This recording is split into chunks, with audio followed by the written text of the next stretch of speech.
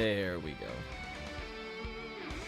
So I just restarted the recording since I didn't realize the first few minutes I was muted. But anyway, people are more than welcome to hop in if they want. I just made a multiplayer game for episode 4. Saying I felt a little better, still slightly congested. But I had a story I wanted to tell involving D&D, because it had me reflecting on D&D habits and how much of that applied to myself. But welcome in Parameter, welcome Retract. I guess since the other part was muted, I will just go ahead and replay. Thank you, Sean Shiba, for the follow. You're wide open! Thank you, Spency, for the follow. Thank you, Hair Nito, for the follow. And thank you, JJ Lejet Plane, for the follow. I'll just read right here. You're wide open! Hopefully everybody's doing well. Yeah, sadly OBS has been acting a little weird. So I think I unmuted, but it didn't. You're wide open! So I just toggled it a couple times until I saw my vocals on there. It is what it is. Welcome, Chris. You're wide open!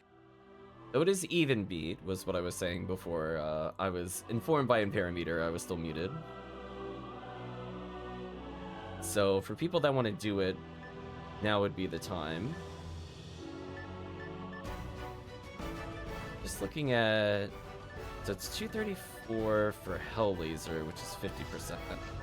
So a lock gun with 65 is less than the laser, but it is an AoE. Oof, that 8% King's Laser hurts the soul every time I see it.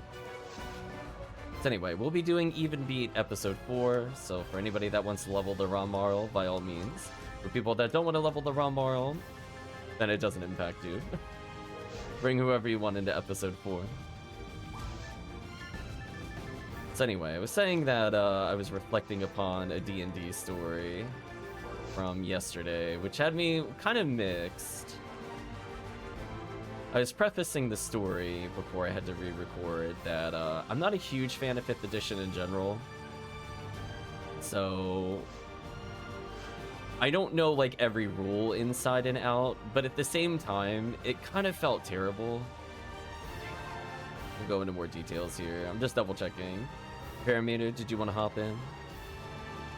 Okay, if you just want to watch today, I just wanted to confirm. There we go. That answers that question. I was gonna say, because I know he wanted to level the raw moral. I can only really do the hello. I need to potentially rework my controls so I could do the sticker stuff. Otherwise I have to manually press tab, which is not ideal when you play on controller. But yeah, it left me kind of with mixed feelings about... Not 5th edition, I always dislike 5th edition. But more like the playstyle and, you know, maybe self-reflect a bit on DMing in general. I just didn't enjoy it. Like, I had a one-shot with a group in December, and I think that went mostly fine. There were like a couple of things here and there, but like that's kind of like your typical D&D. Nothing will be perfect. So I'm like, you know, things happen, it's fine, we'll move on.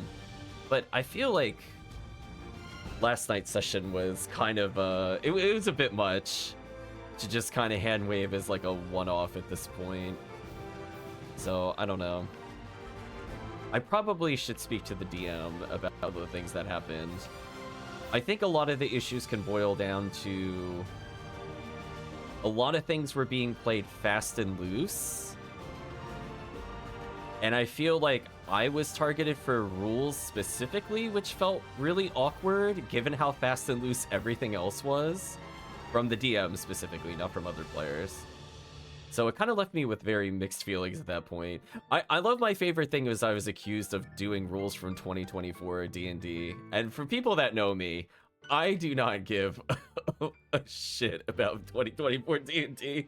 Let me be very blunt and use language there. I don't care. It's like, I really don't care. I don't even know 2024 D&D. So I thought that was just kind of the... You're looking at the wrong person kind of category for comments. It's like, I couldn't even tell you what the differences are. I don't care.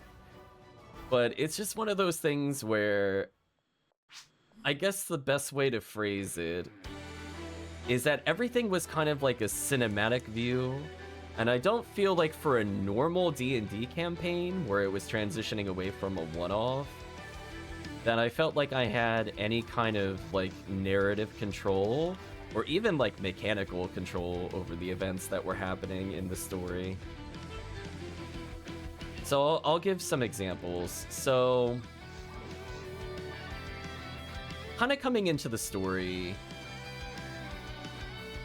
I end up being introduced,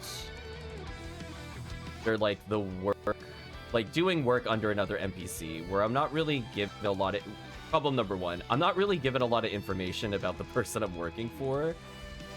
Number one. Number two, they just kind of, I don't know if it was on purpose, but I felt like I didn't share something with that character between the one-shot and the normal story. And I don't know if it was supposed to be played for laughs. For me, it kind of got awkward, where essentially we got attacked on a highway with bandits, etc., etc. And I didn't, like, tell the person that that happened. But at the same time, like, it's events that multiple people knew, including, like, the town guard. So I'm like, why do I have to report to him anything that happens? I don't know how this is relevant. So I was like, number one, I'm like, I don't really know you. Why would I tell you anything? Number two, I feel like there was supposed to be, like, this big build-up to, like, the big bad of the previous one-shot. And so essentially what was happening is that townspeople were presumably possessed and or dominated and kept seeking out party members from the previous adventure kind of deal. And the problem with it is that no matter what was done to restrain the characters, the people always died, which people could have a take it or leave it there, but I'm gonna let you know it is really annoying when you go out of your way to, like, disarm characters and restrain them, and then they still die. Like, they kill basically themselves on something, or they jump off of something and off the character. So, like, I kind of have a problem with that narratively, where I'm like, did you really just escape the grasp of, like, this giant, like, juggernaut character while fully restrained? I don't know.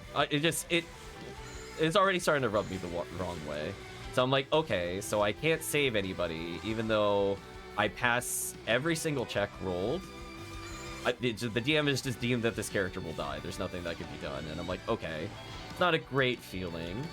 Maybe they're trying to go for, like, a horror vibe with it, which wasn't fully established, I would say, prior to joining the game.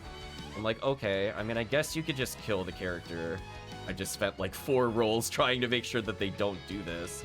I would also like to clarify that I did not fail a roll upon at any point.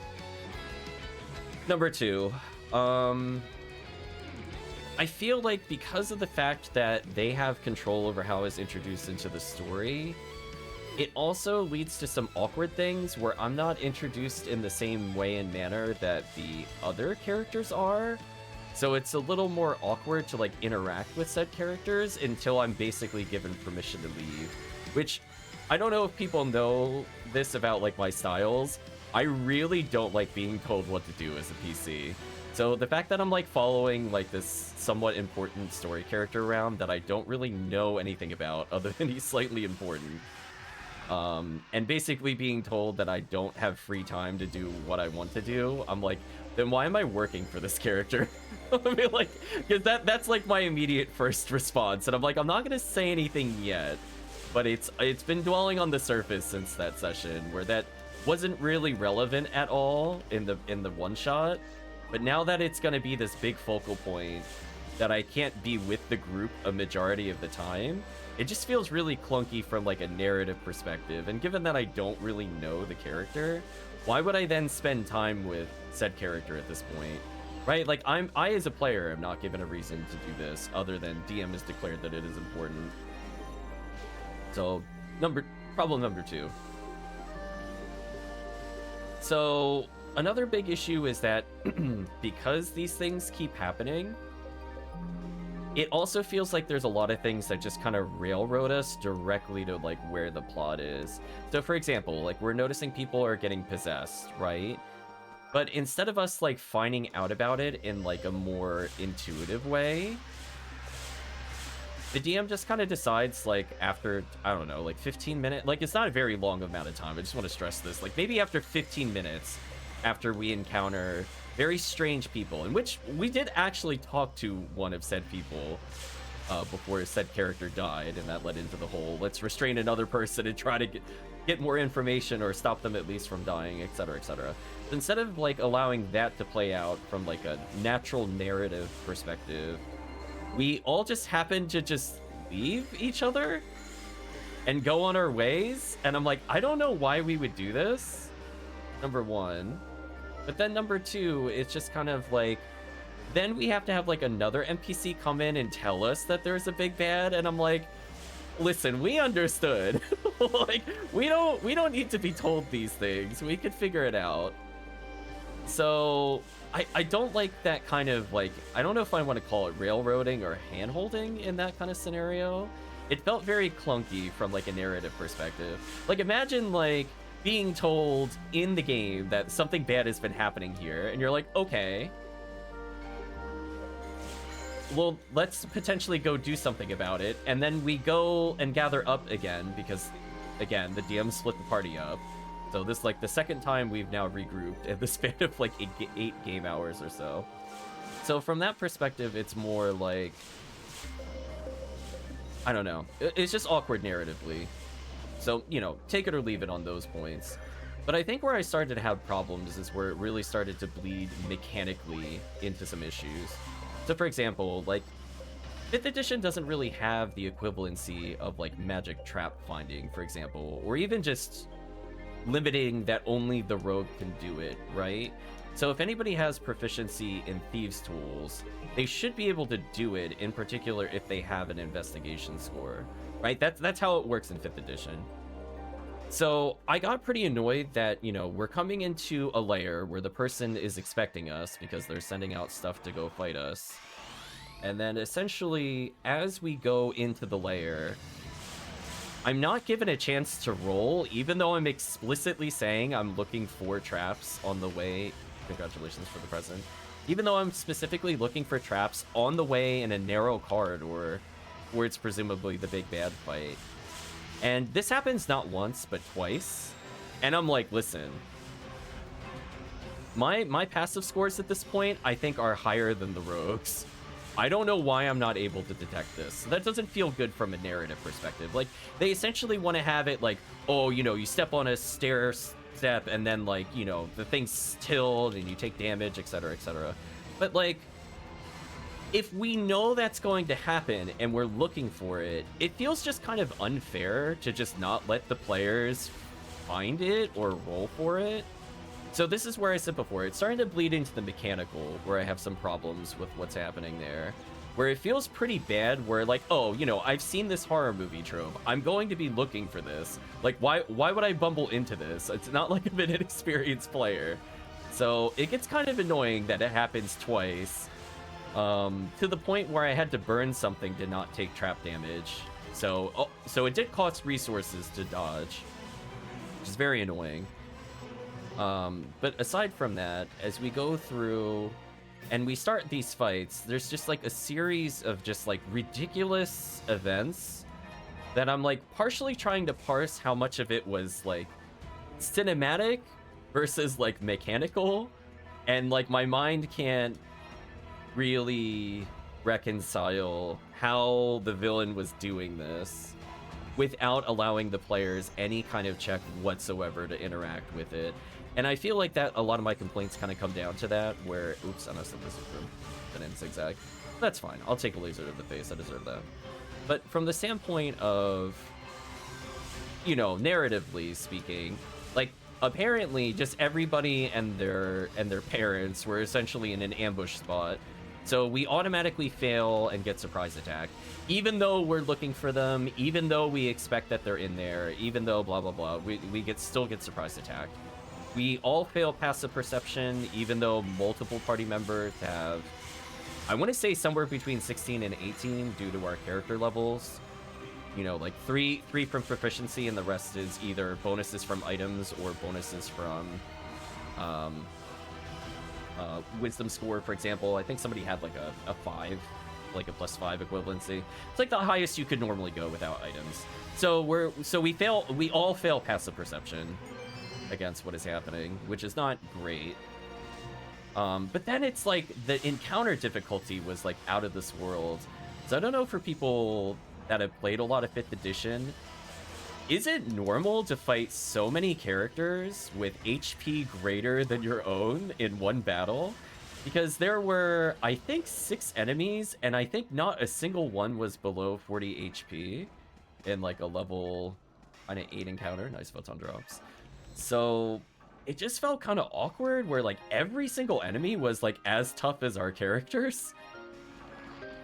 And then on top of that, I saw one of the most ridiculously like overgeared characters, and that's where I was really questioning stat lines. Like, I don't know for how much people understand or know about like the 5th edition bounded accuracy concept, but there's supposed to be a point where it's really hard to go above 20 AC without the enhancements of magic items. And it's even harder to do so without using a shield. So I'll give an example. I'm like geared out as high as I possibly can be. I have a +1 armor, I have a +1 shield, I'm at max dex bonus, you know, I have all my other things, and I have 21 AC, right? I'm now witnessing some random villain have the same AC as me, but is using a greatsword. I'm like, where is he getting this other 3 AC? AC does not go up that high in 5th edition, so I'm like, that's already kind of a red flag where I'm like, I missed on a 20? Oh, it's like, really? On a character not using a shield? Like, that's insane to me, number one. But number two, apparently, the setup from a cinematic purpose, going back to more of the cinematic versus mechanics, was that basically a Mind Flayer was behind the attacks and was dominating the people. So they wanted to have like this dramatic reveal, right? That was the intent kind of going into it. That they would essentially, you know, oh, I've been waiting for you, blah, blah, blah, kinds of things. So the intent behind it was that there was essentially a room full of pillars that were illusions. And I think they were hiding in them, but it wasn't really clear from the DM what was going on. But what felt kind of unfair is that, one, these illusions for columns and stuff were being ignored by the person presumably sustaining them, while they were also attacking, and we were not given a role to detect their location, or even given an idea of where the attacks were coming from. So that felt really unfair from a mechanical standpoint. Like, listen, even if it's improved invisibility, I should be able to determine a general location of the target, especially if we don't hear the move, because like, how is he flinging the equivalency of like a Mind Blast or like a ray attack, and we don't know where its point of origin is, or at least see the direction it came from? So I'm like, it started stretching into like the incredulous this territory for me, where I'm like, this is just kind of BS. Like, we can't find this person. He seems to know where all of our characters are, regardless of distance. So I don't know if this is some kind of fast and loose interpretation of, oh, I can detect your thoughts as a Mind Flayer, therefore I know where you are at all times. I don't know if it was that, or if he somehow had the equivalency of blind sense more than 30 feet away, because we got hit from like 50 or 60 feet, presumably, at one point, which is very far for D&D. It's very rare that people will get those kinds of abilities.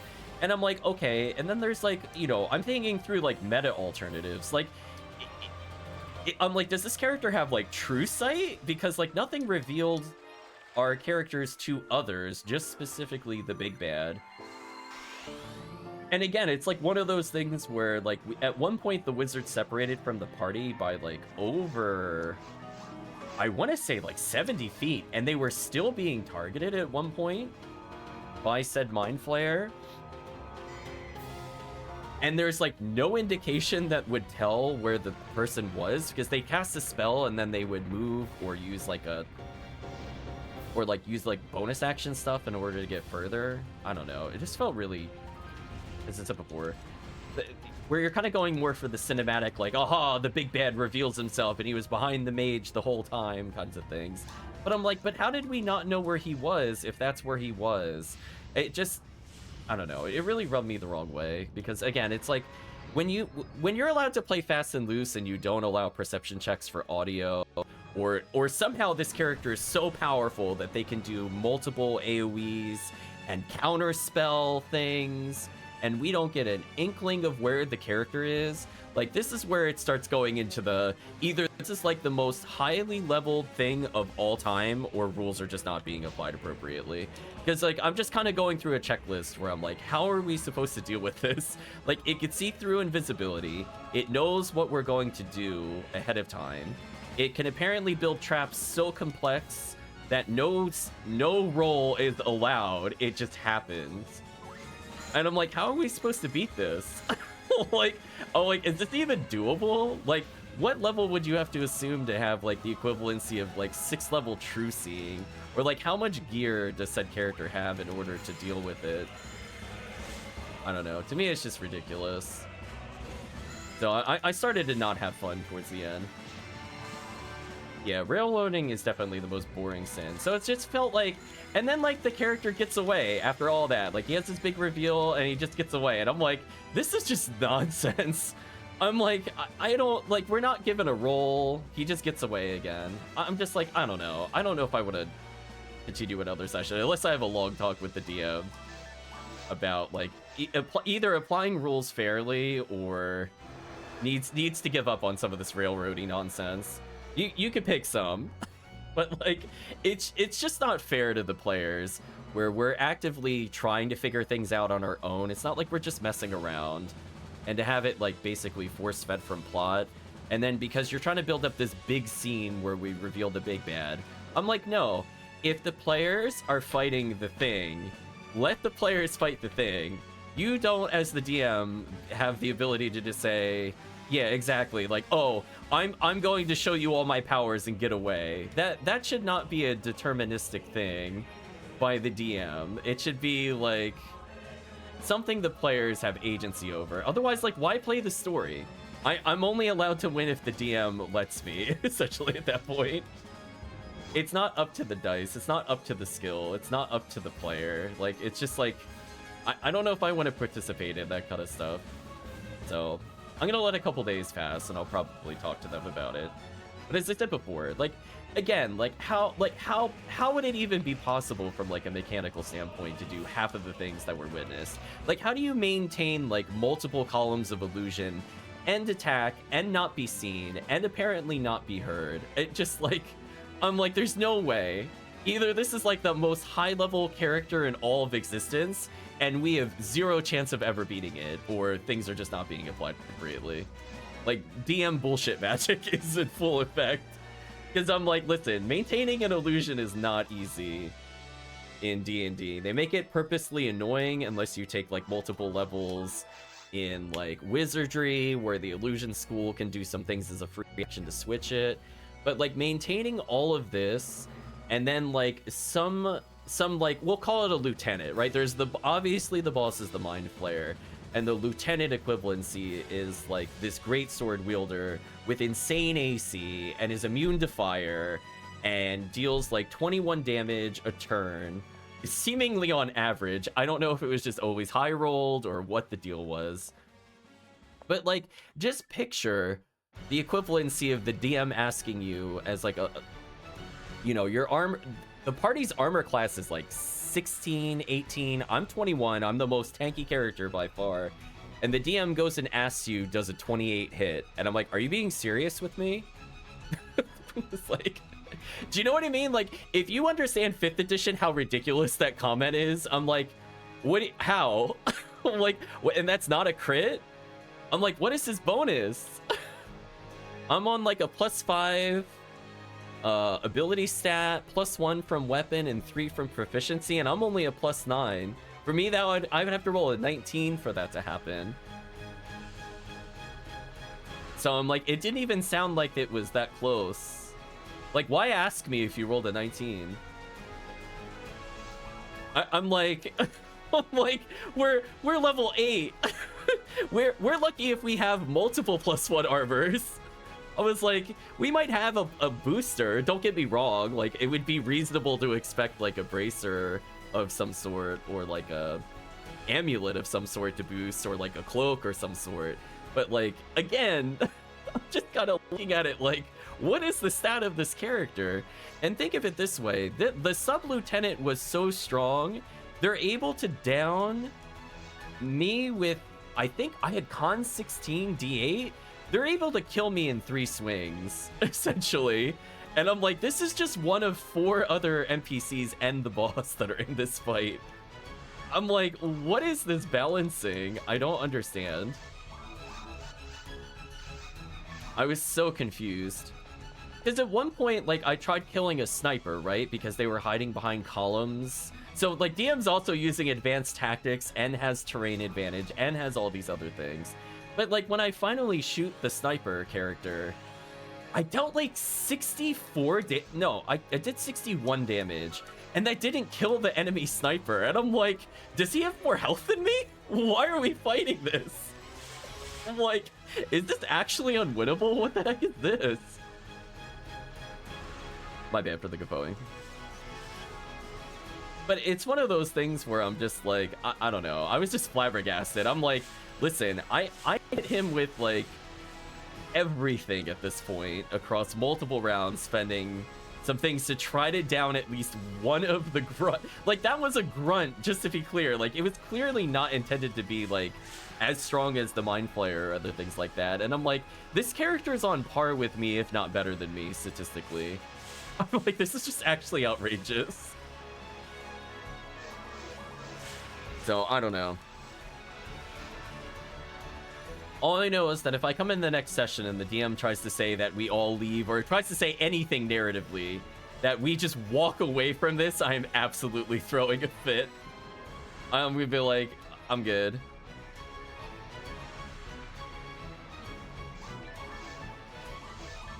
Drop this, pick up Escape Doll. Congrats on the photon drop. So, I don't know. It's like, you know, I'm comparing it to, like, you know, when we're doing the combat one-off, like, there's certain expectations that I think I laid out really clear to the other players, where, like, you know, the focus is meant to be combat. There's not going to be a lot of plot in it. We walk away from this, we walk away from the table. Exactly. I'm like, why would we leave? I'm like, this character seemingly has infinite range on Dominate, and can maybe do it more than once a day. It's not entirely clear. We at least saw that without any indication that the Mind Flayer was near us, because again, you know, super, you know, cinematic moment that, you know, somebody witnessed the citizen we were trying to restrain basically die, and then they tried to call the town guard on us, and then they themselves became possessed, but without any clear indication of, like, where was the Mind Flayer in that scenario. Like, now that we know what the threat is, like, what was it? I was thinking it was just like a generic curse. You know, like just like a high-level curse, or like some weird item or relic is causing it. Like, that's where I thought it was going. But then I'm like, it's just a Mind Flayer? How the heck was it doing any of this? I'm like, how customized is this Mind Flayer that it can counter spell and do all these other things? And I don't know. And just imagine too, for like a level 8 party where we needed, I think it was like a DC 17 intelligence check. It wasn't you just thought it was. Like, you needed a DC 17 check to pass? Or I guess it's technically DC 16.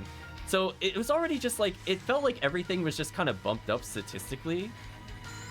Stands for dumb, damn. But it's just like, imagine like there's a completely invisible enemy that knows where we are at all times while we're fighting enemies on par with our strength, if not greater geared. And then Mind Flayer is just like, oh yeah, I'm here by the way, giant cone blast. And presumably also doesn't hit allies. That wasn't clear to me from the DM, which is not a good sign if I can't tell if that hit other characters. But it hit like half of our party, just straight up, on a really weak save. And we don't have anything that basically removes stun as a team. Like, we all checked. We have nothing. I'm just like, well, I guess we just lost half of our party to a surprise attack that we are not allowed to see, nor do we know the source of origin. question mark. Oh, like, what do you even do about that? What do you even do other than just die? I don't know. I think the DM realized they messed up a little bit towards the end, but, you know, damage was done at that point. I'm like, are you expecting us to solo a character on par with our fighter when we only have our casters that passed the intelligence check? I'm like, isn't that something you would expect in part of counter design, that multiple people are probably gonna fail this? Like, yes. The fighter with 10 intelligence will clearly pass a 16 check consistently. Okay. I don't know in what dream world they would have rolled high enough to count on that as a measure. As I said before, it's just like a whole bunch of really unfair things. And some of it stems from, you know, no counter rolls. Presumably, like, what the players are doing is just, like, hard countered. Like, if I'm gonna tell you no in, like, a DM kind of thing, I will at least try to work with the player if I like the idea, where I'm like, you could do that, or this would also work, kind of things. Like, I will very rarely try to stop a player from doing something, unless it's, like, completely outside the bounds of doability. So, I don't know. And I'll give an example where I felt like it was kind of relevant, and I can point to that because we streamed it. Like, when my rolls did not go my way, and even in a scenario that is inherently unfair of, like, the combat arena and the 1v1 combats, I didn't instantly have all this advantage. I still put restrictions in on the enemies to make it completely fair. Like, yes, players were outnumbered, but I made sure they were worse geared and generally worse statted across the board if I'm going to use numbers. Let me move over here this time. And I feel like the difference being that, like, when things were done, even though I had a plan, I still let the dice determine it. It wasn't just like this auto success nonsense. Like, I'm sure even the people that played last time will remember, like, the poor orcs basically falling off their ladder as they tried repeatedly to climb it and failed multiple times. And I was like, you know what? This actually works better in my narrative. I'm glad that I rolled this out and didn't automatically start the characters there. Right? Like, I just felt it was more funny. It actually played into a plot point I wanted to introduce, but we ran out of time, sadly. So I'm like, you know what? In a way, this kind of works. So if we ever go back to that, I don't know. We'll see. I guess I'll leave it up to the people that played before, if they want to continue that one shot or if they want to do something else. Because I can tell you exactly where I was planning to go with that story in particular. But anyway, that'll be for a future discussion. Yeah, it's just kind of one of those things where, you know, I felt it was pretty fair. I made sure the players, you know, got the loot that they wanted, which is, again, you know, generally as a DM, that's kind of things you do. Like, you know, like, you have a lot of warlocks in your party. Suspiciously, you know, the loot starts to include more warlock things, right? I mean, that's pretty common. I would say I went a little above and beyond for the combat simulator to make sure they had access to a lot of healing in between, and it could also trade in things. I don't feel like I was being unfair in that regard.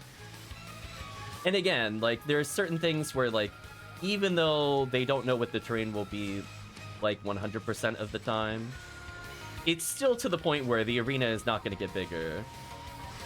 Kinds of things. Like, they have a bounds, they have expectations going into the fight. So, I don't know. It really rubbed me the wrong way with that kind of combat stuff. Where I rolled, and I fully accepted the failures on screen and just went with it. And the important thing was that, like, even though I was using the equivalency of, like, stealth, I wasn't hitting them with, like, a million attacks off screen and doing all these things. I let players know generally, even if something went out of sight, where it was. Right? Like, there wasn't, like, a big... it wasn't a big thing where, like, suddenly, like, 20 things leapt out of a pit. The team saw something enter a pit, they were not able to get line of sight, but they had a pretty good idea of where it was within, like, 5 squares. And I think, like, that's where you have to just be kind of fair.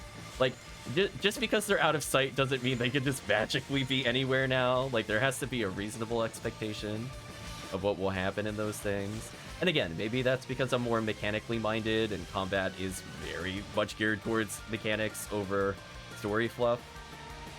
But it's just one of those things that, I don't know. It was super questionable to me. Oh, I wasn't stacking enough Gapoi. I did stack some Gapoi, but should have been using menu here. Heal up the team, do some damage. This freeze trap. Put his Allure in just to make sure the team does DPS.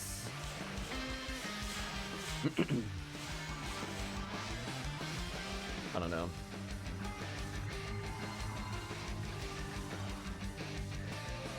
Yeah, I guess without giving details in case we go into the one shot, there's a you know, in terms of like, even though the people in the arena want to set up an unfair situation, there's other subplots going on. So I was thinking to myself, the question I was asking myself, because it doesn't really matter if the party knows this at this point, was more the standpoint of how do I come across that the rules are also rigged against the other contestants as well in different ways. And so, like, one of the things that I was going to go more into detail, which again, it would be very obvious because it would be how I would start the next session, is that I was giving hints, like, throughout narratively that even though, like, the team... Yeah, exactly, the Yu Yu Hakusho betting ring. It's one of those things where the people that stand to make the most... Oh, I left the photo drop behind. I gotta go back for it. My bad, I thought that was the Disco Rayman. I double check the reader. But it's just kind of like one of those things where they kind of got hints of it. Like, if you go back and rewatch it, I know there's a couple plot points I put in there on purpose to set up for, like, something that would happen a bit later if we continue the one shot. But, like, the whole concept of, you know, certain work orders were denied, which is unusual, right? Because normally, like, the team, the players are able to request anything, but it was interesting that those work orders were denied, and they were purposely downgraded in weapons and stuff like that. Like, that was one of the plot points I was setting up, where, like, the people that they fought were purposely undergeared, and from, like, a narrative standpoint on top of a mechanical standpoint. So I was trying to, like, tie all that in for a story standpoint. So them failing climbing the ladder and being ill-prepared for it, it actually worked better in my favor than I intended. And that's the kind of thing I just want to put in there, where it's like, I'm trying to think, like, on the fly. Like, I have a couple details pre-planned, but, like, on the fly, how do I demonstrate it while they're in combat? And I thought, you know what? Them falling on the ladders and not being prepared for the ladder battle actually makes a lot of sense with where I want to go with the narrative. It wasn't intended to be like that, but it is funny. So I'm like, you know what? I'm kind of okay with that. It's like, think about it this way. Like, what could I have done as a DM to be more unfair to the players? Imagine if the players, instead of having to deal with throwing javelins, which have to deal with, like, range increment penalties and stuff like that, imagine if, like, all the ridiculous orcs had bows. How much harder that fight would have been, and how much not in the favor of the players it would be. And I feel like I'm contrasting that moment where I made that decision thinking about what would be a fair or at least an interesting encounter spin when I'm making that, is like, even if the players don't know what I'm doing, let's say they split, let's say they don't split, what would make it more interesting from a narrative perspective? What would make it fun from a mechanical perspective? And I feel like that question of, oh no, they should not all just be ultra prepared. In fact, only maybe one of them should actually be decently geared, even though the players themselves are able to get almost anything that they ask for.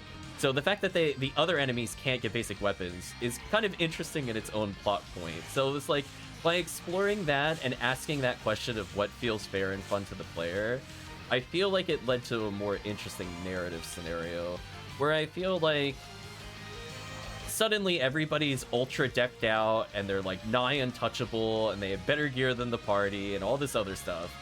Just kind of feels bad to play against. Do you know what I mean? If there's like one enemy that's like at least on par with the player, that should narratively tell you like, oh, this character's a big deal.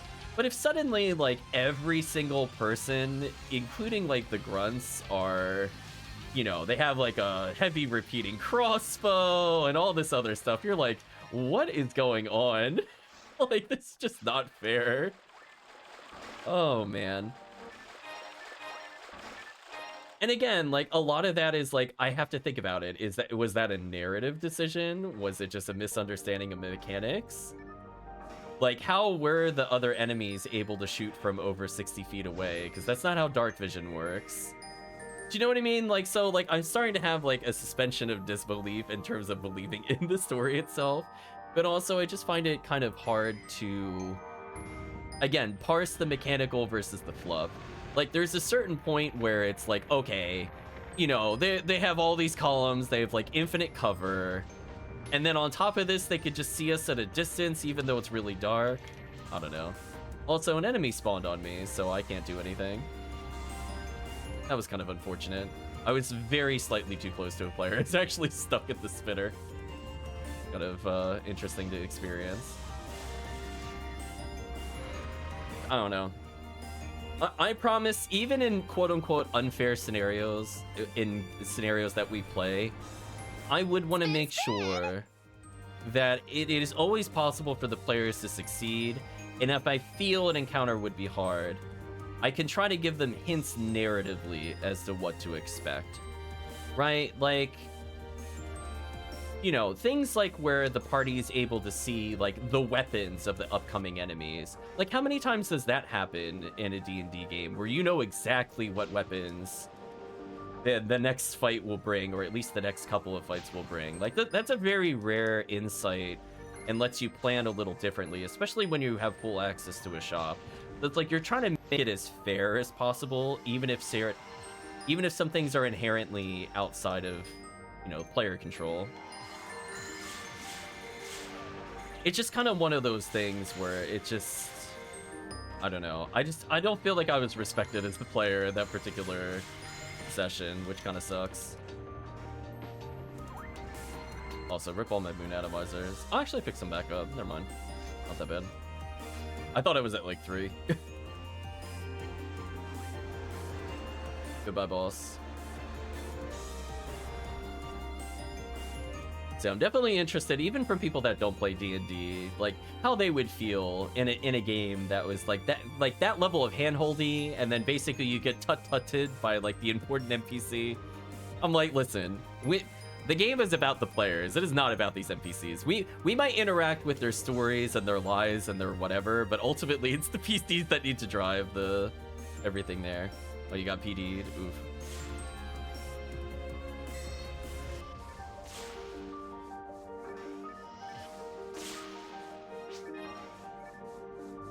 Yeah, it's just, I don't know. So it's kind of just broaching the topic a little more, where I'm like, if they're gonna be a stickler with me about like swapping weapons, I'm absolutely going to hammer them really hard with all rules going forward. Because I was like, really? I can't swap a one-handed weapon with a one-handed weapon in a round? I'm gonna be like, listen, if you want to interpret the 5th edition rules that I had to drop a weapon in between, I'm like, I'm okay with that. But don't try to fight me on, like, those kinds of things where I'm like, listen, they're doing the most asinine things right now. Weapon swapping is so tame. I'm not removing a shield. I'm not going from two-handed to one-handed. I'm like, listen, this is as tame as you come. Weapon swapping is a very normal thing in D&D. I don't really want to get into like this protracted battle over this kind of stuff. But the fact that I was like at one point where they're telling me I had to spend an action to swap, and there was no other way to do it. That was the line for me where I was like, okay, I've had enough. Like, listen, I don't know if you don't know the rules, but I'm telling you right now, at minimum, as part of an attack action, I can draw a weapon. I'm like, listen, I don't want to rules lawyer you, but if you're gonna get me on these like really basic things, we're not gonna have a good time. I'm telling you right now. And if you wanted me to split my quote-unquote free object interaction, which again, I'm not even sure how many people care about the single object interaction rule, which I'm aware of, by the way.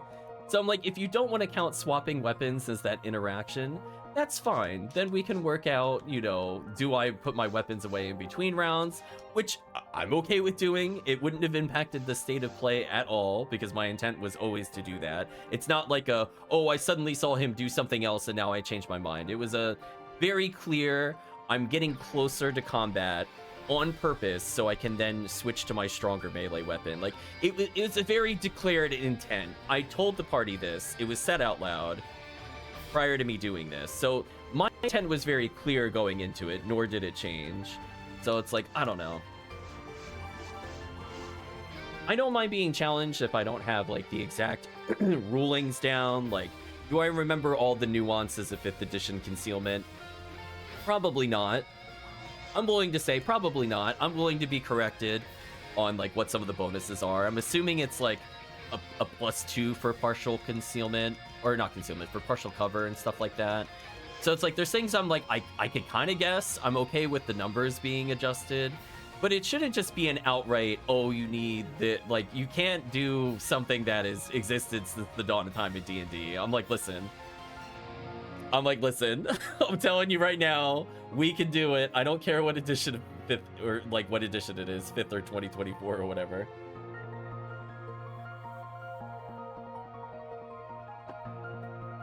I'm like, if we really want to interpret this as the raw writing, D&D falls apart. I'm telling you right now, it cannot be raw. It has to be read as interpreted. I'm telling you. I mean, if you start reading as raw, then I think things like Revivify don't even work, if I remember correctly, because it's one of those things where they're no longer... It's one of those weird verbiages where it doesn't work because the player is no longer a player. It's an object or some inverse thereof, therefore it's not possible to target them with spells. Similarly, most cantrips can't target objects as written. I think Firebolt is one of the few that's worded in a way that lets you target. It's just one of those things where, like, it would make sense. It's not breaking anything. 5th edition is kind of like bubblegum and spit on a lot of the stuff, and to some extent I think they tried to fix that in 2024, and to a large extent I think they failed from my takeaway from those kinds of things. And that's why, by the way, I definitely recommend playing a system other than D&D, but that's besides the point. It's just kind of like one of those things where I'm like, really? I'm like, you're gonna complain about the players swapping a single-handed weapon with a single-handed weapon when you have a character that is invisible, allows no checks, can seemingly counterspell without being seen. I'm like, okay. Like, okay. Just... What was granting the Mind Flayer invisibility? I don't know. Was it somehow another illusion or improved invisibility? I don't know. I wasn't given a check at all. I wouldn't be able to tell you without being given an opportunity to find them. It's just kind of one of those things.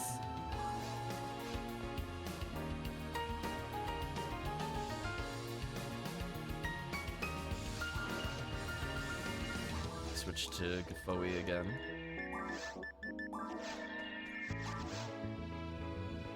Yeah, I did talk to one of the players about it because I was like, I just want to cross-check with somebody that was actually there. Their thoughts before I say anything. And I'm like, it was just I just said that it was a very weird session for me due to like those kinds of issues. Oops, I'm too far forward.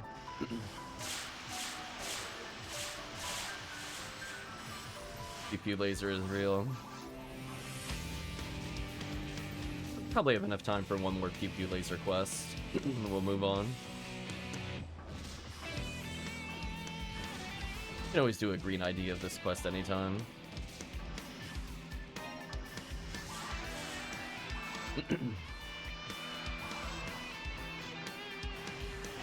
Hopefully one of us ends up getting a Cannon Rouge, especially Retract, because I think Retract is looking for them.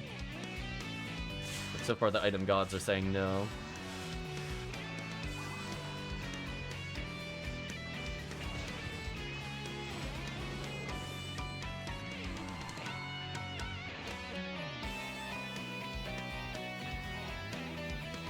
Yeah, I don't know.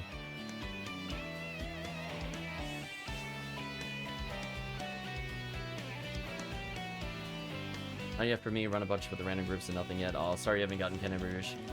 We're trying. Game says no.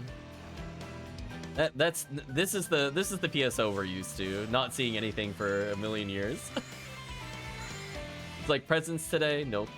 Oh, actually, speaking of presents, one more detour before we talk about D&D again is the other detour. Is that I spent an hour and a half, I think, playing with Chris, aka Antares, currently in the game.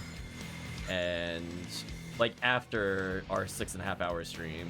And I will state with confidence, I got more in that hour and a half than I did that entire 6.5 hours of PSO.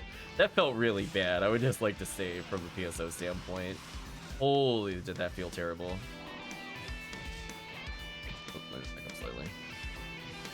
Like, I don't even think I ended with more than 8 PDs across 6.5 hours. Maybe you could fact check me on that one. But I can state confidently, I got 15 PDs in an hour and a half, and I was like, it's not even close. It's not even close how much better it was off stream. That's where I got that oh, I'm not even sure if that'll make the recording. But yeah, I got a Hell Lock Gun as one of the rewards. I got a few 3 PD drop presents. I think I got like 5 or 6 presents in that hour and a half. Might have been like an hour 40 or something. But it's not a very long amount of time, I'll put it that way, because it was in the morning into lunch, so it would have been at most like 11 to 12:30 or something, or 12:40 or something like that. I know for certain by 1 we were not playing. We had moved on, but by that point. But in either case, I ended up with like a hilarious amount of PDs. I went from like 149 to like 163 or something silly. And I didn't even put away all the PDs, so I can't even look at the share bank. Yeah, it was not a very long session. And I was like, man, why couldn't I get this on stream? It's like, yeah, we even got like 2 frozen shooters. Like, we actually got rewards while playing. I was like, oh, they weren't good. At least mine were terrible. I had an all 0 one. But for people that need it in the audience, that were looking at it for a fresh ranger and don't care about the stats on a frozen shooter, I got a perfect one for you. It's all 0'd. I don't really want anything for it if you're a new player. It's just kind of one of those things where it was like, man, unfortunate. So I suspect for the remainder of the 3 hours, I will probably get 1 present based off of the rate from last stream. Maybe I'll see 3. We went on long enough. I'd be very surprised if I end up with more than 2 at this rate. Given that we're in about an hour in, and we haven't seen any. So far, that's about to expectations. Ideally, I'll see 1 by the end of this quest, but yeah. And I mean, even when Chris was playing with me, even Chris got like way more presents, right? Chris, did you get like at least 4? Like, we both got a very high number, I'll put it that way. I think I ended up with 6 or 7, as I said before, with getting Hell Lock Gun as one of the rewards. Unfortunately, I think Chris got like Photon Crystal twice. And I think he got PDs twice, I want to say. Yeah, lots of Photon Crystals for sure. Oh, that's right. You got the Photon Booster, which is actually a good drop. So for a reminder for what that is for the team. So normally, in order to make a Snow Queen, it's the most relevant item that you can make with it. You need to spend about 35 PDs, I want to say, normally. But he ended up getting that from a gift. So, like, that's actually, like, a significant, you know, Photon Drop save if he wants to make a Snow Queen in the future. So it's just kind of one of those things where I think both of us found stuff that was just way more interesting than those 6.5 hours. I was like, man... I was definitely not in the mood to stream more PSO after that. I was like, if anything, I was more salty. I was like, we're taking a break Thursday. I'm PSO'd out. I played for an hour and a half, got rewarded. Gotta go back to the no reward. Oh, congrats on the Cannon Rouge.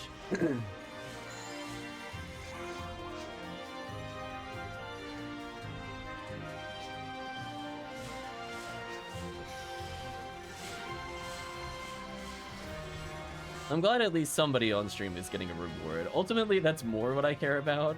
I'm just hoping, me personally, the event gets to be something at some point. I'll even take Heavenly Battles from Dorfon. Like, I'll actually consider that a good drop, because I do need some of those, unironically. And they're not even, like, super rare either, which is kind of sad. We'll get there, I guess.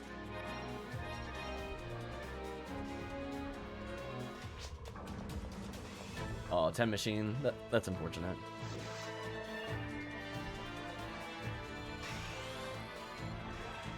Rebuff the team. I don't know. I'm definitely interested in the what do people think, what would people do in that scenario? At minimum, I need to talk to the DM, because I was like, one I need to know, because the intent is that I've always intended to swap between range and melee. Not like a bow, but like I have a hand crossbow, just for clarity, and I picked up a long sword recently. So like I want to make sure that I can swap between these. Otherwise, what is the point of having both of these weapons? Kind of weird things. And as I said before, even if I don't like have a long talk, I'm definitely gonna call out the nonsense in game.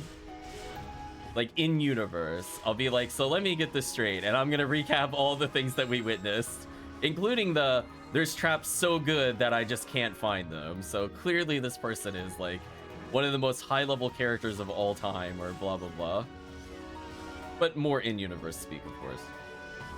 So it's just kind of like one of those things where I'm like, yeah, I know the wizard definitely was not happy.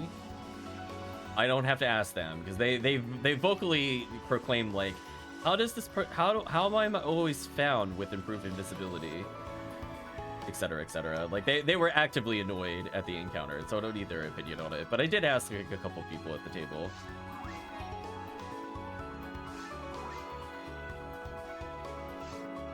Oh, 30 hit untech. There you go. Super stat cutlery. A little wiggle. Power of the wiggle is extreme.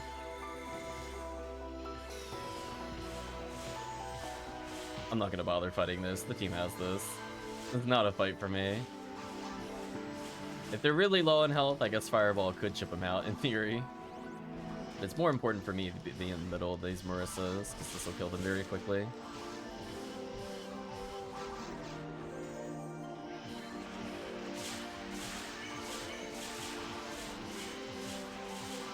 There we go.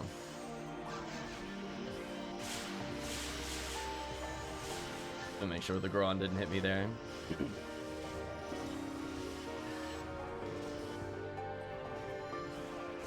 was gonna say, if you're listening to this on YouTube, definitely feel free to write comments or share your stories about D&D. For me, personally, I really like Pathfinder.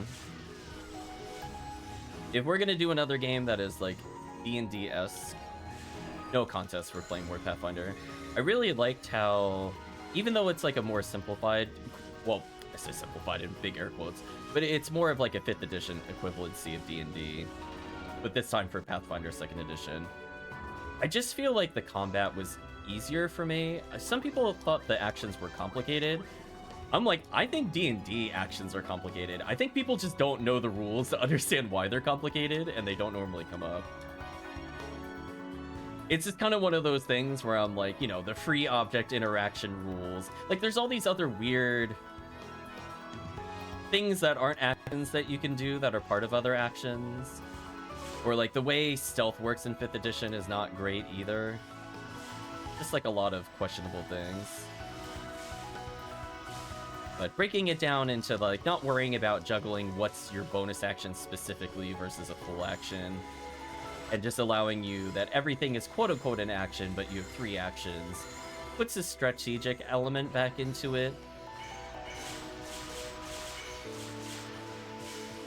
You know, things are pretty clearly defined as you go through. So if you're not using your move action, which I felt happened a lot, especially as like a sniper character in D&D, where I'm barely moving, if I even want to move at all. Being able to use that for other things, I always think is interesting. Goodbye, Marissas. Oh, also side note, grappling is terrible in 5th edition. The fact that you need like a whole feat just to make it viable is like insane to me. I don't even mean good, just the word viable, just for clarity. Like, fun fact, did you know you can't restrain targets by default in 5th edition? I'm like, excuse me? You can only keep them held? That's it? You don't even stop their spellcasting or give them penalties by default? Like, wow, no wonder... I know they want to move away from combat maneuvers, but this is just kind of gross.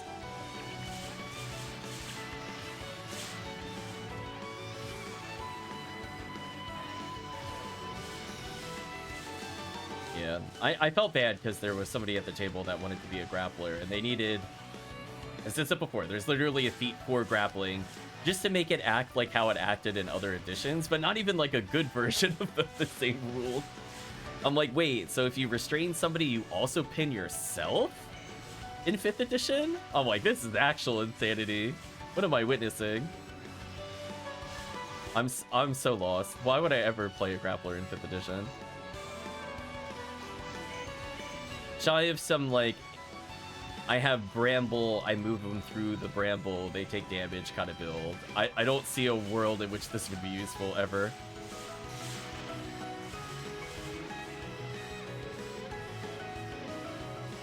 Actual insanity.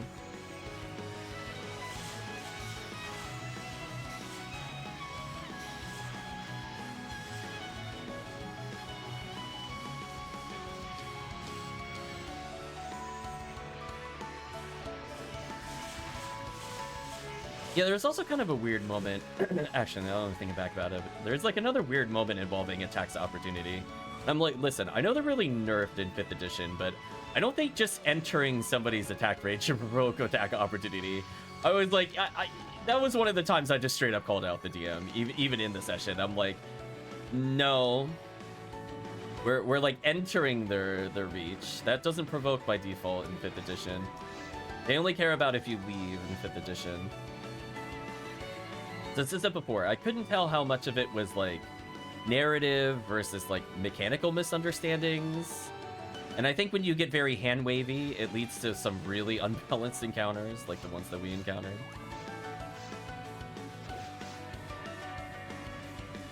I need to move further away. Last time I was too close to a player.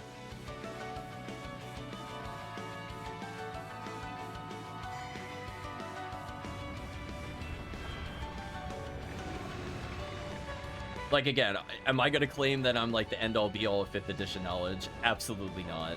But there's just some things that are just very obvious on its face that it just doesn't make any sense.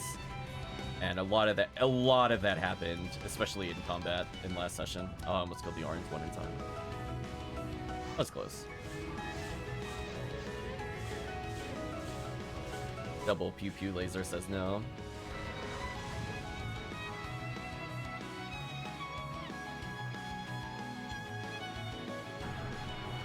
I got slid over.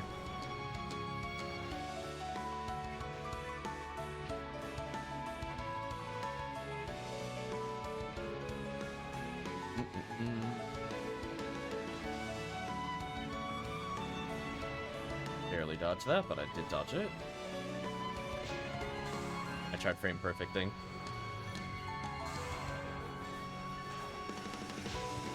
Oh, that was like one frame. He was even at the extended part of his arm. And only the animation in play for this heal itself. Speaking of unfair.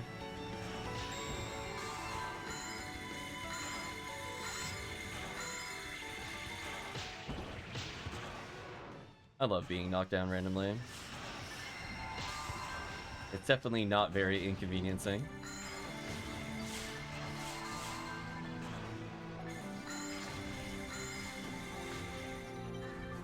$21 more HP, yeah, almost.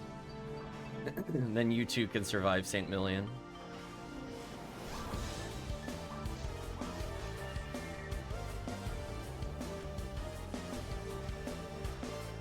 Oh, I wanted to get hit by his laser. He'll be standing up in the cutscene. I'm so sad. I was running straight at it. I wasn't even trying to dodge. Oh, I see pew pew going on. somebody was freed from their character select pose prison.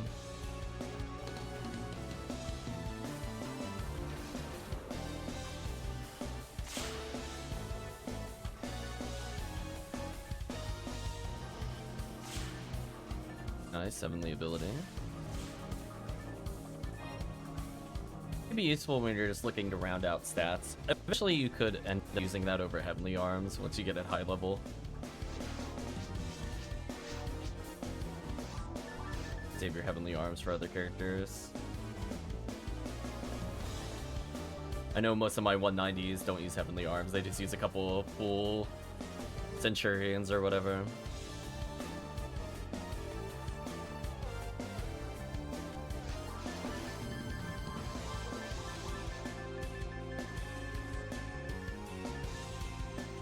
So yeah, like 63 or 64 at the beginning of the stream. Before I got a lot of PDs, so I was thinking it was around 14. We don't have enough time for another even beat. I guess we could do episode 1 for a little bit, and then we'll switch it up. Just thinking about if I need anything from these guys. Nope.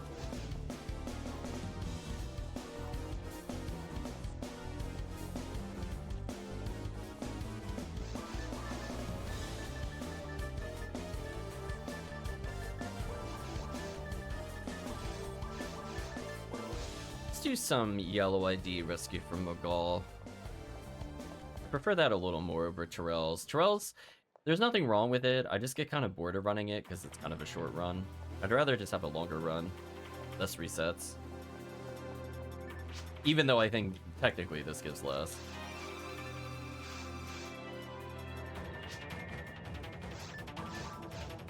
I'm gonna switch characters. You got a couple minutes, team.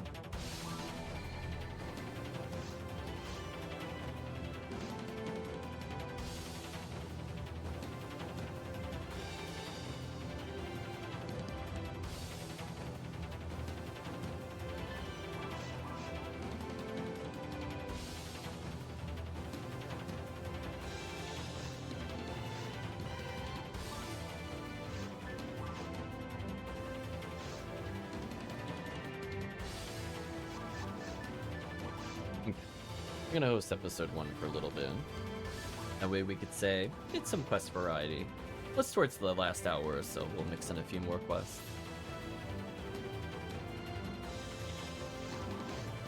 But that's my D&D story. I'm thinking about like what the appropriate course of action is. But I do think it was good to gather some information from the other players, because there was like a lot going on where I was like, I don't know, this is really suspect. Like before, like think about put it in my shoes for a moment. I had no idea what was going on for a long time. I'm like, something is dominating them. It could be a vampire, it could just be a wizard. Like there's a lot of things that could be happening. Then they said heads exploding. So from like a meta perspective, I'm like, it could be a mind flare. Maybe it's their brain coming out, or it could be like a brain devourer, whatever that creature is. Remember that from Neverwinter. I'm like, I have like vague D&D meta knowledge. I'm like, I kind of have an idea of what it could be, but you know, we're not finding evidence of other things. Or excuse me, intellect devourer, I think that's what it was called. But it's just kind of one of those things where I will make sure that if we DM stuff in the future, which I'm more likely to do that off stream than on stream, because I don't... there's some crossover, but not a ton from PSO to D&D. But I do think from the standpoint, at least from DM perspective, I will make sure the players have their moments to shine, and I will try to set up things for them. It's kind of like, I'll give it a great example of things where I was happy to see the players be able to use the terrain both ways. Like, Kirk was, for example, fighting enemies on, like, a narrow bridge, which is, again, another really great cinematic piece for D&D. We'll give Retract a few minutes, they're using the press room. So, I made sure that there were certain big drop distances near certain points where fights were likely to occur, but not guaranteed to occur. in order for the players to take advantage of combat maneuvers. Like, I'll give an example. If they had climbed up into the archer towers, they could have easily just shoved the archers off and probably just killed them with that. Right? Like, there's kind of an inherent fairness with it, where, like, just because you're using it doesn't mean I can't use it as well. But I think specifically for the scene with the bridge, I purposely put a deep enough gap in there so that if the minions fall, it will probably kill them. But if the players fall, they'll be injured but not die. Right? Like, the intent is not like, oh, it's like a 300-foot abyss, and like if you fail at all, it's over. I don't believe in the you know, the save or die kind of mechanics. But at the same time, if people want to do it, it means, like, do you take the guaranteed damage and remove them from the fight, or try to risk a critical? I feel like it's more important to give those players options. And again, I feel like 5th edition is really bad at giving player options, but that's another point. So being able to, like, introduce that from no East 3 Ice Cave drop kind of nonsense. I want to make it pretty fair about it. I think it was kind of explored, like, mechanics could go both ways, but I don't think it went into in depth from what I remember in the campaign. So I know, for example, there were, like, ropes going across gaps, and I think there was, like, a platform that could raise or lower. I don't think anybody in the team explicitly tried disabling those. I did think about that as an option. If somebody wanted to go mess with it, they could have. That was one of those opportunities where I was thinking, you know, if they want to ask if they can mess with the terrain, I actually think that's neat. And I would be more willing, even if it wasn't where I pictured that device to be, I would probably have let the players do it, no matter where they were. Similarly, if they wanted to set fire to the ropes to cut off access from, like, the central point to the other places, I absolutely would have allowed it. So, like, I want to make sure that there's opportunities for creativity, and whether it's a destructive or more manipulative approach, that's fine. For the players that were more noble, they were given their opportunities to use acrobatics.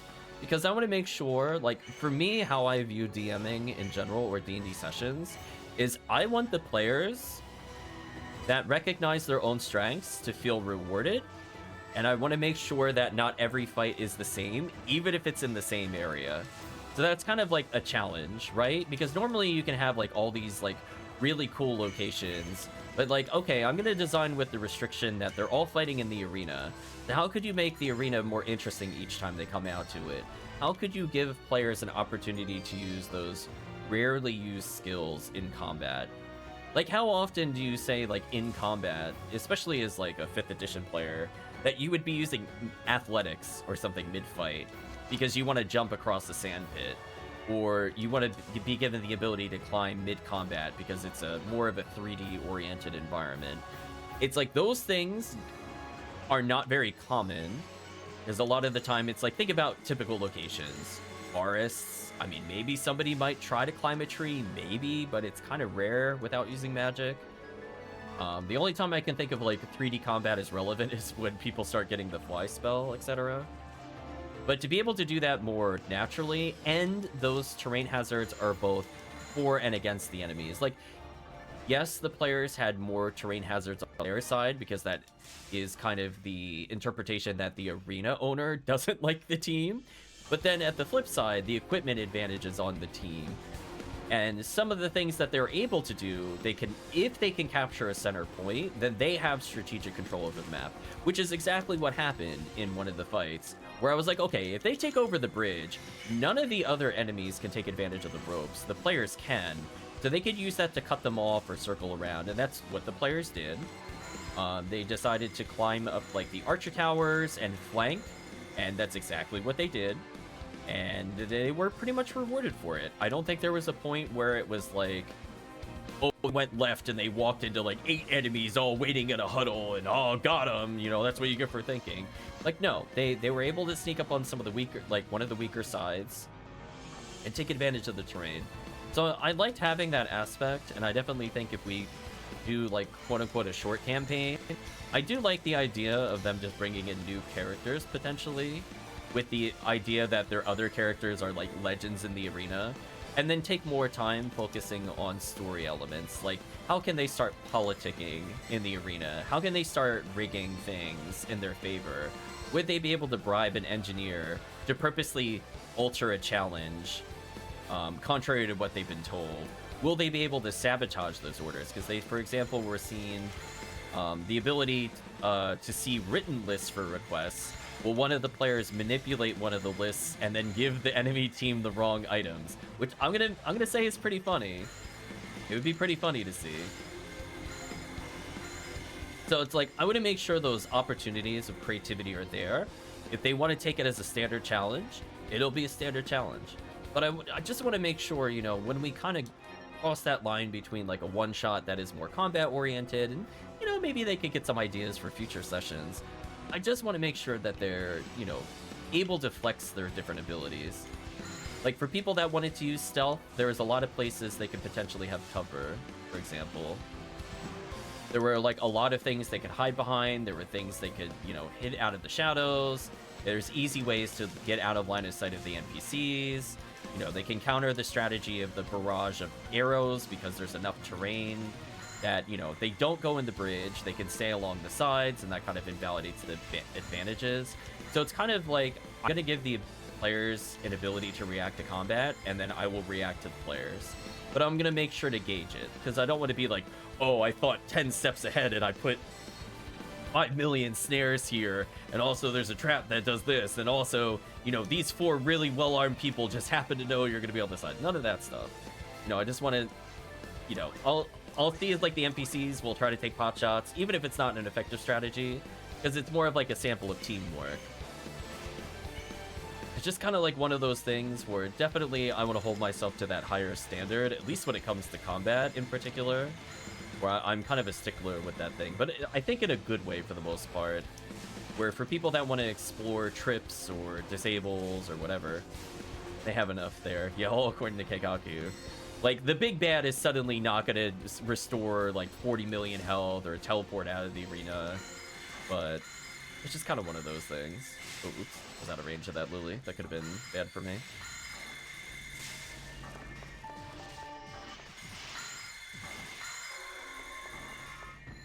Awkward music pause as well. Alright, so after this, I'm going to go north to deal with the pan arms. I got to unpause the music first. Yeah, no 7th moons. Like, even when the team fought spellcasters, they're not dealing with, like, you know, I'm not throwing, like, 3 wizards with fireball at them. Team, come to me. I need somebody for the pan arms. Also, lyrics, what a troll. No lyrics. Then we'll go back south to kill the other pan arm. Good freeze, good freeze.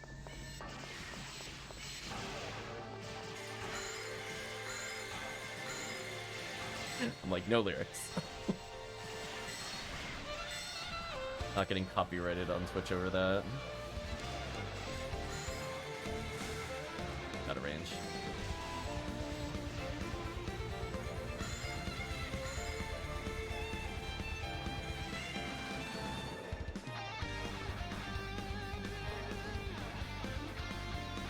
Guess I'll pick up the Miseta. Got nothing better to do here.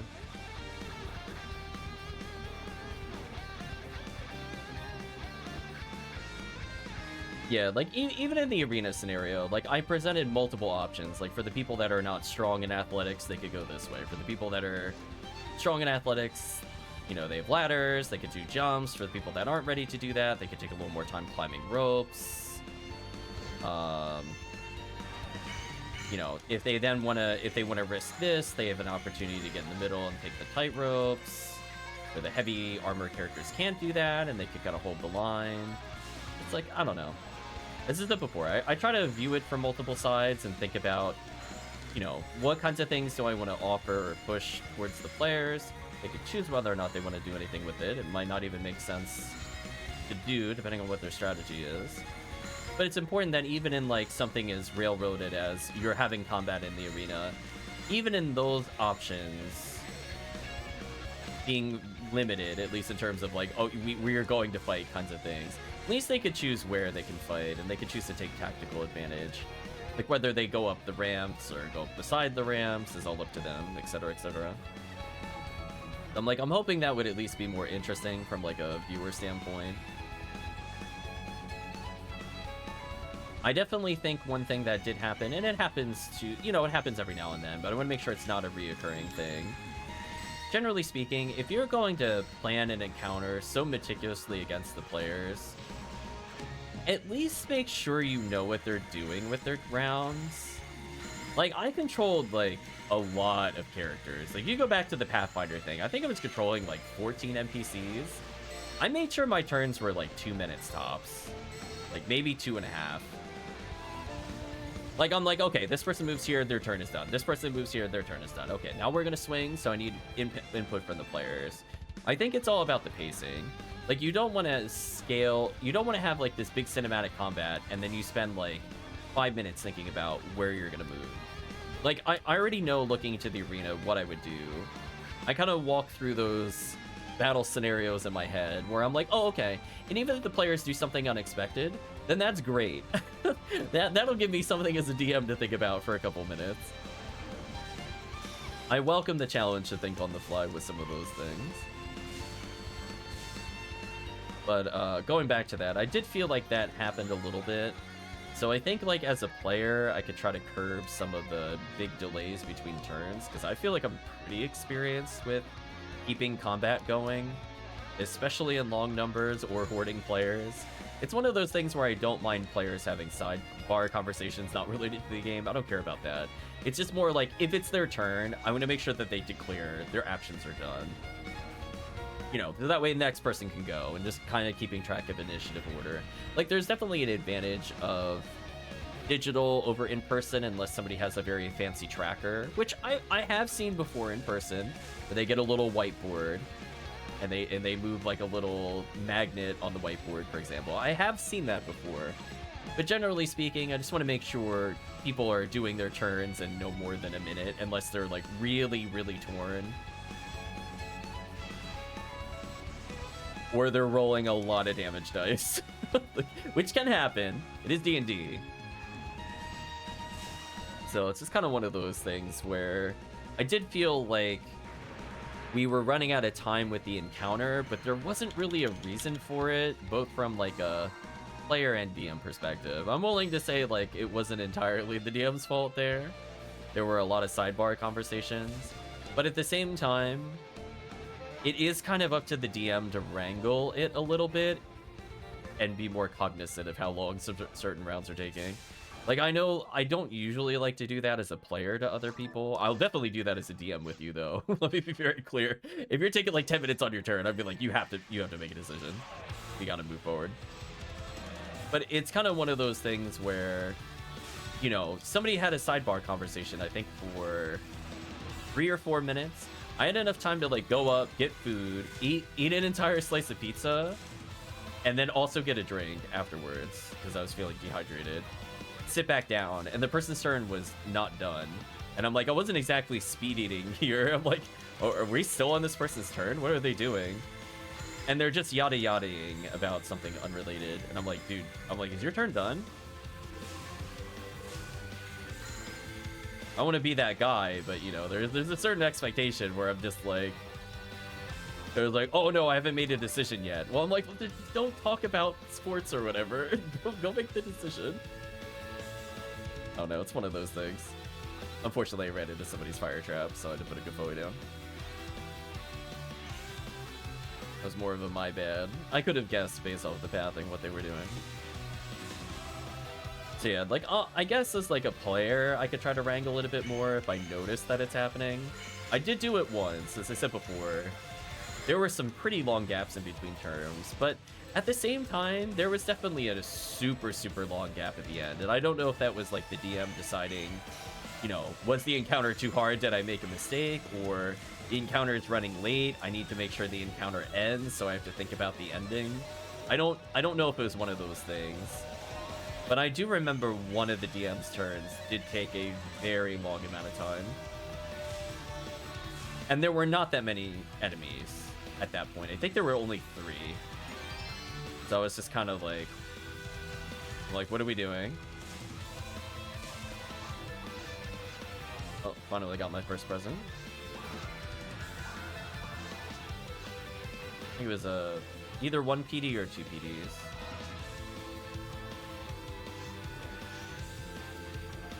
Oh, I didn't realize the team was not within my shifter range earlier.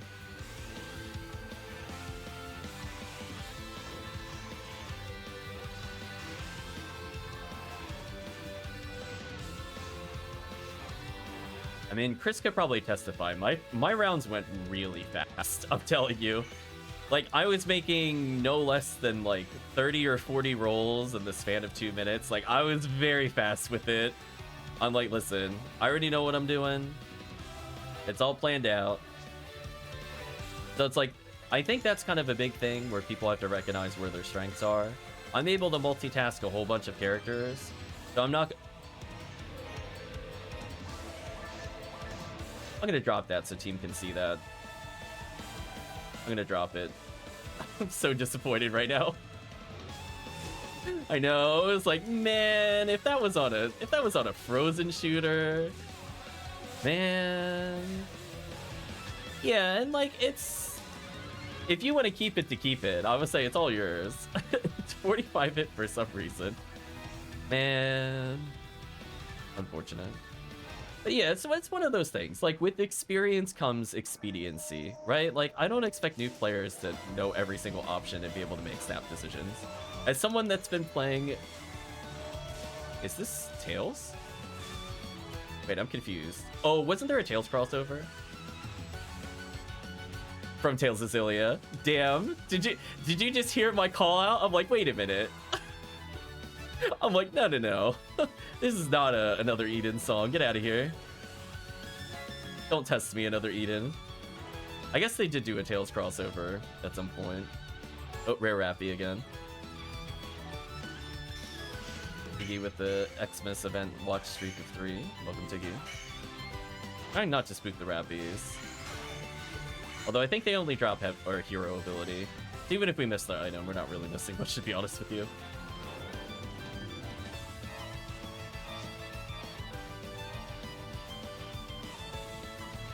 Yeah, it's just kind of like one of those things. Like, again, that's the difference between like somebody that does a lot of prep and or experience. Like, I already know how it's gonna go. It's okay for players to just not be able to make those snap decisions in a minute, right? But like, I think what helps is, like, as part of that combat exercise, is just get used to the rules, just get used to the flow back and forth of like how a game would go in D&D or in that scenario, Pathfinder. I know, that's like my 4th or 5th hero ability. If anybody wants those, I would literally just give them away for free. I have no use for it at all. That's more of a new player item. I mean, I'll pick it up if nobody wants it.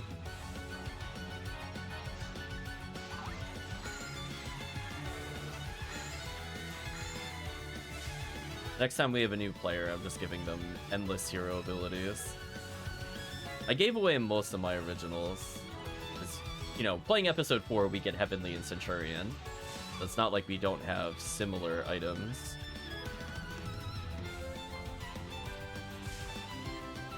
But yeah, and as I said before, a lot of that comes with, like, you know, knowledge of the rules, game prep. Obviously, the DM, I have insights as to what the encounter is going to be. So it's like, I just find it kind of weird if a DM is taking longer than any player. Unless there are a lot of back and forths interacting. Like, some players have very simple turns. It's just, you know, attack, go, which is fine. You can play that method. That's usually the fighter playstyle. You know, wizards might take another minute or so to collect yourself. Maybe they're measuring distances up the board. You know, they have, spellcasters have more options. They're going to take longer, etc., etc. So some of it also involves just communicating with the team. Like, rogues have to communicate, like, oh, who's going with me? I need somebody to go with me. You know, there's going to be things that naturally prolong a turn. And I think that's all well and good if it's within the sphere of, you know, teamwork and understanding what everybody's strategy is going to be. I can tell you right now, I was not happy with the party cleric at all. Imagine the party cleric goes past the front line, tanks a hit to the face, and then the moment they take any damage, they 60-foot movement spell out of combat and leave everybody that moved up to help them behind. It was like, oh. And then I think we had a second healer. I don't remember what their class was. But then that person also focused on healing the injured cleric, and I'm like, listen, there's people that are actually engaged with the big bad. Could you, like, not heal the people that are in safety positions? Like, you guys are killing me. Literally, I'm dying. Please heal me. I'm tanking, like, this sub-lieutenant with his absolute nonsense hit ability.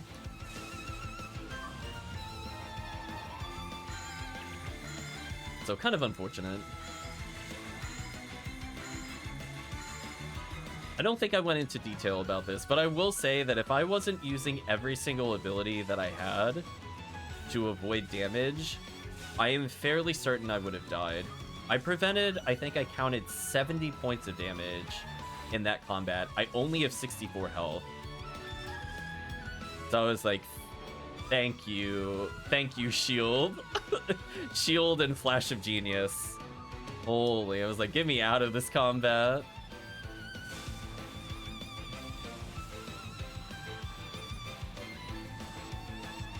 Yeah, that was the thing too, which I thought was kind of funny because I'm like, I was kind of sitting there and I'm like, wait a minute, am I a Mind Flayer's worst nightmare? I'm a high DPS character that has a super save and intelligence. I'm like, wait a minute, can they not do anything to me? I'm like, wait a minute. I don't know if the DM realized that. I was like, wait a minute, I'm fighting it and I'm like, you don't have any damage I care about. And I don't have to melee you. Right, Chad? I'm like, wait a minute.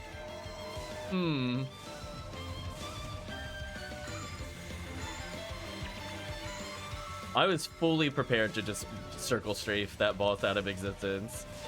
I'm like, listen. I have the sharpshooter feat. I can shoot through cover. If other teammates are fighting in melee, I can ignore that penalty. And then I'm just gonna power shot repeatedly. I refuse to believe your AC is anywhere near as high as 21. I refuse. I was gonna say, it'd just be absolutely diabolical if it had AC as high as my character. What nonsense. Anyway, hope you're doing well, Tiki.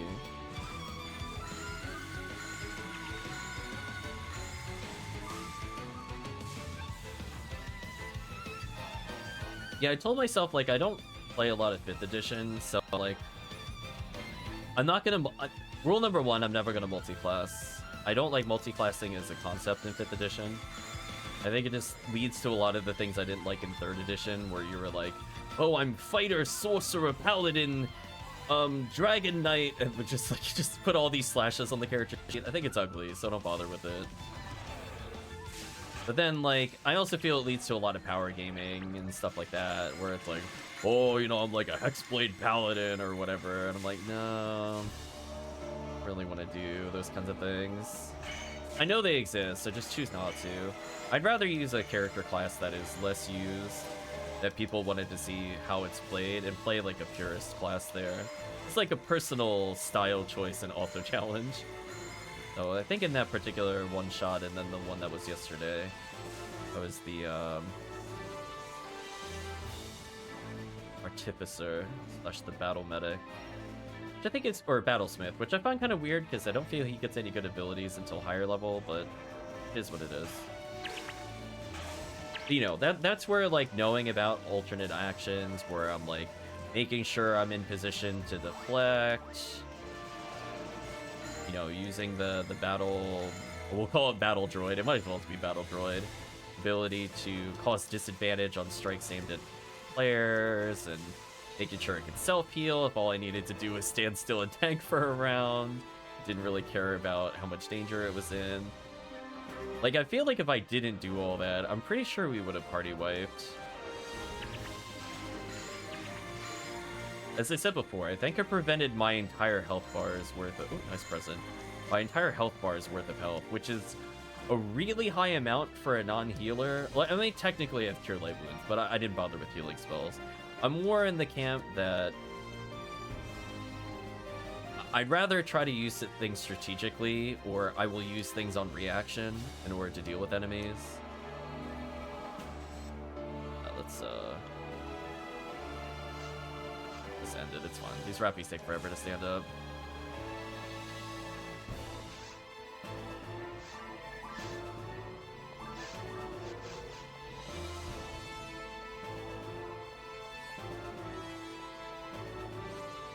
Glad you're relaxing today, Tiggy.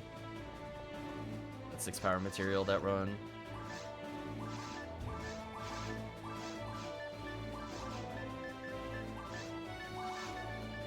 I was gonna say, don't worry. I was about to say, don't worry, it's Cross Scar. I knew deep down. I knew where it was going. Okay, we ended up getting a lot of PDs this event. Is this the most PDs I've ever gotten in an event? Definitely anniversary event, I got at least 100, but I don't feel like I got 167. I think the presents are really pushing it over. The fact the event is not over is kind of silly.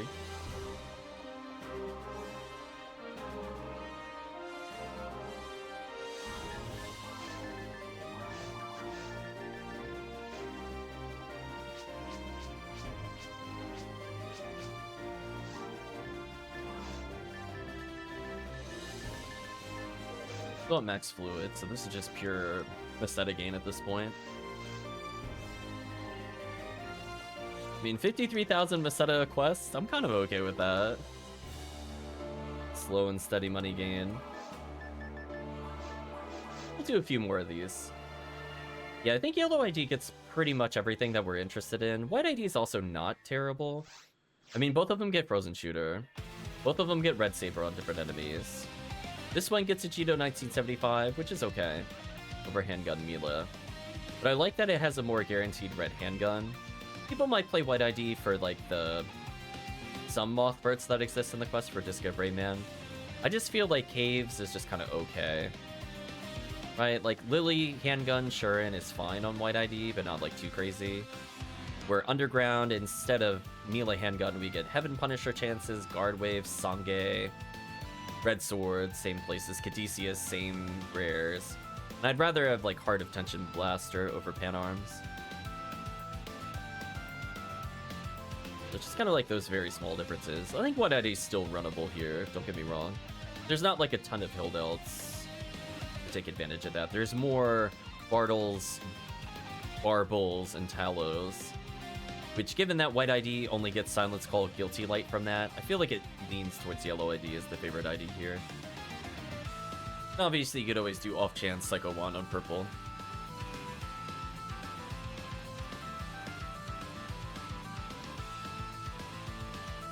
I was gonna say, does this even count as music from the composer? If all of it's gonna be is just crossover music? Because I guarantee you they did not do these songs. Because we're listening to this Tales of Symphonia.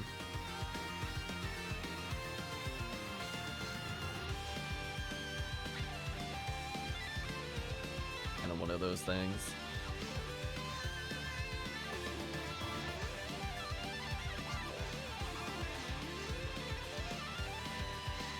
There we go. Chris getting to level up his casts. Big convoy. He's trying to use his laser cannon to solve all of his problems.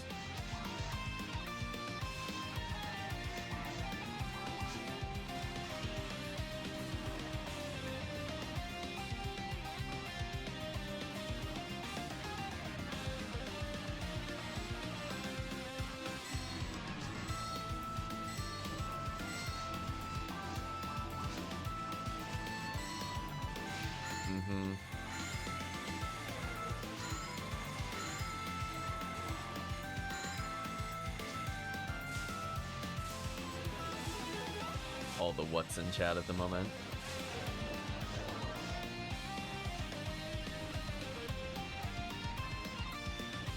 Yeah. I think, yeah, I was kind of torn between it. I'm okay with, like, potentially ending the one-shot and giving it, like, an official ending. Because we got to the end of the fight, technically, but I didn't actually get to the point I did want to stop at. But it was getting pretty late at that point. That's partially on me. I could have reduced the encounter size a little bit, just to speed it up by like a half hour.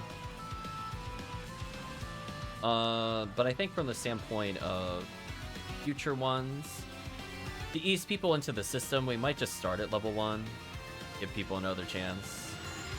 As I said before, it could be cool interacting with your other characters. There's lots of what's going on.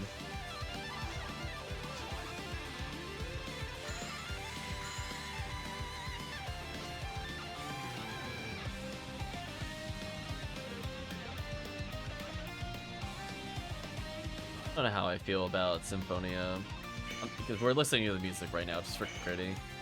Like, I could try to play it, but I don't know how I would make the game fun for me. That's more of the problem with it. I originally thought I was gonna have the chat control the game itself, because it'd be more interesting for me, but I don't feel like setting up the bot for it, to be honest with you. It would be very easy to control. There would be like block, attack, demon fang. That would be like your only controls. Be like, you don't need anything else. That's fine. Maybe Z gauge. Maybe.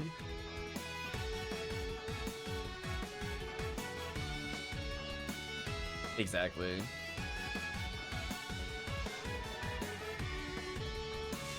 And the sad part is, like, could you beat the game using only Demon Fang and normal attacks? I already know you could do it. So I'm like, it's sad but true.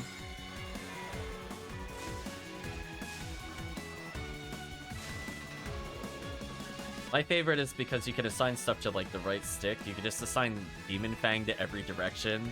Literally just spin the C-stick equivalency like a helicopter.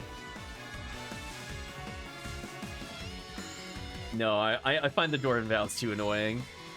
I don't want that on stream. I know they're memorable, but I really, really don't like them. As I said before, that game is just not for me. Between, like, the cutesy anime character that's a klutz, and, like... I guess it has its dark moments, but it's kind of overshadowed with, like, the stupidity of the characters. I just can't get into the universe at all.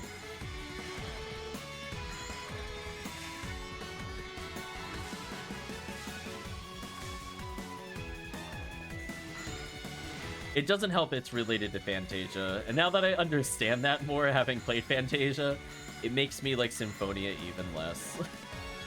I'm like, this is the same universe. They just copied what they did in Fantasia and Symphonia. No! I didn't like it the first time. I don't want to visit the Elemental Dungeons again. Please don't make me go through the Elemental Dungeons again. I already was unhappy when we did it in Zestaria.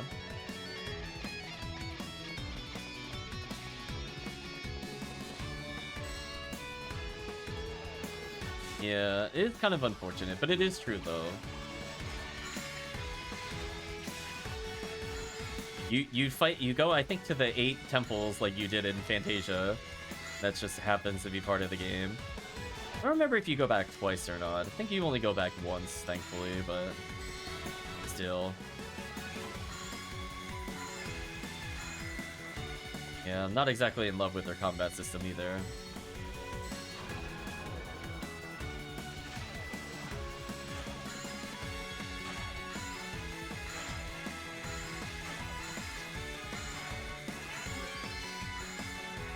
I never finished it. I don't blame you.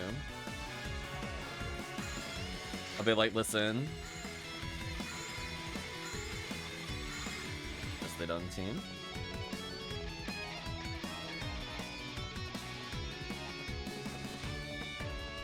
I want to say I got pretty far. I was in like the Otherworld equivalency. I had to do something about the World Seed, but then I didn't find it. So I went to the place where I had to use it, but it didn't do. I wonder if I could just map all players 1 through player 4 on one controller. I wonder if I could get away with that. Just like some gimmick to just get myself through the game, just to see if it's possible. I don't think I could play that game legit, especially not playing a spellcaster. They're so bad in that game to play. Manually aiming spells, and then, like, no combos. Yeah. It would make the Demon Fang spam easier. I feel like I'd have to play with some kind of gimmick. I don't think I could play that game straight. I mean, you don't even get, like, another fun melee character until, like... I mean, technically, I guess technically you get Kratos early, but you don't get, like, a more staple one until, like, second disc.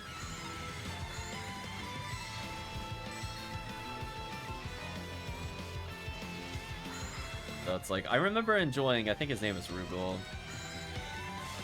Because I was like, oh, I can actually do interesting combos with this character. Even though he's very limited in some senses. Yeah.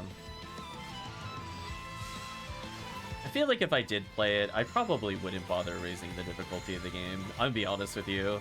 That's one of those ones I just be like, yeah, we're gonna beat it. Could I beat this on hard mode? Yes. Have I gotten all the way up to the second disc on hard mode before? Yes. Did I have fun with it? No. I was like, no. I'll never forgive the game for putting it on... I forget what the difficulty above hard is. But doing that and getting a 140-something hit combo in the first boss of the game and only getting the 10 combo title. So nonsense. Game is whack. I'm never forgiving the game for that, by the way. The hate is real.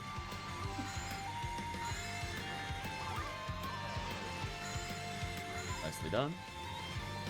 Oh, the other pan arms is moving. Careful. Gotta freeze it quick. There we go. Good job. Like that laser beam just hanging out there. Top team.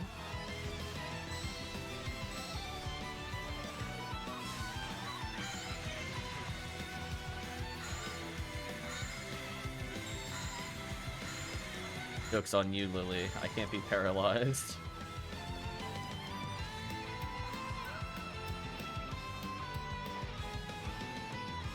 Yeah.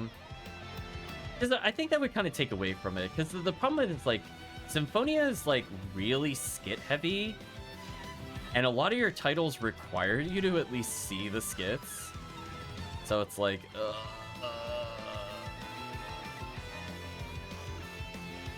do I even bother? Like, honestly? I guess it would be up to what the chat would want to see in that kind of playthrough. Like, do I really want to witness a cutscene where the Colette walks into a chalkboard or something and gets the Klutzy title from, like, the starting skit of the game? Not really.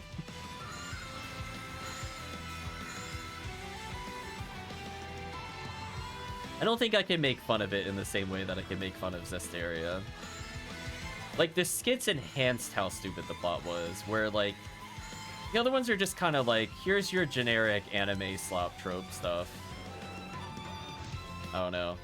It doesn't feel very inspired to me. It doesn't help the game as a rehash of Fantasia to some extent.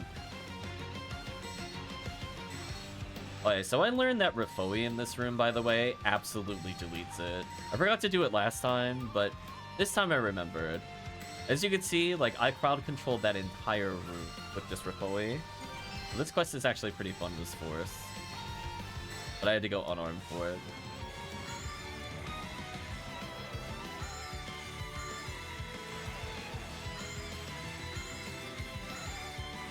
There we go. I was so scared to move towards them because I was like, oh boy. I think I have enough health to survive the trap, but I don't have good fire resist since I'm wearing Robarda Merge. Actually, this will save me from going back to the store. I'll spend a couple seconds there.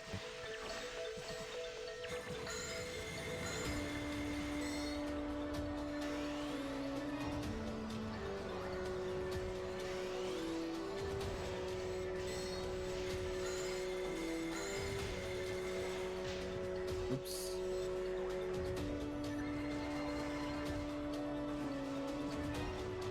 Goodbye, Nano Dragon.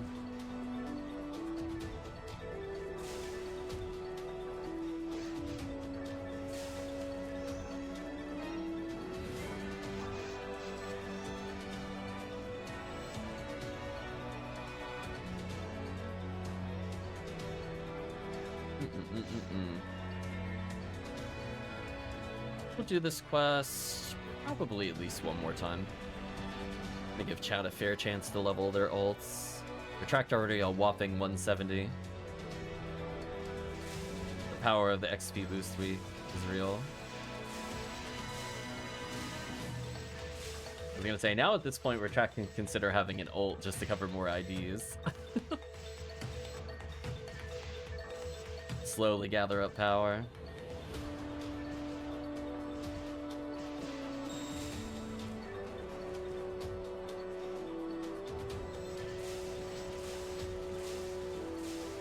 Nice.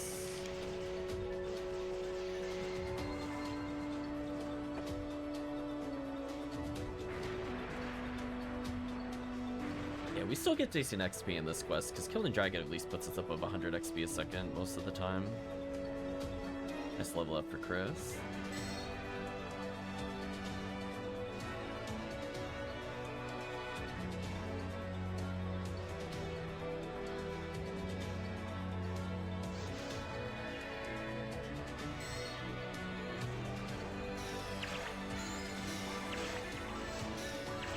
Three seals. And yeah, at least like if we're gonna play a bad game, I want to be able to make fun of it. Like we're gonna make fun of Ni no Kuni, chat. Like the beginning of the game is not too bad, but oh boy, when you see the combat. See, we could still enjoy the story for what it is, even in a bad game. But oh boy, those mechanics. I'm definitely very curious to see what people's reactions are to that game as we get into what the core of the game is meant to be. Especially for people that don't know anything about it. You'll just see this very, very ominous tutorial counter pop up at the bottom right every now and then. Like, don't worry about it. At least, like, we could... Like, as I said before, it's kind of one of those things where it's interesting in concept. But the execution is so botched, it becomes hilarious at points. Although very frustrating at others, but besides the point. So who knows? I might look up speedrunner strats for the game. Just so that I don't have to grind out or capture many monsters. Or do other kinds of mechanics that are optional in that game. Yeah, the intent is I really don't want to farm when we go to play. No thieving parts or whatever. I do feel like the game is like... It's unironically kind of hard at the beginning, but then it gets really easy, and then it gets really hard again if you don't grind. So mechanic sounds like a must-do. Yeah, I'm gonna be like, nah.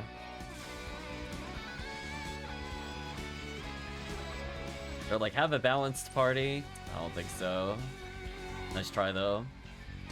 Funny joke. But welcome, Promethean.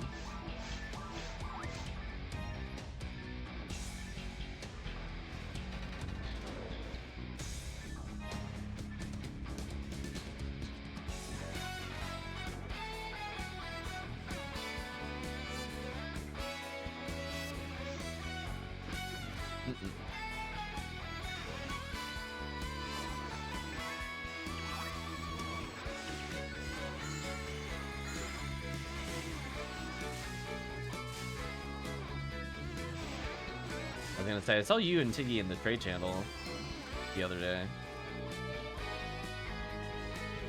Got the 65 hell lockdown? Nice. Yeah, I managed to pick up one of those.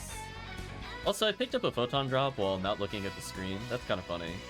I was just spamming Razond, which happens to be the pickup button. Just like, that's fair.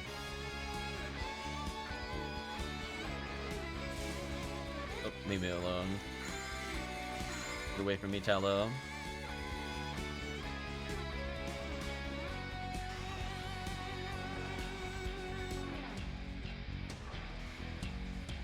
Might as well do this to save me a fluid.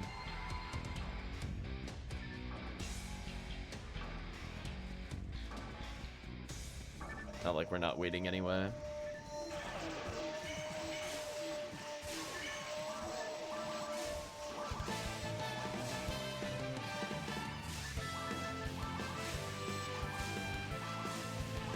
much did you sell the 65-hit lock gun, by the way? I think I saw you were selling, like, striker unit stuff as well. I forget what Tiggy was selling. Both you and Tiggy were on at, like, 9 o'clock or something my time. Just was like, oh, there's some activity there. We both got some interesting things. Oh, you just wanted to know the price. I'm not sure. I imagine a couple PDs.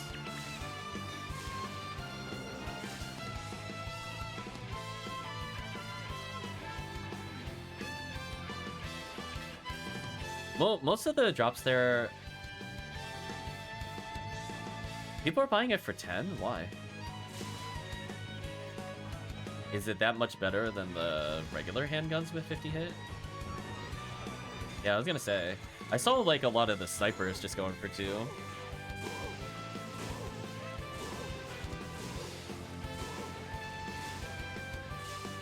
I was trying to compare it earlier. It's lower than a sniper, but maybe slightly better than the average handgun.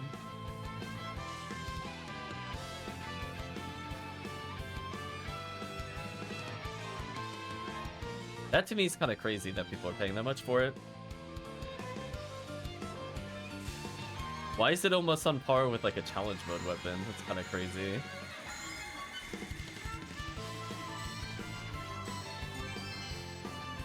Oh, low machine roll on Red Saber, so sad. Damn. I was thinking, if you said like 10, I almost thought you said 10 PDs, where I was like, okay, that's reasonable. And then I realized you wrote cookies. That's why I was saying, it was like, really? 40 PDs for it? Like, I was thinking it was, you know, Hell is generally more preferable. It is, I'm assuming, a slightly better hit by like 5 or 7% than like the regular Hell handgun. I remember it was like slightly better, but I couldn't remember if it was by 2 or by 5.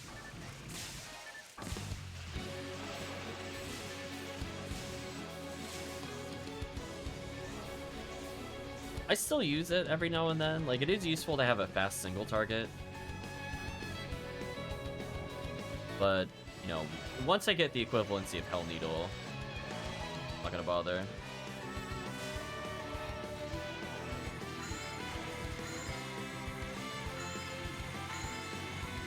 Although, do I want Hell Needle or Demon Needle? Or what I'm thinking about at the moment. I feel like there's more quests I would use the Demon Needle on, but Hell Needle would make the Hell quests easier.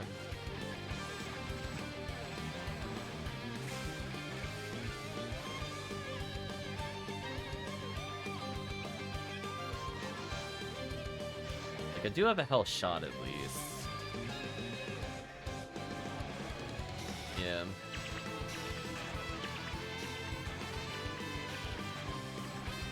It's kind of one of those things where I think I would be okay with just Hell shot. Like, if I had no Hell challenge mode weapon, I'd be a bit more leaning towards it, but I'm like, I don't know. Most of the quests where am I stuck? Yeah, there we go. Most of the quests I would consider using, like, Hell Needle, I just think Hell shot is better for the most part. It's more like, I will use it if I'm able to target a small group that is close together, which can happen in episode 2. But like CCC, which is probably going to be the most common quest that I've run, I'd rather just use Hellshot the whole way through. There's going to be stuff on the other side of the room I need to hit all the time. Unless like literally everybody is Hell Needling, I don't see how I would stick to Hell Needle.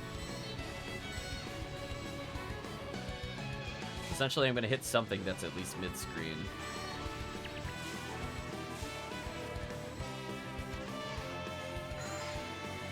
Like, I think it would be better to use in, like, box runs. I'd probably prefer Hell Needle.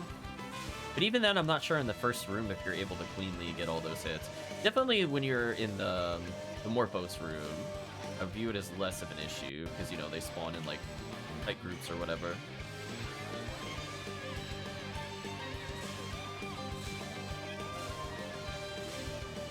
spaceship has a lot of long rooms in it, so I guess it depends on the quest whether I'd want Demon Shot there or Demon Needle.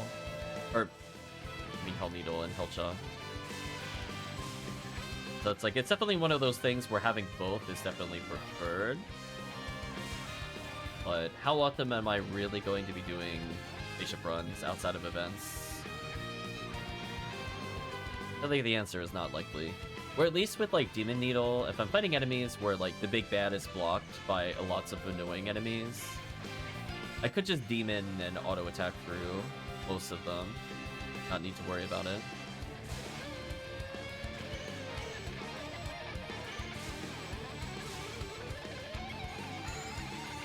And you're like, what if you have to kill multiple stacked Del Beaters? Things of that nature. You could get away with like Slicer Fanatic in some areas. That's where it's like kind of a toss-up of which I would prefer.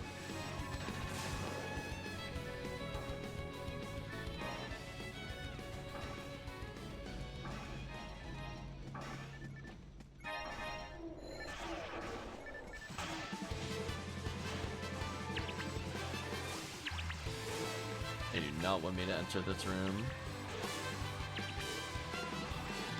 Okay, so I saw one red saber. I still haven't seen a red handgun drop at all.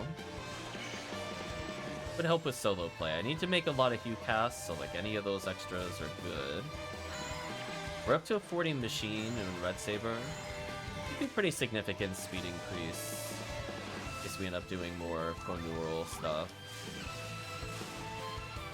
I would think more post-event we would see it. I don't think during the event we would do it, unless the team really wanted to do it. Typically, that requires kind of a stronger party. I wouldn't mind trying it with our team, but obviously, probably not with the 109 characters. Things like Ruins and Mines are kind of brutal.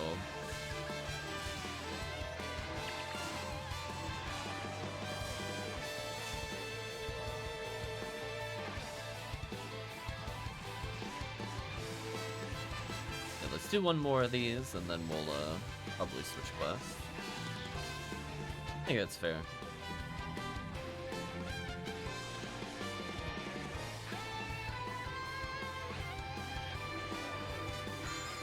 We'll keep it in forest. We'll do like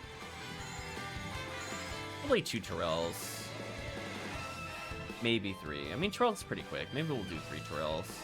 Then I'd like to play something else. That way I could say we've been rotating more or less every hour.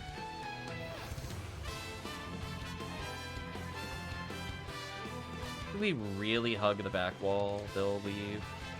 We gotta go real far back. Oh, somebody hit the switch. Okay, cool. Good thing we didn't need anything there.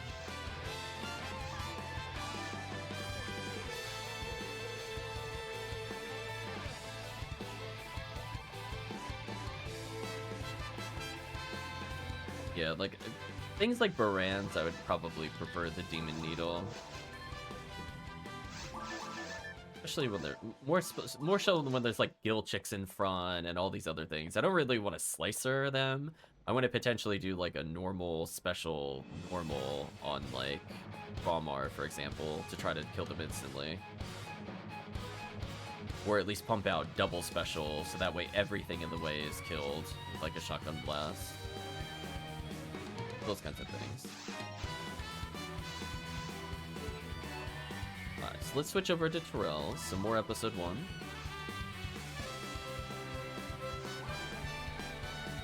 I'll make it White ID, I guess.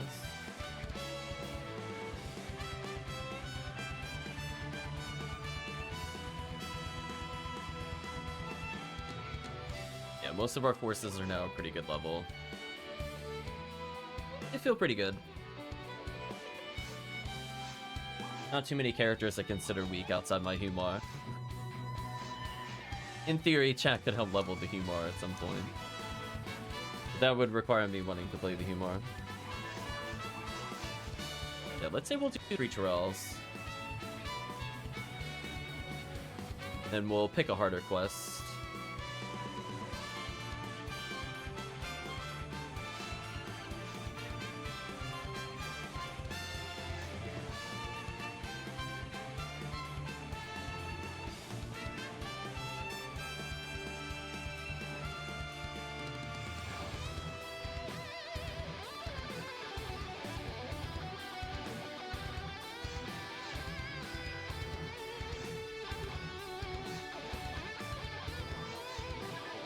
posted towards the future. I mean, I guess it's technically doable with our team. It would have been real ugly on falls.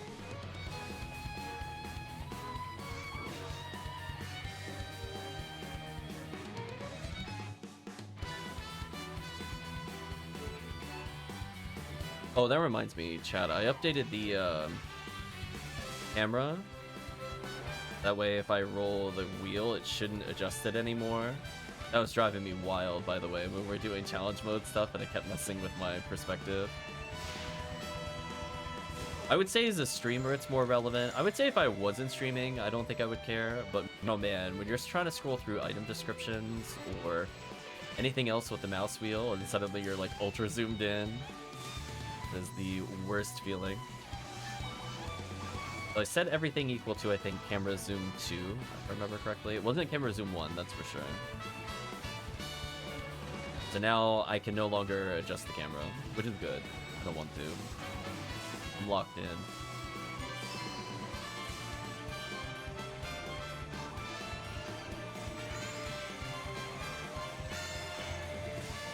Oh yeah.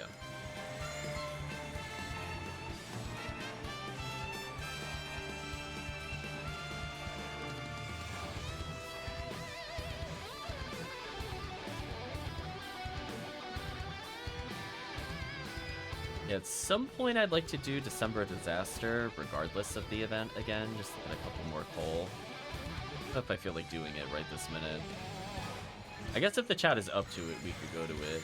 I just know that I prefer something a little harder than Forest or Episode 4. Whether we're doing Meridian runs on the Massive Attack quest or something else. I want something to justify having our characters this level.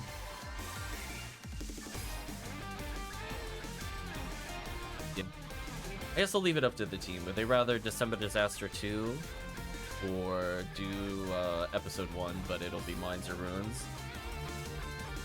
I need something else. I need something a little more up for it. We got multiple December Disaster 2s. That's fine. Then I don't need to switch characters because this will be the character that does it. Oh, speaking of which, is he not using his mind mag? We corrected it. I'm like, wait a minute. My damage was looking a little low there.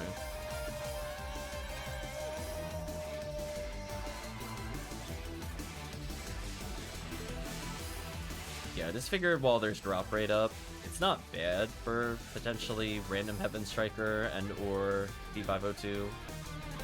I still haven't decided if there's another ID worth running, but White ID is pretty solid.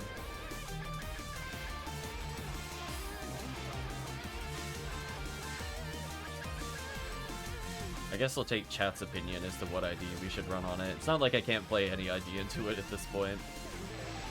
Although it would probably make sense for something that gives V502. So I think the top contenders would be either purple or white ID. I think no matter what.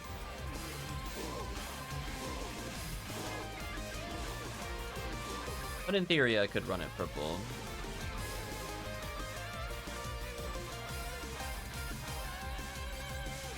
Those enemies run. Somebody put a warp down for me, so I don't need to worry about that later.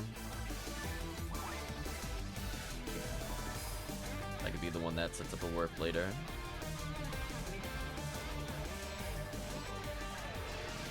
Let them walk closer, because I learned max range Rovarda spooks them.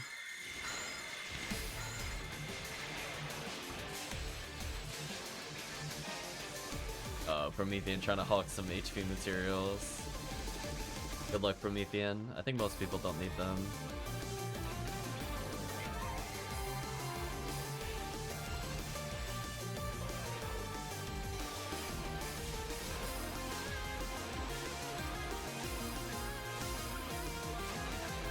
Probably sell my materials again at some point. I'm glad I at least gave some away.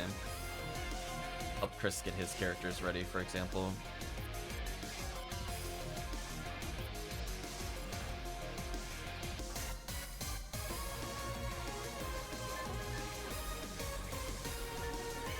You know what? I'll let you guys deal with that. They get to Chris with me.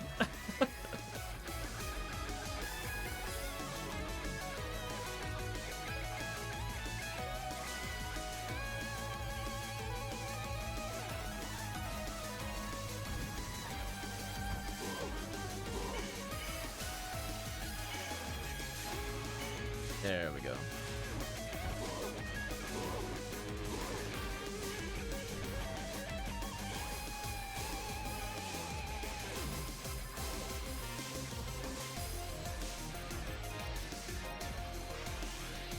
I still got some buff left, they'll be fine.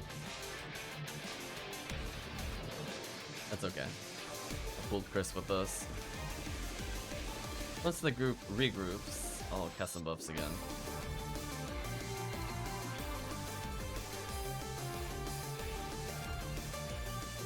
Should be good.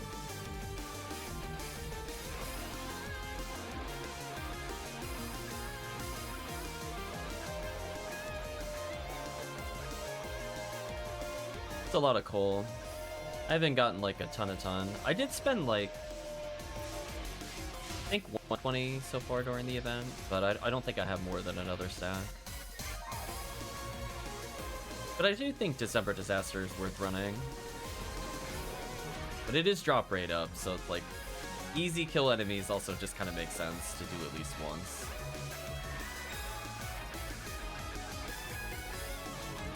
I think after this I'm going to compare purple ID and white ID very quickly. I wish pink ID had something more in tower. Pink ID is actually not bad for it in the beginning, but it gets like nothing from the tower enemies. But to be fair, there's also not a lot of tower enemies. It's kind of one of those things where it's like I have to kind of weigh it through. Because at least it would make sense to pick a class that would get like an X-Scout or potentially Heaven Striker. If you're gonna pick a class for December Disaster.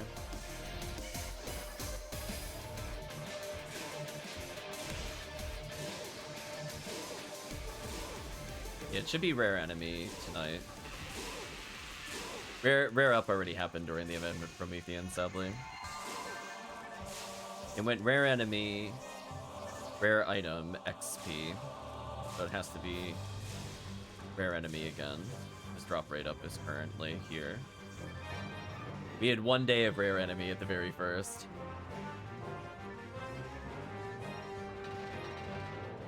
Up the boxes. I don't think I popped them down here.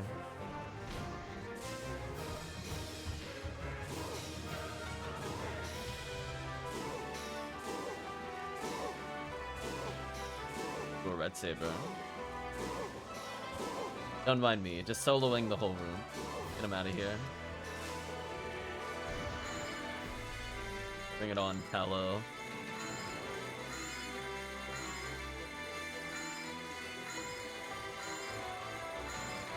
I don't remember if I killed the hill belts at the end of this quest or not. Oh, only 5 native on Red Saber. It's disappointing. Well, time to find out. Did I hit with the Razan? I did not. That's fine. Team's here anyway to clean it up. I killed all the optional ones.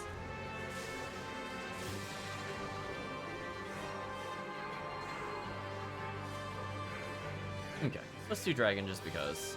Good XP. A Convoy now 110.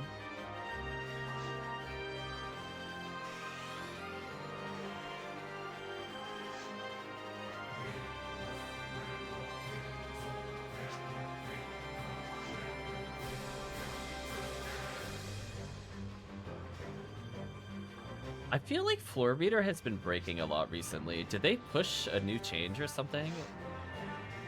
Like, cause I don't remember in like 3 years of playing have I ever seen the Floor Reader break. I feel like something was introduced potentially with the advanced config file or something. Because that's about when it started happening, where the readers are now breaking all the time. Because every now and then, I just see my XP go into the center of the screen, and I can tell you very definitively that has not happened on any event or any other random thing that we've done until this event. And it's not like we didn't play a lot of anniversary event either. I'm trying to... That's the only thing I can think of that was like a major change recently. Yeah, it's been happening pretty consistently for me. Like, almost every other session at this point, it happens. I don't know if it's like an older version of it because I haven't touched it in a while, or I have like a slightly new version that introduced an issue. Who knows? Anyway. Let's leave. We'll go into December Disaster later. We'll do at least one more. Be nice if this character leveled up before December Disaster.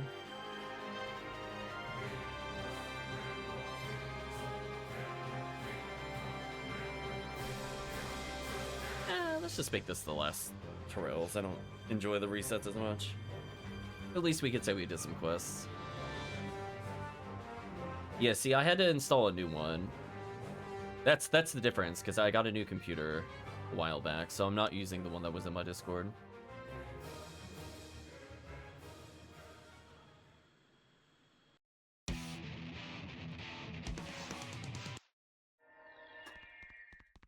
He's like, just pause mid-guitar.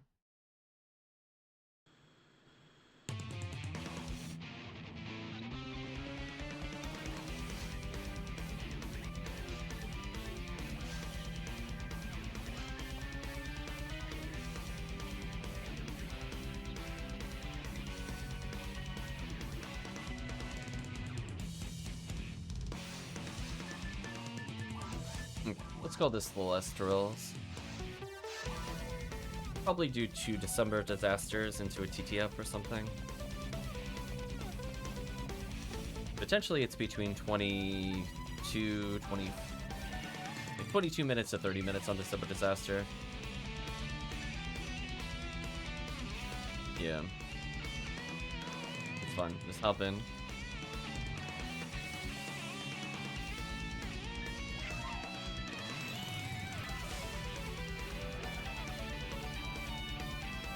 Yeah, I'm gonna compare some rares so Chris will have some time to restart, because we're gonna be waiting anyway.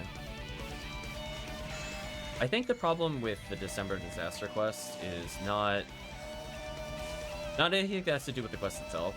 The wiki doesn't total all the enemies, so it's hard for me to get an understanding of how many enemies there are of each type, because they're spread out across 2 to 3 areas.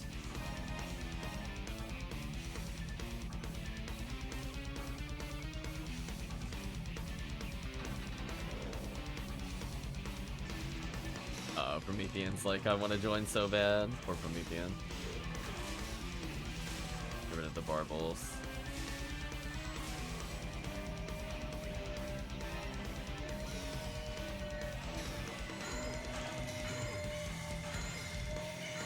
Goodbye, Rappies.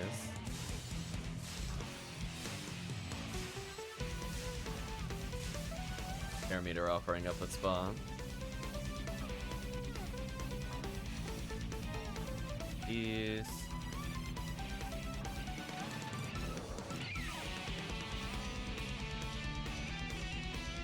Striker with it, man.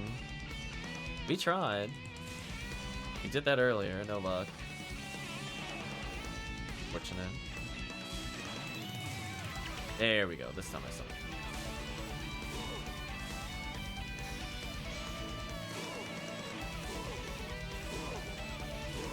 All my 3 seals updated text is working as intended.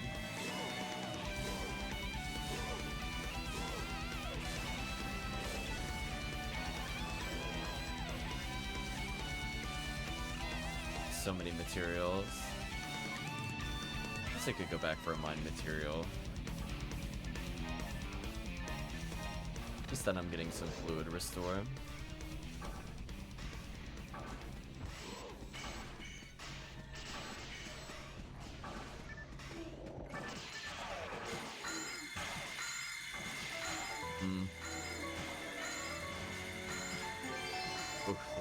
Sword. So sad. Rip flowing sword.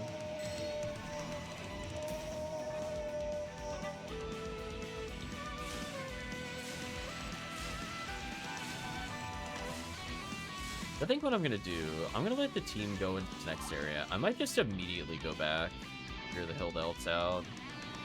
rather than trying to fight the other waves.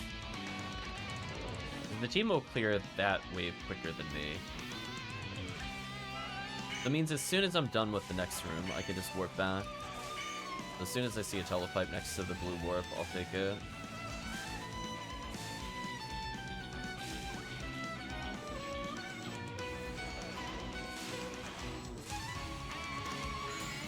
I mean, technically I could run up, hit the switch, and then warp, but shouldn't really need to do that.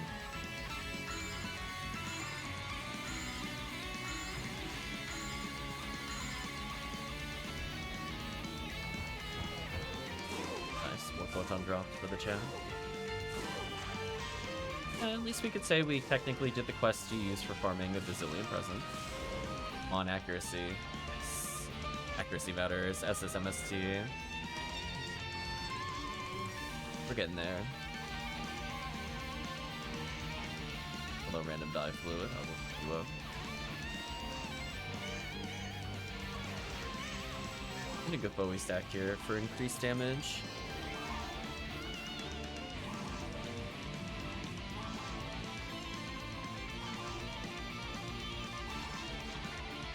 Oh, they already killed the other wave?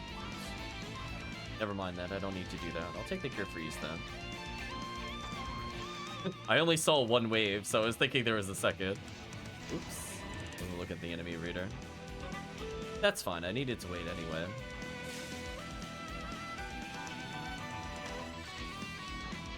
Like the random pistol shot going by me.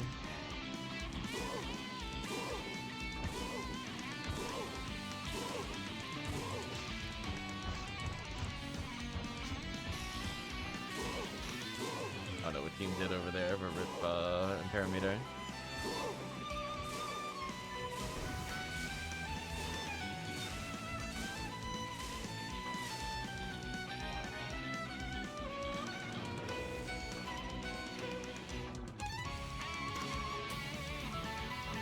There we go, we got through that eventually.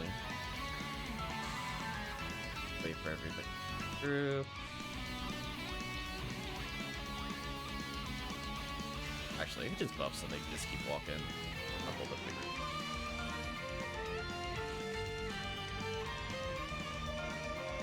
Aw, people still shoot that trap. I don't care about that trap.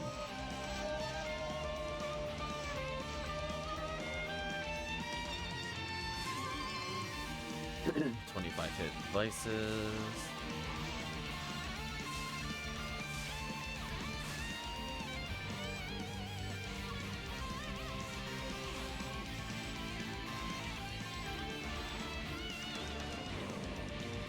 I'm on my way. Have fun, you all have buffs.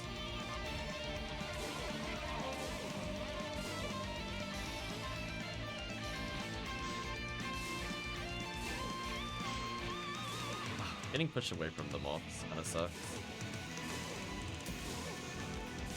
Thank you, 3 seals. Without you and Tempest Cloak, that would take forever.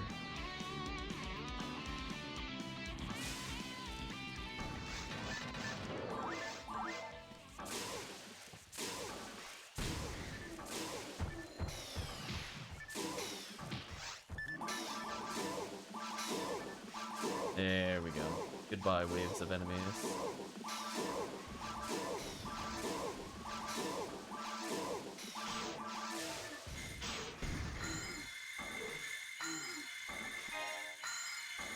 At the end of the soundtrack, or did the music just awkwardly pause again? Oh, end of the soundtrack. Well, thank you, another Eden. Up next is... apparently a lot of songs in Xenoblade Chronicles. So, joy, I guess?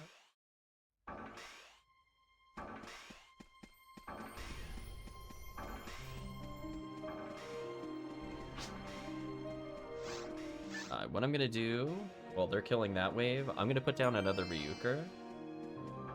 They can teleport to me. Although I need to go back for their photon drop. As long as somebody teleports to me, I will take the warp back to my own.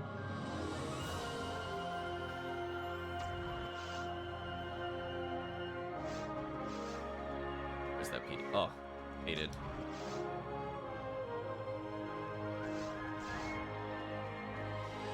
Yeah, I want that PD. We're gonna go back for that.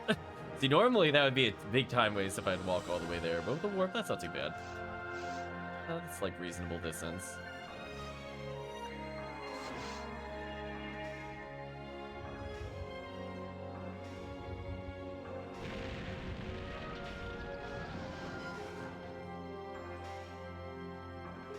There you go. Time save.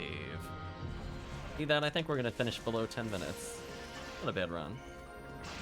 Even with Killing Dragon. If we just did on the reset, then we would have been done already. Terrell's is pretty quick. As I said before, I prefer longer quests.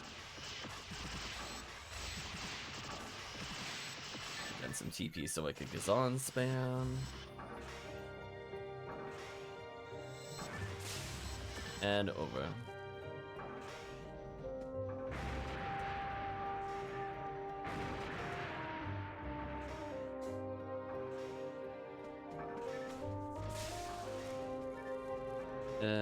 Nothing dropped. Okay, so let's compare purple versus white ID. So I know white ID can technically get Heaven Striker, but there's not a ton of enemies. We're talking like 10 enemies or so. Not end of the world if we don't get it. What would purple get early? Guess there'd be an okay amount of Yashmenikov chances, which I'm not opposed to. Parda from Del D's could be useful. There's enough Chaos Sorcerers that Ignition Cloak could be good to get. Heaven Punisher for Miracle is okay. Vices on Gibbons aren't bad. Breastplates on Barrels. Fine. Although giving a lot of Disco Brave Man's a little painful. Just looking to see if there are other ones make up for it. There's not any Del Depths, which is where purple's value is.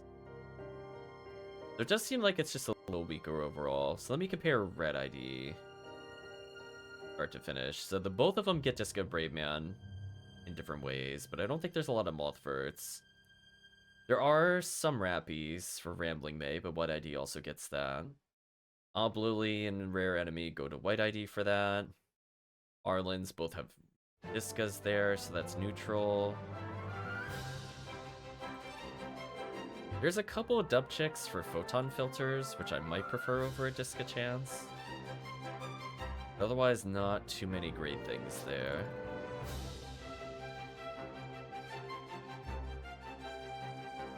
Twin Blaze from Miracle is interesting. Soul Banish is interesting. Monkey King Bar from Dulmolms, or whatever they're called. Not bad.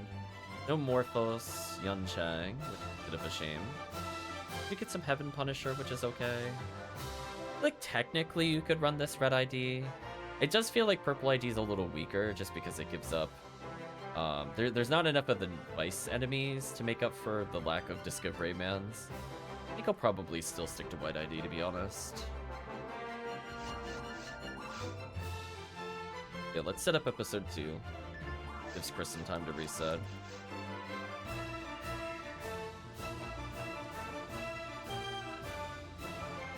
Because, like, alternatively, we could pick ones that don't necessarily have any ill-gill value.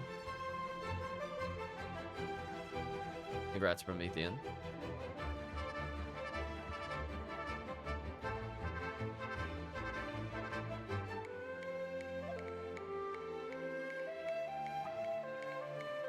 Yeah, like, in theory, you could play Sky ID into this.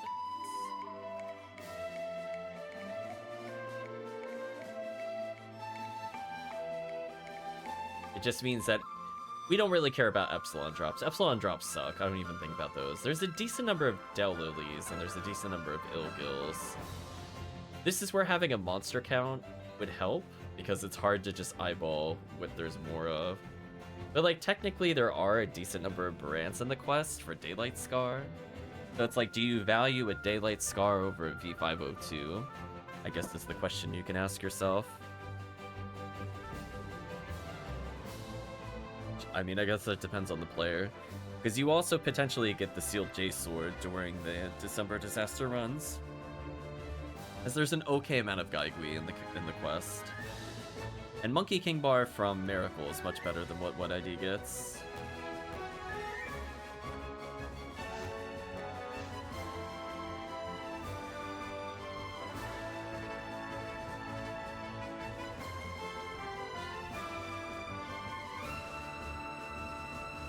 Well, that's what I'm saying, Promethean. I can't tell without the monster counts. I have to manually total all of them. It's very hard to see at a glance what gives value.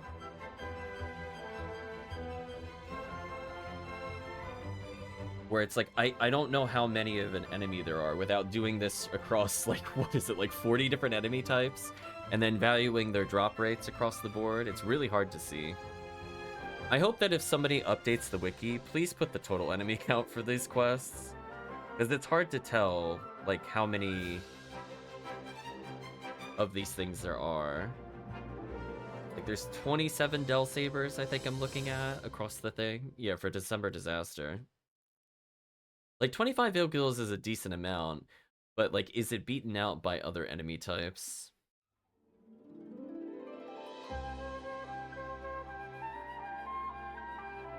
Like, how many Rappies are in the quest? I have to, like, eyeball this unsorted, unalphabetical list. Or, like, looking, I'm like, where is it? Kind of annoying. Yeah, there's 23 Gorans, for example, in one area, 12 in another, which is a lot. So technically having Daylight Scar on those is not bad. Yeah, like, I'm only seeing about 12 Gaigui, so I probably wouldn't play it for Seal J Sword offhand. But it's just one of those things where I'm like, as I said before, I have to eyeball across the multiple rooms. It's not like it's just one area and I'm complaining about 2 areas. It's that it's an unsorted list for 3 areas in which enemies don't have to appear in an order that makes any sense. So it's much harder than normal. But if someone did have wiki access, please update this quest so it's not like a nightmare to assess. I'd be very thankful. I mean, the quest has been out for a year, technically. I was kind of hoping it would have been updated by now. Well, technically 2 years, because it's now the second time the quest has been introduced.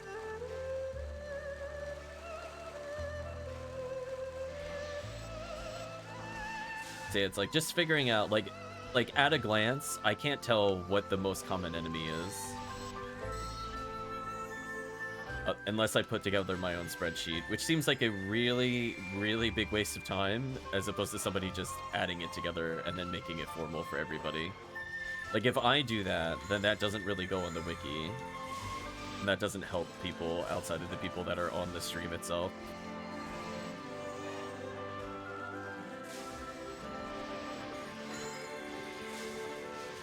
But I think White ID is probably the right choice. I think the fact that it just has, like, Offhand's Heaven Strider is fine, but it gets a lot of Disco Brave Man throughout, even though there's not, like, one super predominant enemy, speaking of which. And I think it also benefits to some extent from rare items, because it has, like, the best Lily drop. 13 and Disca are pretty good kind of option selects to drop from these things. It is the downside of not getting a lot of value from the Murder Flowers.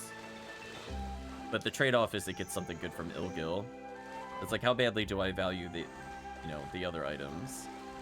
I think the problem with, like, that compared to, like, Yellow ID, which gets way more value, potentially, from the Murder Flowers, is more the fact that it's balanced by Yellow ID and, like, Sky ID missing a lot of the enemies where they would get inherent value. Like, there's obviously no Gal Griffin, for example, for Yellow ID to get super value.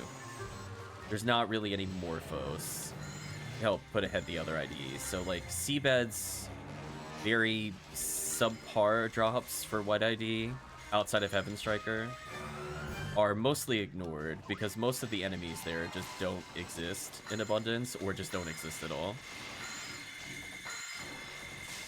Whereas there is a decent number of Ilgils.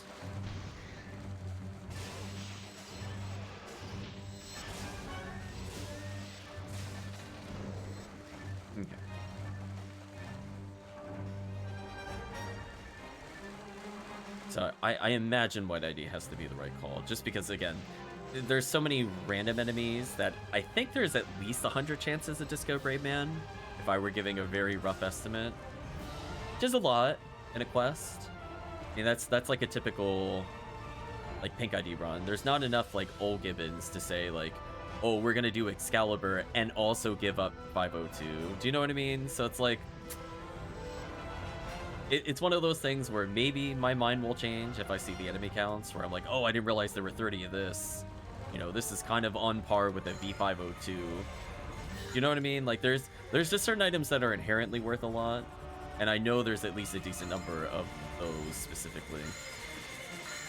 You can't really go wrong with White ID in that scenario.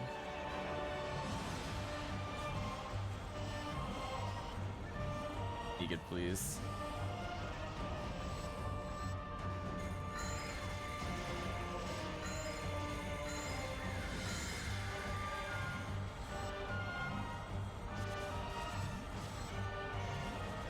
There we go.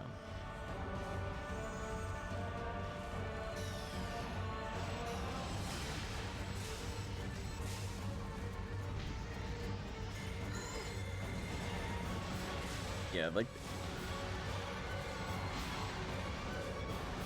it's kind of one of those things where you have to, like, even assess, like, weird choices. Like, would it be worth an off-chance frozen shooter from Viridian based off of these other drops?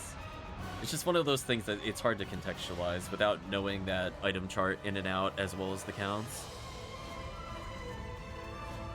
Like, I don't think there's enough hill delts to potentially justify an off-chance frozen shooter here. Team's scaring me by leaving both lilies shooting at me as I enter the room. I am so surprised I didn't die there. Team trolling.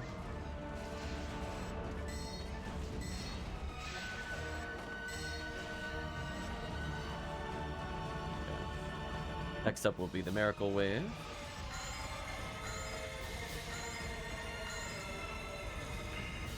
Regular Barda here. It's like, I'm so shocked I didn't die from that, to be honest with you. Oh, oops. I deserve that.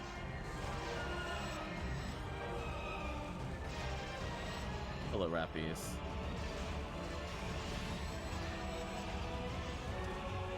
I'm gonna go out of position to rebuff since I know I have basically a wave set up for the other one. I'm not really doing anything here.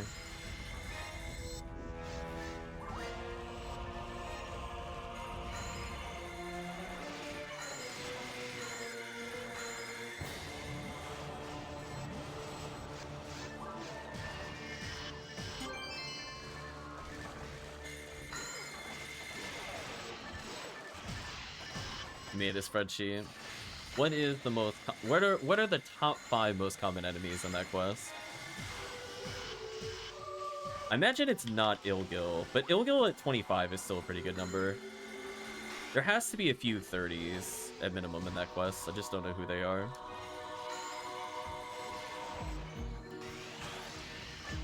Okay, let's set up for the next wave near the red door. You done?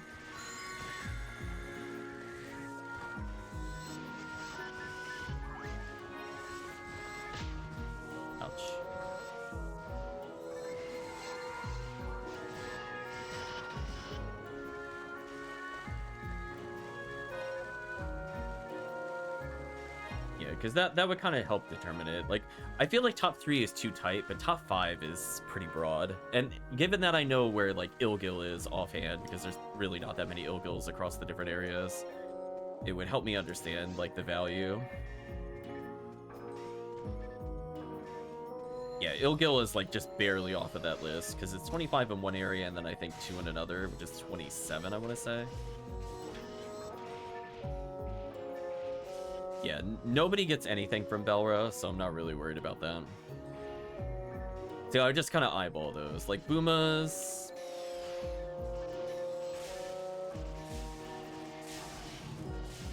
I don't even know if there's a value on any... Like, Laudemian I think there is, but the other two? Those are, like, the things you never hunt in Temple. So then I would probably, in that same set, look at the next 5. I think almost all of those are ignorable. Sadly, it isn't like Ruins in episode 1 where there's an obvious choice there. Yeah, like if that was a Lily or a Rappy or a Baran's, right? That would just be like instant snap, you know what's there. But like a Dark, I don't think anybody hunts Dark Belros on section ID wise in episode 2. It's kind of weird.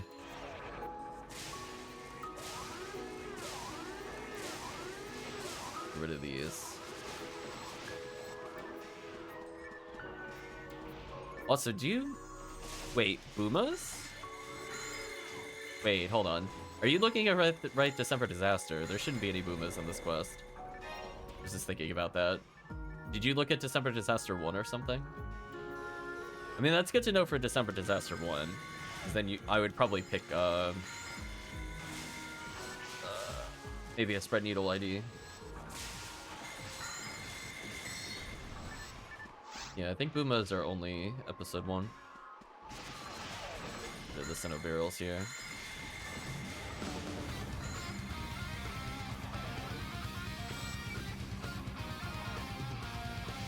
So I'm pretty sure all the episode 2 enemies should be Ruins enemies, so none of those are Boomas. What are these?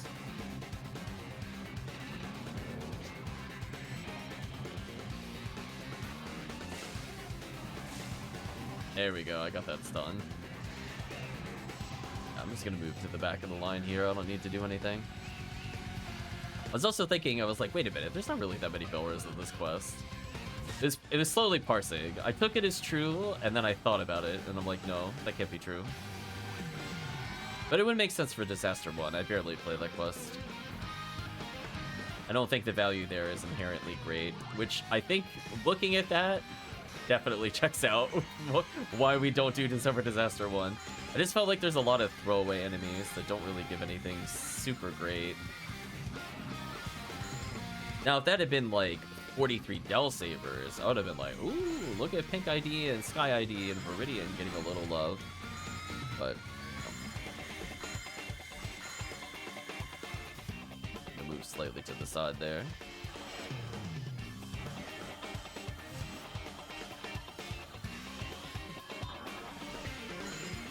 Yeah, here's a really good easy opportunity for me to rebuff since everybody needs to be on the same area anyway. Slow them down with the Ribardo. There we go. I actually used demons. I did it. I'm the victor.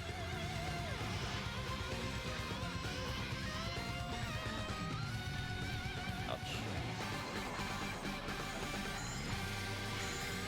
Wow, team just deleted that Baran's.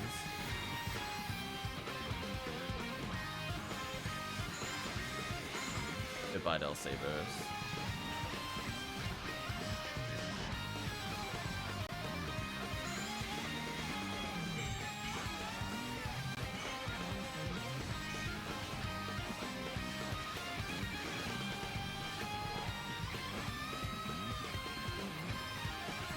Promethean double checking. I'm thinking about it. I'm like, I don't think there's a single indie Belra of this quest. I was more focused on the Laudemian because like those technically exist. Get rid of these. I'll pick up a dive fluid. Why not?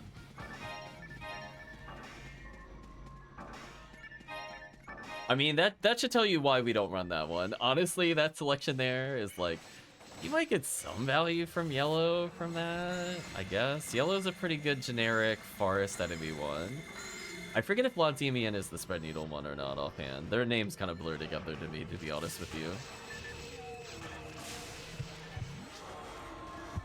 It is, okay.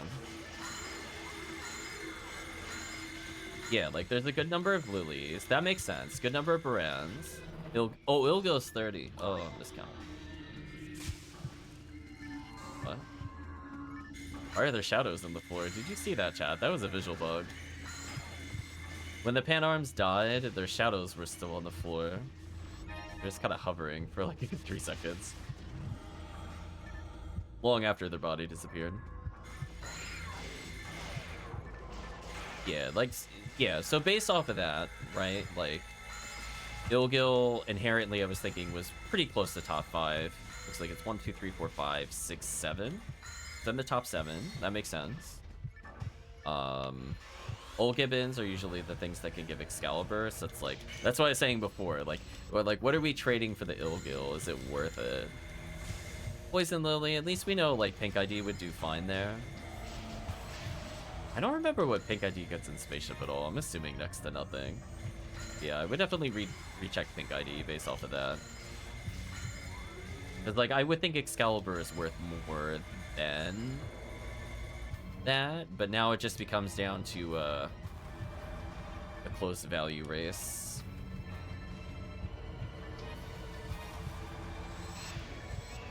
I think White ID having, like, 14-ish or so chances of Heaven Striker helps.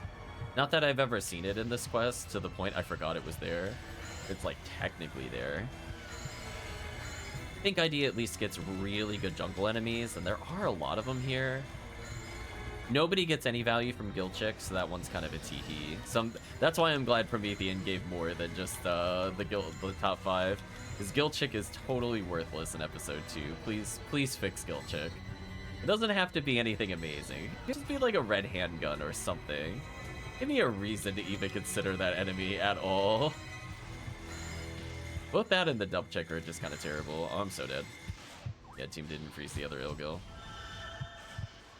Yeah, I just don't feel excited fighting them.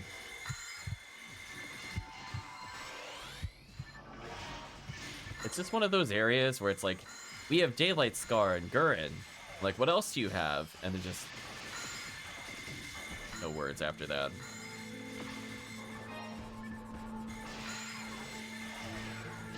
You dropped the list, nice. That's like, yeah, definitely knowing though that top 10 I think would help break some tiebreakers, because sometimes it's like, you know, if number 8 is like 29 or something like that, that would be worth considering. But if like the runner-up is like 20, that's where you get more into the if there's a winner in the top 10, usually it doesn't pull ahead in the other positions. And again, the only thing you'd really hard double check is, you know, which class potentially gets a V502, Heaven Striker, Excalibur, etc. Goodbye, brands. They tried. I should probably pick up a skip doll. Yes. Oh, right. Heavy Cure Freeze. Also, I don't need Dimates. I will 100% take Escape Doll over Dimates any day. Give me that beautiful revive factor. No worries, in Parameter. We'll do a double check of Pink ID. See, like, where the gray area is like, what else, what other kind of value does it get outside of jungle enemies and temple? I feel like the answer is not much, but it could be worth, like, analyzing specifically that ID. I do think red ID is, like, a little better than purple for Huns. Purple has, like, a really strong jungle, but not, like, the best. Where, like, I think white is, like, nearly uncontested in most regards there, and pink. But I think purple is, like, a, you know, pretty good runner-up, but unfortunately I just don't think the rest of the enemy counts really line up without having, like, Eldeps and Morphos and things like that. Foe action here. Oh, I'm gonna Megan you. Please die. Thank you. I appreciate it when the game cooperates and lets me get that kill. How kind of the game.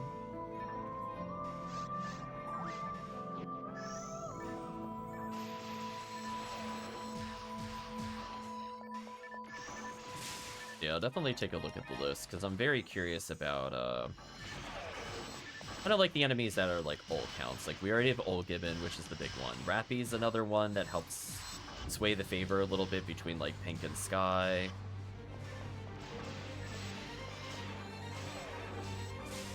You can see there's a decent number of Del Lilies.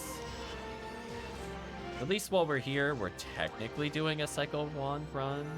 Like, getting Psycho Wand and Heaven Striker in one area kind of makes up for not having, like, a strong other area.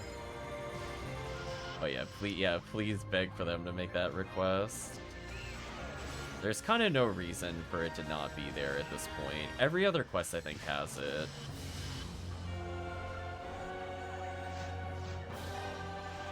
Get rid of these. Ooh, team didn't freeze those. Rip me. Is that my skip doll? No, it wasn't. Okay. I wasn't sure if I fluided right as I died. I was more focused on the red screen and then sadness.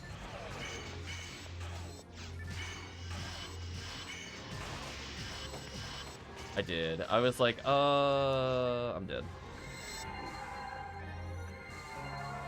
I'm looking at chat, and then I look back, and I see the Lily already shooting the shot, so it's too late. It's one thing if I'm, like, always looking at the screen, but I am, like, actively reading the chat, so, like, I'm not only looking, like, every other second. That gives me a lot less time to react to it. And then if I'm already casting a button, like, technique, as I recognize that happens, even less time to move. Rest in peace, man. I'm gonna move forward. I don't want to be back here. Time for me to go in the front line.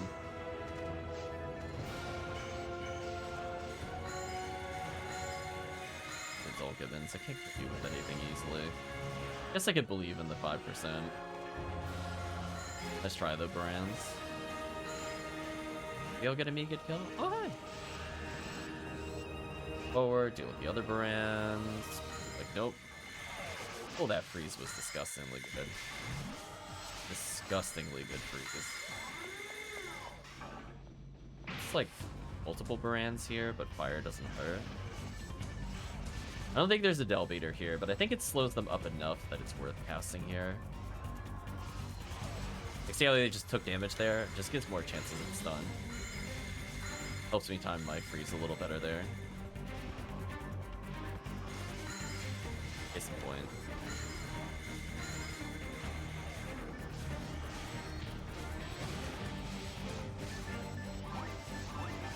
Yeah, I think what I do with the double Psycho Wand chance V502 and all those other things, just this end section alone is worth so much value.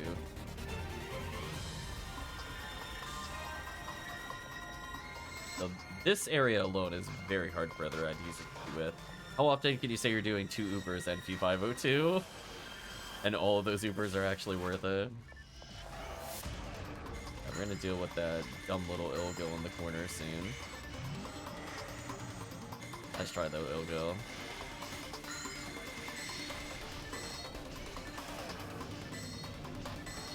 If you enjoy getting refoed, cool.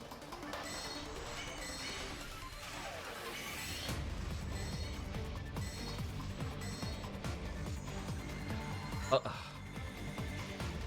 was thinking he was gonna charge me. So in that scenario, the Robardo would have worked, but they went for another player there. That was so sad. I tried. I guess I could have Gafoed that last wave instead of Refoed. Just to ensure the Del Beater slowed down. Keep looking for that. I'm just gonna eat my die flute with another material. I think that's fine actually. I just escaped all.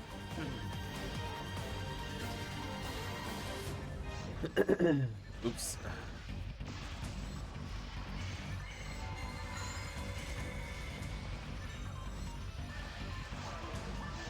I'll drop one. 15.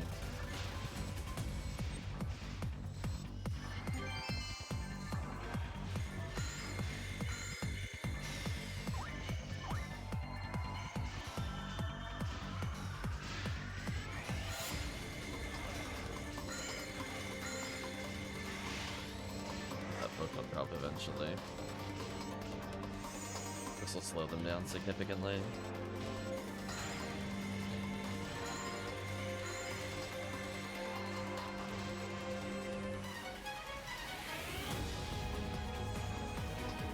Get out of here, Del Beater. It tried.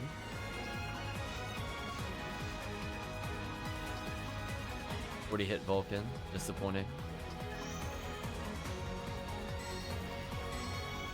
I basically stall for the freeze trap and then I can debuff. That's how I view the riff over here.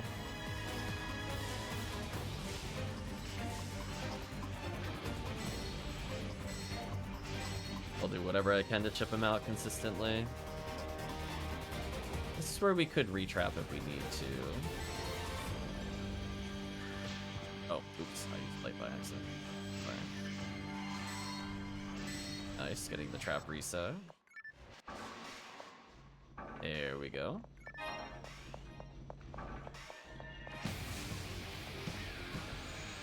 Nope. Immediately ran away from the force. I need to be able to buff you. You can't run from me. There we go. Otherwise you're gonna do no damage. Oh, I'm so in trouble. Let me tank those.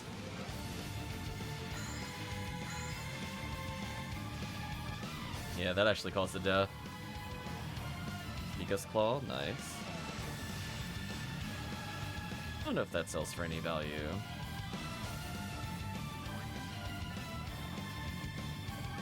Alright, where's the last Marilla that's not dead? Oh, it's just... wow.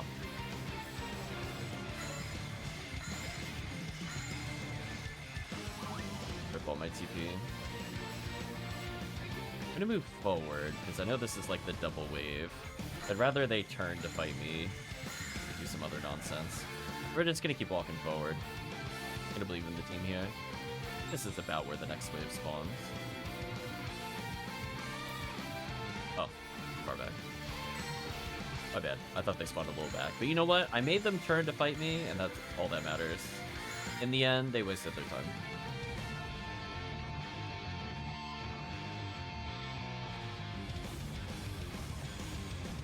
There we go.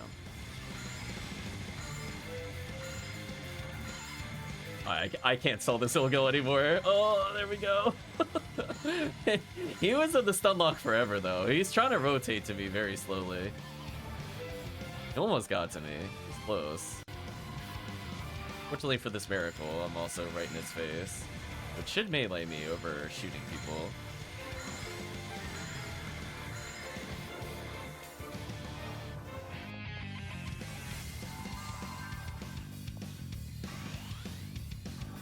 Everybody's buff timers are so weird because I had to revive. To fix it there.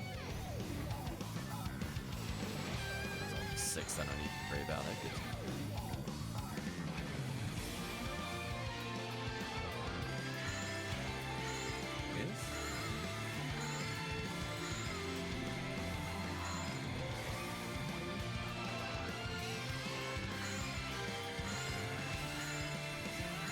Yeah, we'll do probably one more of these into just... oh. Forgot about the Del Beater.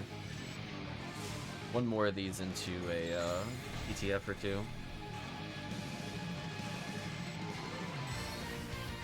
Invincible. Can't do anything there.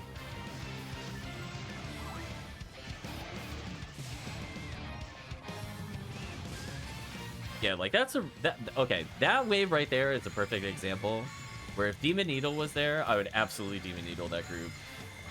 No thought about it at all. It'd be normal demon just to kill almost all of those. Because it's like a bunch of really annoying to hit the apes that already dodge hell. If they could get freeze trapped into it, it's basically just over. I was gonna say team let them get closer. Don't whatever. Hopefully I salvage this. We don't want them split apart unless they're really far apart. It leaves a no safe zone. The team when that happens.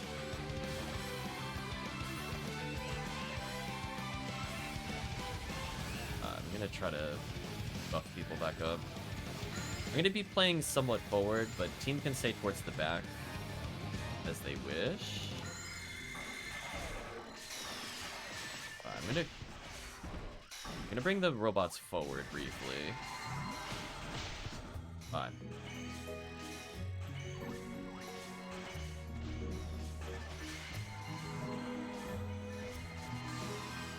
Okay.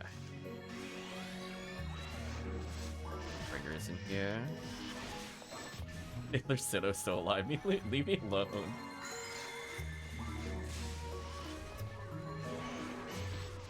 Ouch. There we go. I'll go deal with the Epsilon. See, at this point I could stop him from reaching authority. The team doesn't have a lot of healing or whatever. Fine, I could probably just kill him solo.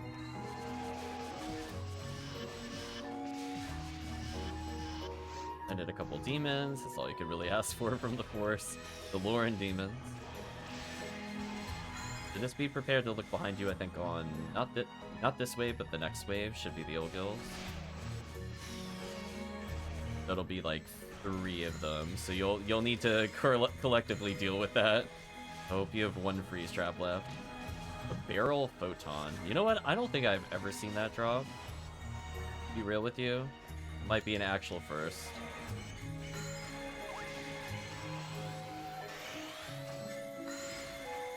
I'm gonna slow down the Ilgil. Oh, perfect. I got the freeze in 1 attempt.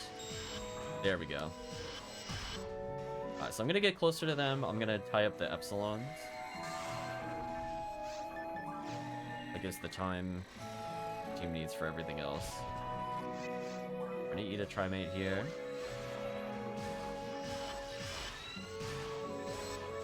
Team actually leveled me so much I might unironically kill it with ATP now. Or that was just actually impossible. There we go. Yeah, a little under 30 minutes. It's fun. 147 XP a second, not bad for leveling characters. Controller buttons being a bit weird.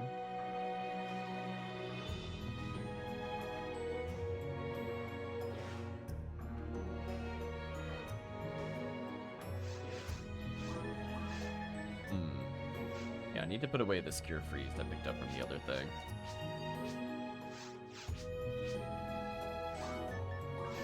And go restock the bits. So we'll always hold 1 Scape Doll, but it's pretty likely I'll pick one up during the run itself.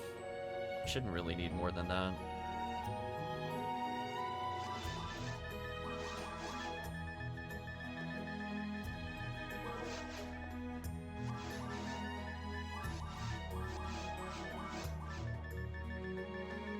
Still picked up Dimates by accident.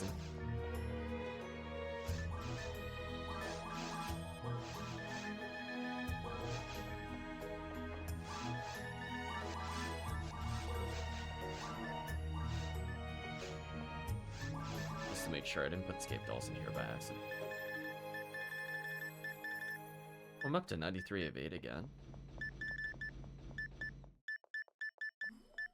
It's good at least. Take out 1v101 for my next Ranger, presumably. Still need more for my Hue casts. At this point, I might just hunt V101 over Heavenly Battle. Somehow, I have yet to see a single Heavenly Battle drop, despite playing Red ID Episode 4 and playing Purple ID Episode 1. But it's fine. I don't think I need to switch. What I will do, I'll make the game. I'm going to look at Pink ID. We'll let chat take a small break if they need it.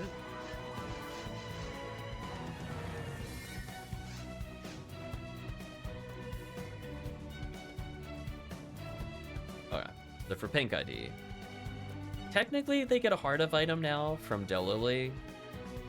So they don't get 0 value. They get the same thing from Epsilon, but spoilers, everything sucks for Epsilon. I think they might have added cladding of Epsilon as a component. I don't recall offhand. Let's take a look at the other Pink ID value items. There's no Deldups, no V501 there. There are Sonozells, so technically there's a reduced Psycho 1 chance, but it does exist for Pink ID there. Dolem Darls with Monkey King Bar, I think, are fine. Soul Banish on Spiegel's fine. Gibble's giving Terrell's Parasol.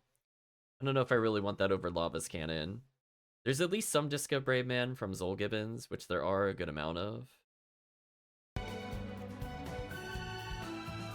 Handgun Melia from Maricus, just kind of the other version of Handgun Gold. Which, to be fair, it's probably better to go for Gold, since Gold is more annoying to get in general. It's kind of a shame that both of them have Asuka for some reason. Why are there so many IDs for miracles that give Asuka? Can we talk about that? Why does pink, red, orange, and white get that? Like, I understand maybe pink and white for being overvalued, but do they think red ID is so overvalued that it only gets an Asuka there? That just seems weird to me, Chad. Why is that there? Gaigwees giving Glide Divines are kind of whatever. Yeah, I don't... Some of these drops are kind of weird. It's okay if not everything has value, but, like, why is a mini-boss giving such bad items? I don't get it. Yeah, Prophets of Motab from Chaos Sorcerer is fine.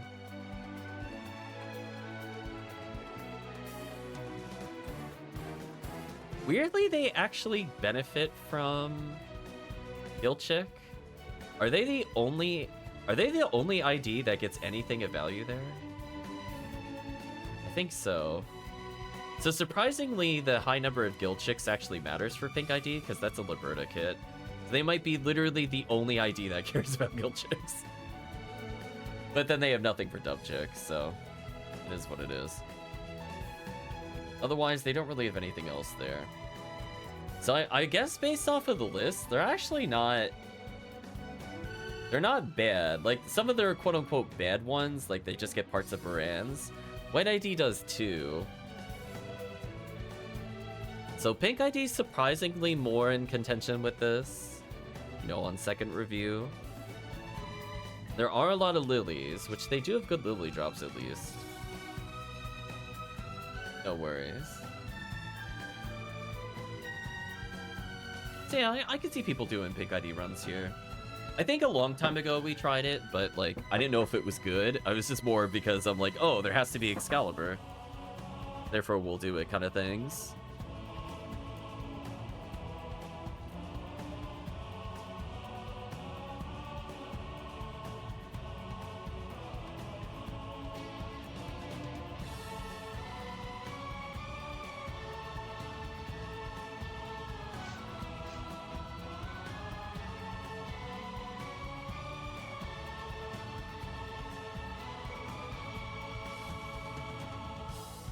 Okay. Seems like everybody's now ready.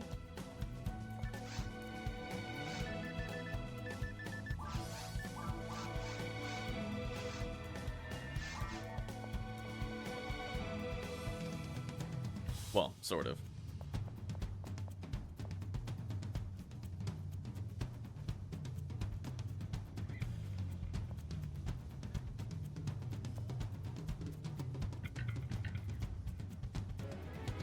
We'll just have a staring contest.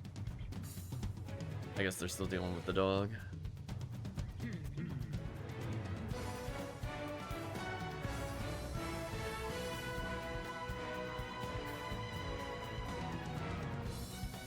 We're gonna pose menacingly.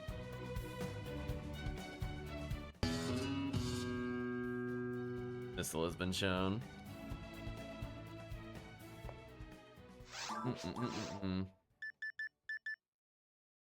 Yeah, like, technically I could put a V101 in my Phonumen, but do I care? Not really. I'd rather that go to a future character than put it on this character and forget about it.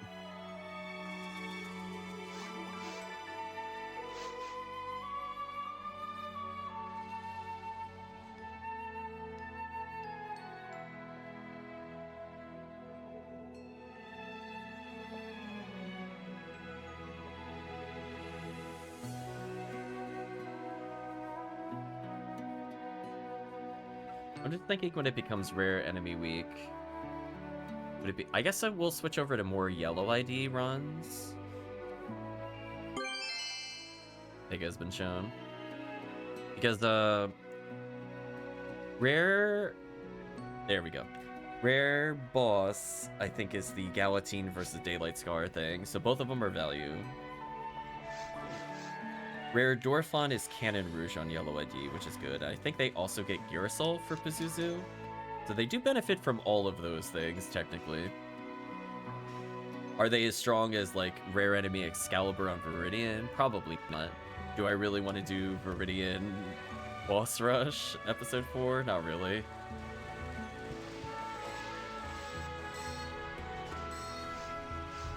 If we did like Christmas Fiasco Viridian, which we'll probably do at some point, don't get me wrong.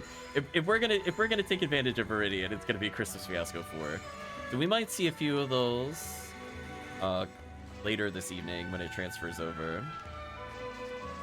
So don't worry, if you need more coal or just need more episode 4 goodness, I would expect a lot of it for a while.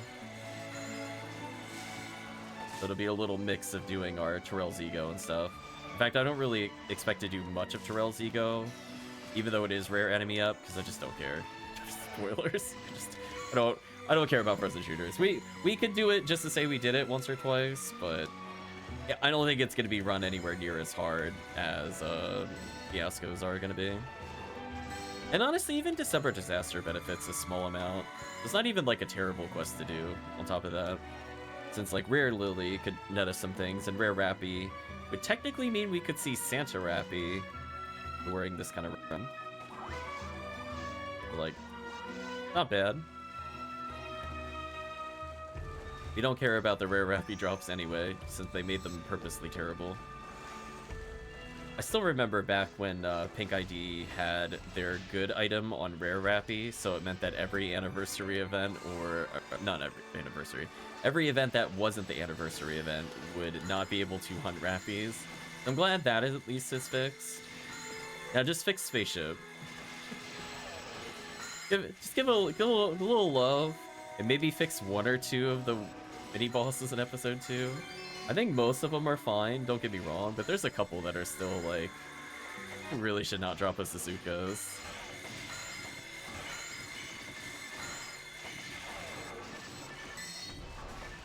Like, they don't have to give us like VO2 level items, don't get me wrong, but like, give it something that we could like very niche use or something. I'm sure there's a lot of potential candidates for those. Just make it like a Guardiana or something. Do you know what I mean, Chad? Like, it doesn't have to be like an all-star item per se, but just something.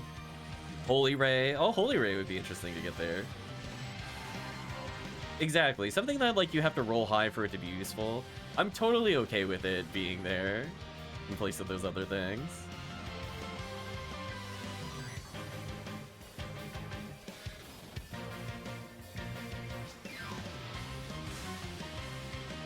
Yeah. This sounds familiar. Was this in Smash or something?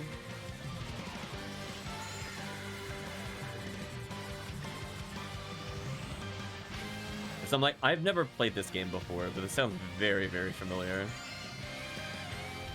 Oof. Disco Rayman dropping from the geese. Then I looked at the stats. I'm filled with regret.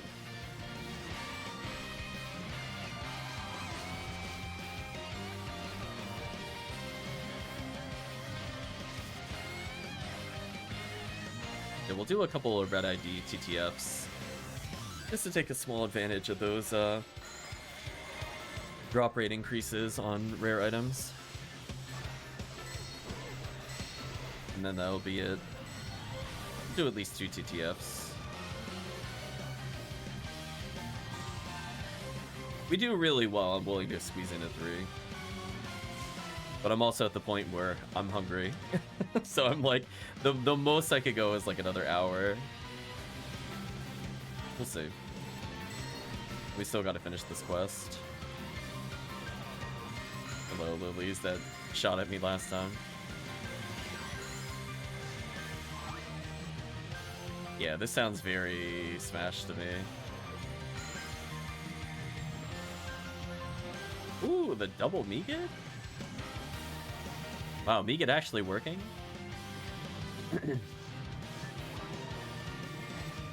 No worries, Chris. Hopefully you get some rest after this.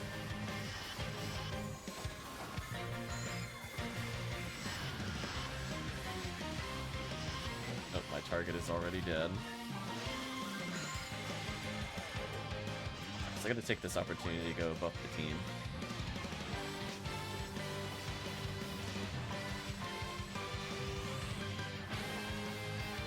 It's just one of those things where I'm like, there's very few ways I would recognize a song for a game I haven't played, and I know I've never played this on stream before. Like, it has to be.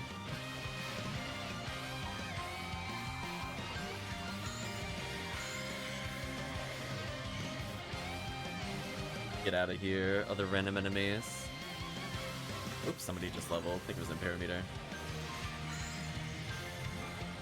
Ooh, I Megaded the Lily? Take that, Lily. I'm the Megad now.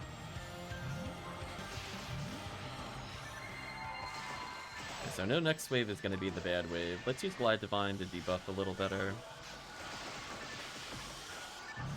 Yeah, get Megaded. Get on my face. Oh, I'm sorry, one more wave. I'm like, wait a minute, there were no holdouts there. I was slowly processing. Rip team.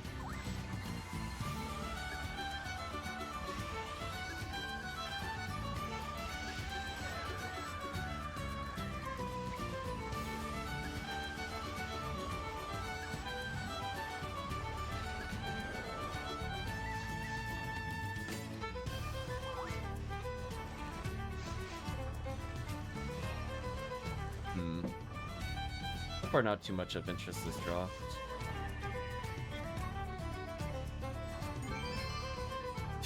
I say as the Disco Rayman drops from a box. If that was me and not a freeze trap, that was the best Robarda of all time. It's like, I didn't see it because I was blinking at the time. But if that timing of it was very silly. I mean, I'll take it.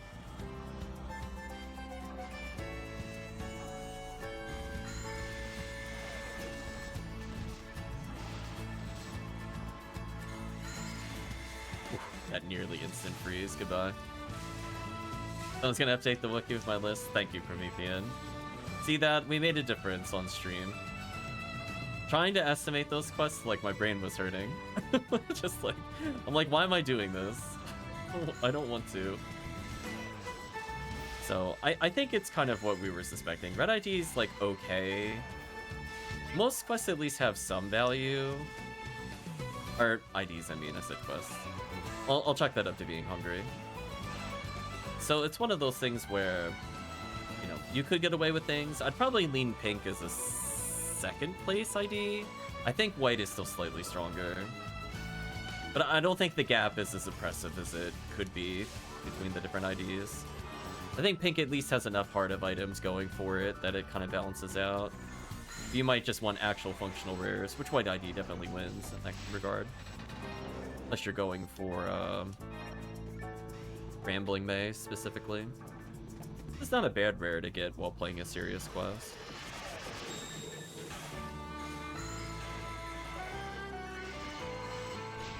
I've been the nuked.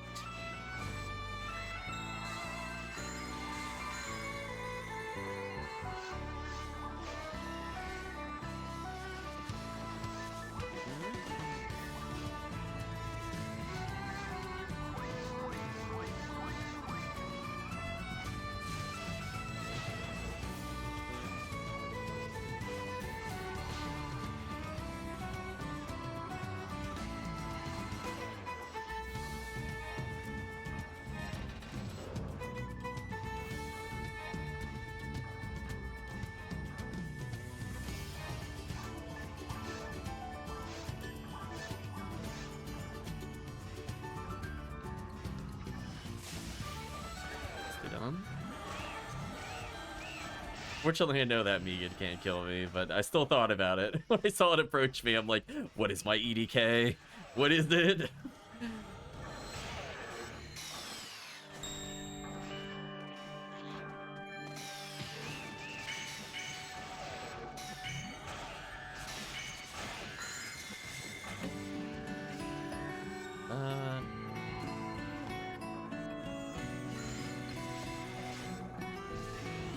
Gives me a good opportunity to rebuff the team.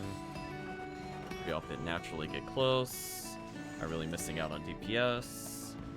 Those boxes while I wait.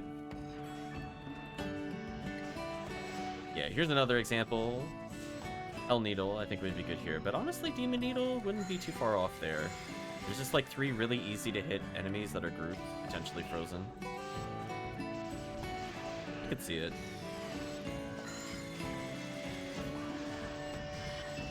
Honestly, with how quick the team attacks here, I should probably go back to the I only switch into my accuracy mag on the last floor. There's like a couple opportunities where I think about using demons, and then the enemy's just dead nearly instantly, so it's like, what's the point? Where I'm like stalling a wave like this to make sure the team's good for it.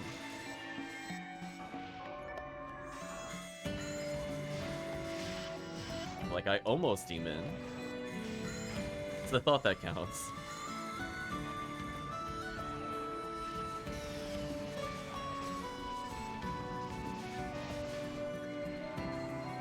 Yeah, this is definitely one of the better custom quests that have been created. Not even recently, but just in general.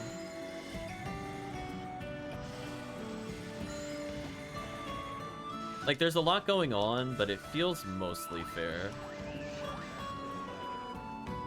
It's hard. I know it's hard in particular to see Delve Eaters used in a fair way. I'm looking at you, Penumbral Search 5. So it's like, I appreciate it when most of the Delve Eater waves are completely manageable. Not anything too crazy going on. I landed my one demon. There we go. I justified my accuracy mag there.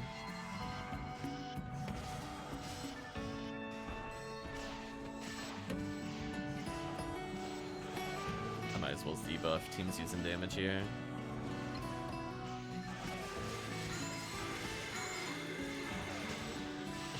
Oh, they died nearly instantly.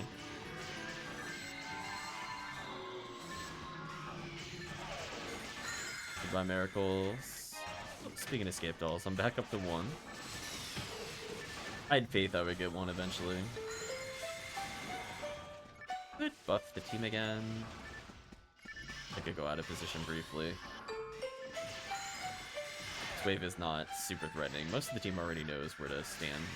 They seem to do fine there. I'm the only one that's like massively out of position for that. Rid of these.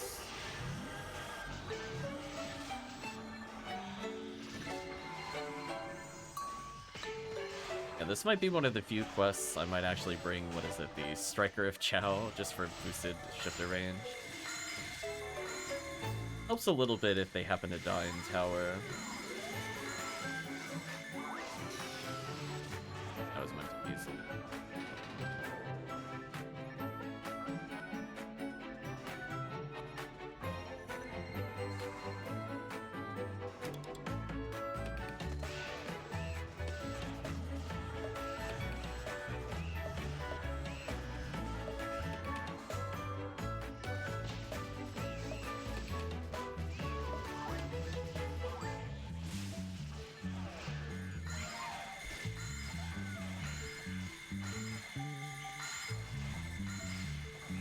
Saying hello to people.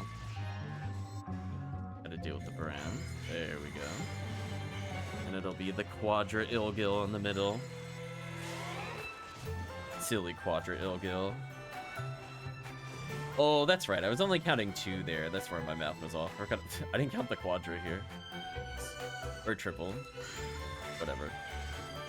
I had Delili's an honorary Ilgil here. They all insta-kill. Get him away from me. Little Rifoe for damage there. Ooh, that looks kind of neat. Got frozen with his shield up.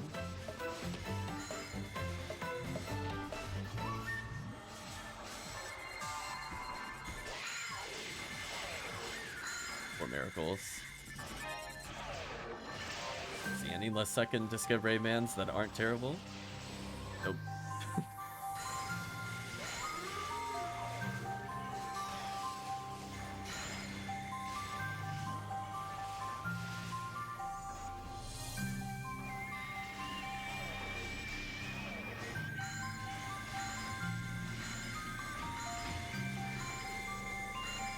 Do what I can to pop their crystals, less targets for shotguns.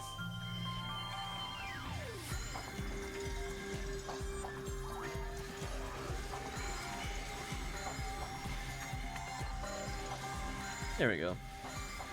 Mostly under control.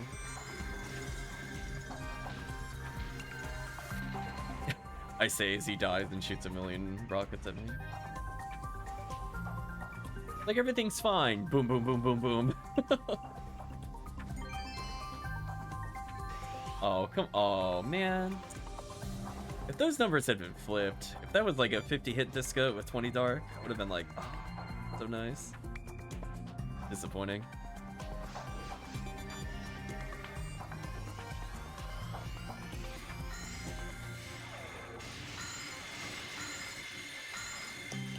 Yeah, the fact that white even has surprising box value is kind of funny to me. Because usually I just kind of default pink ID is the best, or yellow ID, depending on where you are in episode 2. Man, oh man. White ID with those discos, they're kind of nice. Although, to be fair, pink ID gets Jayas from those boxes while still getting disca. Kind of OP.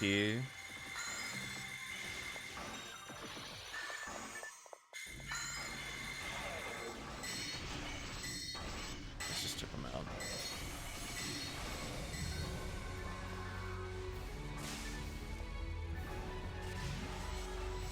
Wow, that Megan is getting kind of consistent. I like that.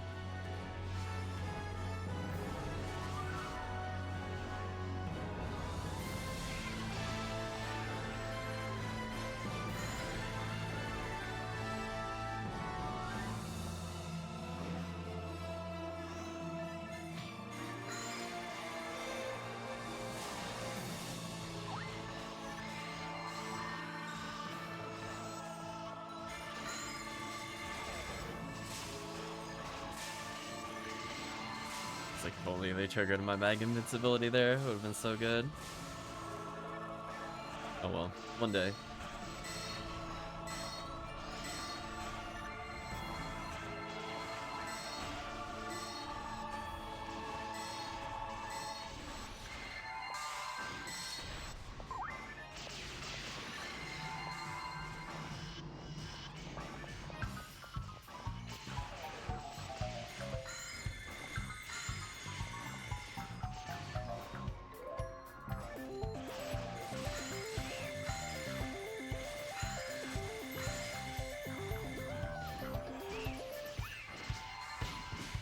Welcome, Barkeep.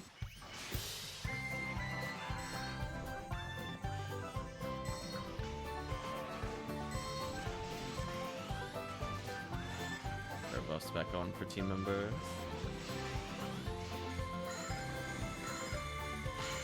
First with my buff. Thought I got him with Thought I got him with the first batch, is what I meant to say. To back up slightly. There we go. Ben, another photon draw. Hey, Gurren. There we go. About time we sell some of these old drops. It's like we're overdue. Game still owes us a nice V502 at some point. But to be honest with you, all zeros, unfortunate.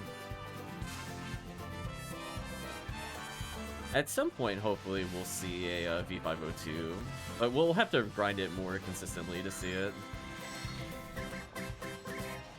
That's one of those things I expect in like 15 runs. One of us should see it. We've done like 5 or 6 total. Another photon drop. Also, to no one's surprise, I've only gotten, I think, that one present in 3 hours. I think that was a pretty accurate prediction. I'd be surprised if I got more than 2. I don't think I picked up a second one. Sadly, it looks like that is just the way for the on-stream luck. We'll make our way forward to the next brands.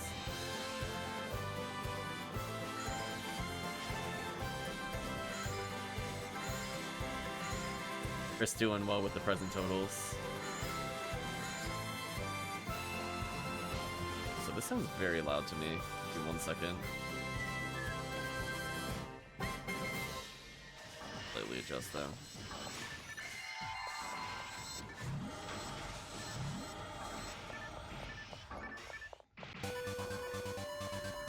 Oh, now it's much quieter. I'll put it back then.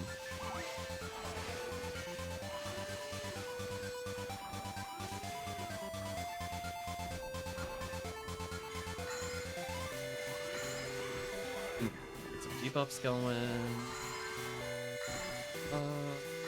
What did you forget, Promethean?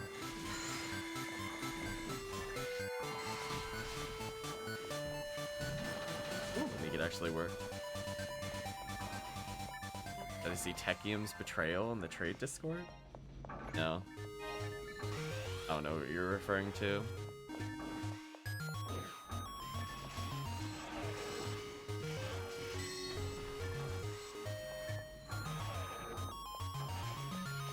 I was about to say, I was about to guess if it was a cookie or not.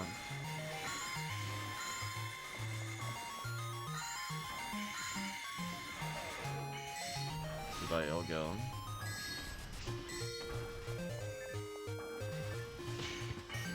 How did Rafoi not target anything in front of me? That was a PSO please moment. There was a character almost literally lined up at me at a moderate distance. That should have worked. Whatever. I did cast the Gafoi this time, but it didn't charge me. So rude.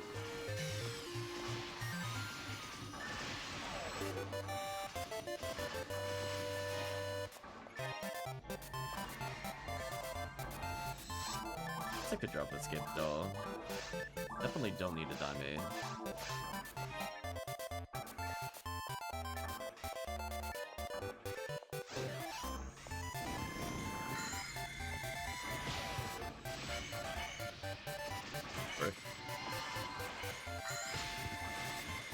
How are the runs so far? Asked from a battery. Absolutely abysmal. I think we've seen like, I don't know, like 3 or 4 presents total between all of us, and no rares of interest. I guess that, well, that's not true. Technically, there was a low roll Cannon Rouge. We saw 1 item of interest today. That's been about it. That's such just the life of PSO.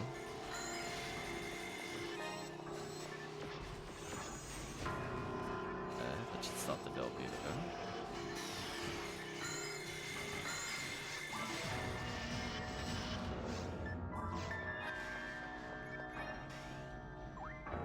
I like to call that most unfortunate.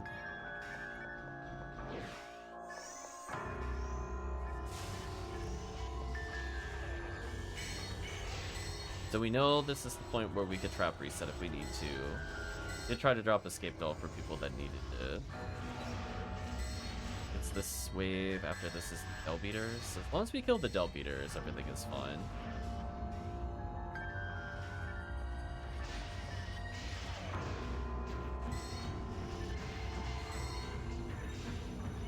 There we go. Quick Embrace of Death. I've got a couple escape dolls if people need it. Just let me know if you need it, that's all. Debuff Retract. There we go. Oh, almost got died to the murder shot. I thought somebody was attacking it. That was scary.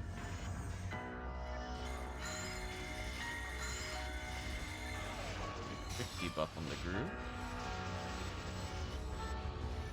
Leave me alone, Gavold.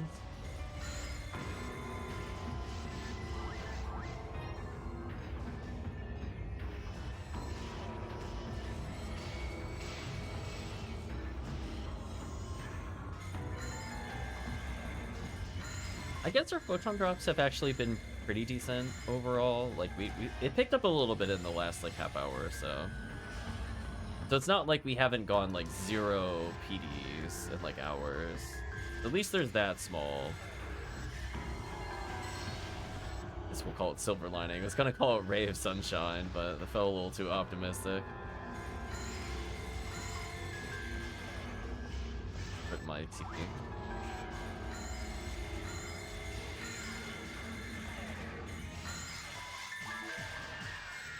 There we go.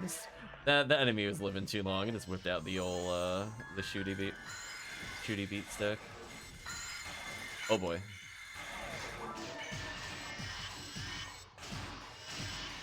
Damn, that feeling when 98% but not good enough. Do I have Smart Link on? I do. Wow, that's just unfortunate. It is just most unfortunate.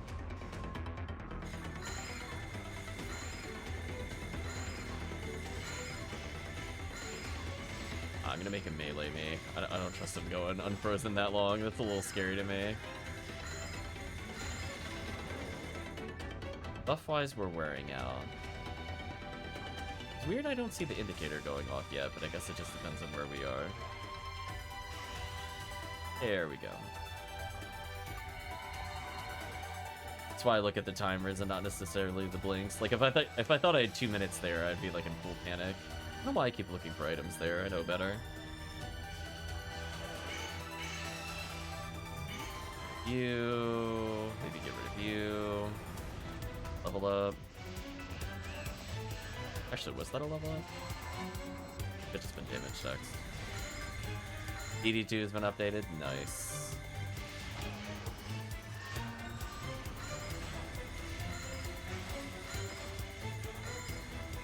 Oh, the back-to-back Rabarda freezes. Get wrecked, Elbeater. Well, I'm poke you to death with Fly Divine. What are you gonna do about it?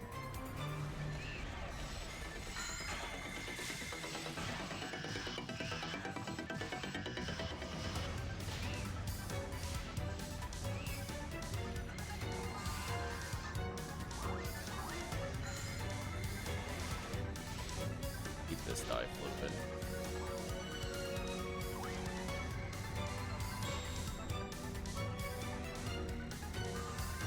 Give me Mag Blast on multiple levels with invincibility proc, but unfortunately, I got Mag Blast, and I was below 10% health, so I had 2 potential triggers, and none of them triggered.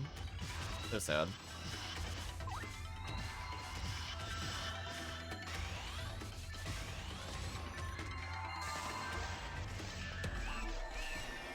This is debuff time.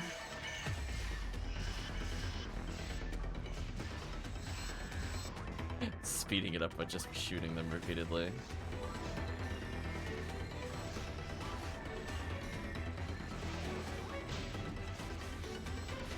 Yeah, as long as the blue ones are kept off me, I'm fine. The blue ones are a problem, because they can randomly freeze.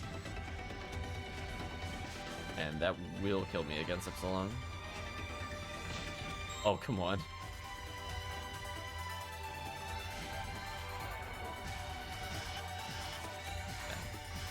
Demon proc, that's all I needed. Yeah, that one's really hard for me to stop. I have to be really far down there to stop that charge. Oof. That feeling when demon, but no reward.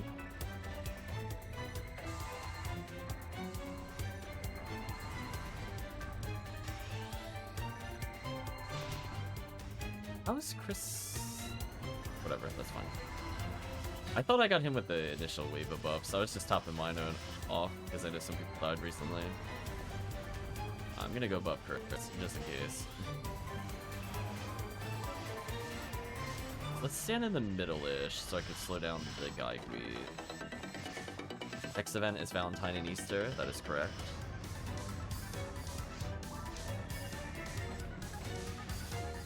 Yeah, Valentine's is when you basically would like to do falls or other rare item hunts, regardless of what the bonus is. Because you can get the free rare bonus.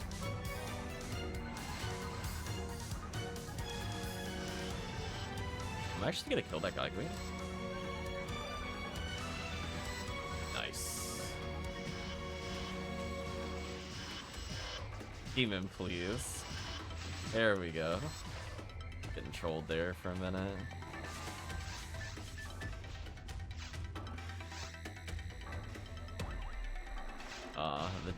The time wasters are here.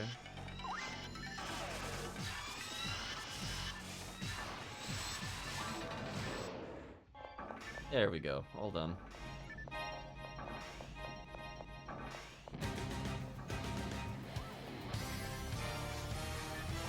Okay, let's wrap it up with some Red ID TTF. Probably do 2, based off the time. And we'll do rare enemy-ish later. Oh, oops, I still have coal in my bank. Or not my bank, my character slots stuff. Keys, don't need keys. Escape bell, I guess. Into the character bank it goes. Yeah, when I say this character was doing this quest last year at like 120, we did it around like 150-ish this year. Now he's 161. He managed to get a decent amount of XP just running this quest. Take a look at our photon count real quick. We have... Ooh, 75 now. So yeah, a good amount. I think I picked up 11 or 12 so far during this past 3 hours, which is pretty decent. One or two were from present, or 2 or 3 were from presents, but still pretty good overall. I have enough I could get another ultimate present if I want to.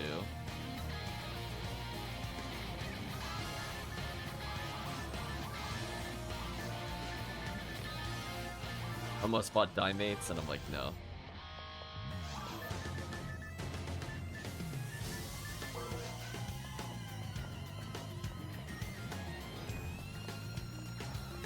Yeah, so I'll switch out to Red ID. Team can play whatever they want.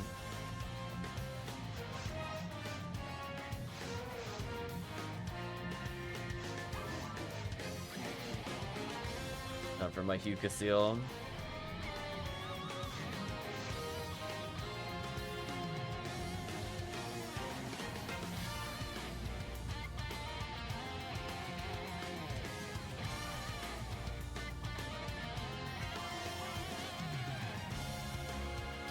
Yeah, the fact that almost every one of my original 12 characters is at like either 189 or 190 plus is a good feeling. Means that I feel pretty comfortable just swapping them in. Ooh, she's gonna level soon. That'll be fun. She's overdue for a material swap.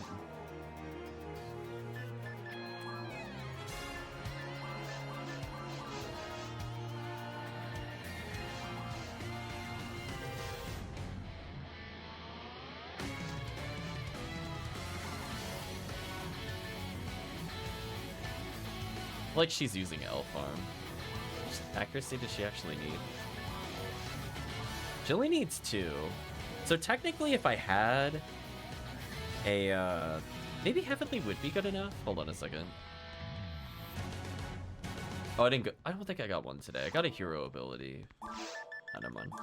If I had another Heavenly, I'd probably put it on her. Since she's not at max defense or luck or evade, that would mean I don't need to swap her materials as soon as I should. She should be at near max defense with that. If not max. I forget what her cap is. I'm assuming it's not near 600. I'm assuming it's like 530 or like 535 or something. But she's already above 500, which is solid for solo play. It's like having D-band on at all times.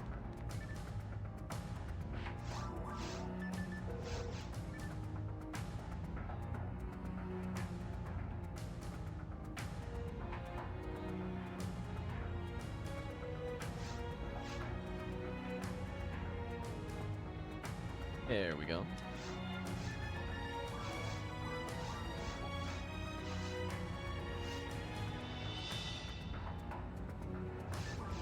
I was trying to look up the max stats because I was curious. Oh, it is. Oh, it is 525. Okay, yeah, that's about what I thought it was. I wasn't super far off. Yeah, I could have just slightly bumped her defense up.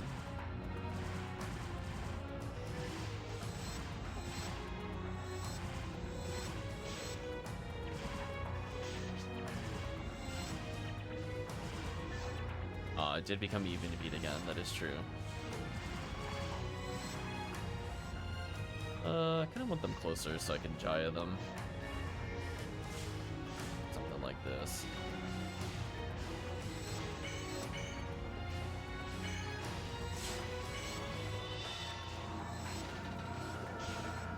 So they're done with their waves. Put down a tailpipe as we clean up this last wave. On red sabers. On red sabers.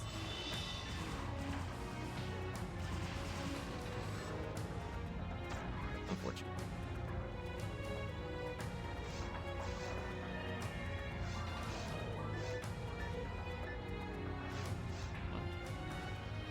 I was gonna say, while hungry, I don't think I should dark flow. Concentration level is not there.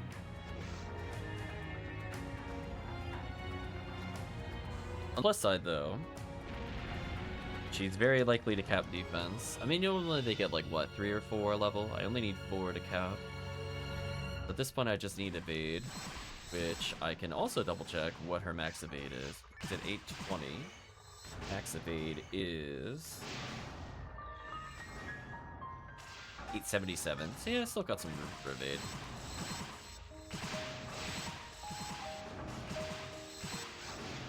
Probably switch to Vice just to make sure this thing dies. Yeah. Worth. So I have enough safety health in case something else goes wrong. And I'm going to Disca basically everything away when I go to kill the lilies.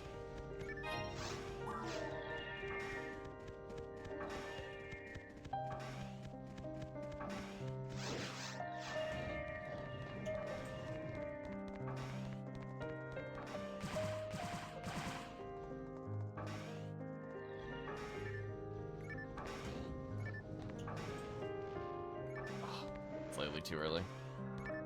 Technically slime dupe it by like timing the fire trap there. The worst that happens is I just gotta wait a little more. That was too early. That isn't. Oh, that was still too early. Damn. I detonated my own freeze trap but wasn't able to hit them. Oh, only 2 defense that level up. Oh, that's kind of terrible. Damn, they did Hukasil dirty. Why does she have like force level defense level ups? It's supposed to be at like an insane number. We're just gonna leave this area.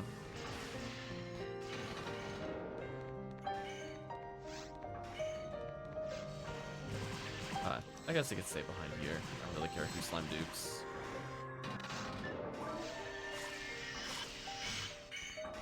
Did that really detonate just slow enough that it forced the block there? That sucks.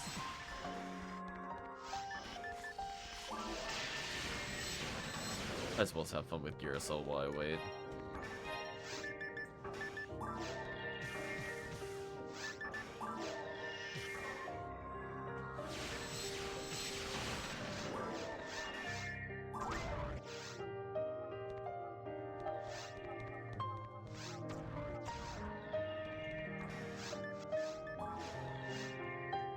There we go, nice and simple.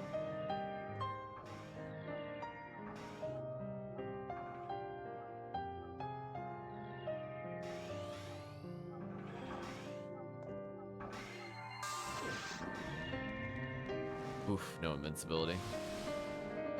That is gonna be annoying. We'll do our best though.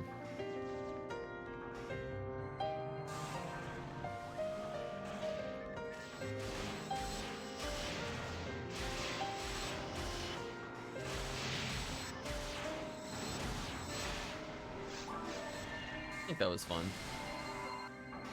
Only needed 2 Jaya swings. Good enough damage.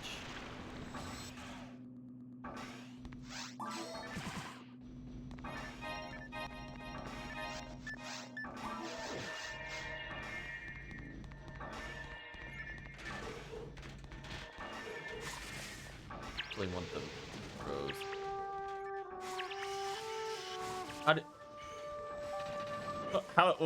How did it not freeze the closest one? Was it like still an iframe? That kind of sucks. Of all the times where you can freeze enemies, why is it not when they're rising like that? Listen, you can freeze enemies that are like untargetable, but I can't freeze that guy there. Whatever.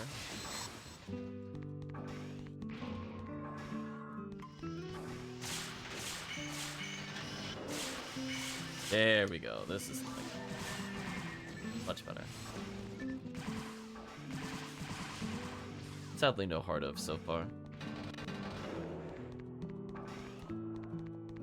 Yeah, and if for whatever reason a photon drop does appear there, feel free to just say like, I don't know, just type TP or something. We'll figure it out.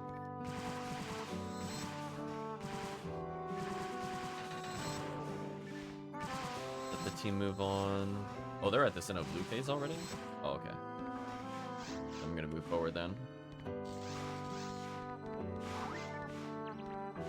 Maybe I'll get a cannon bin kill here. I'm gonna get at least 2 Sinnoh blues killed.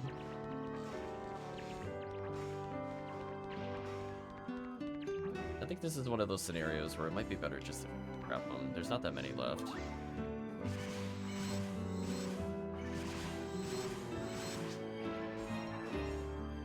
Nice.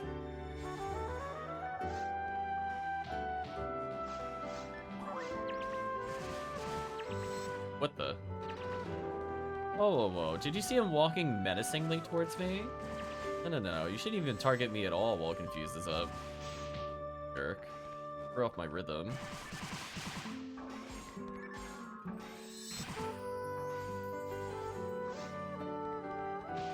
Oh, I walked a little slow out of there. Almost cost me a life. I do feel like my power attack button has been failing a bit more. I'll have to see where the new controller shipment order is. Welcome here, Nito. Hope you're doing well.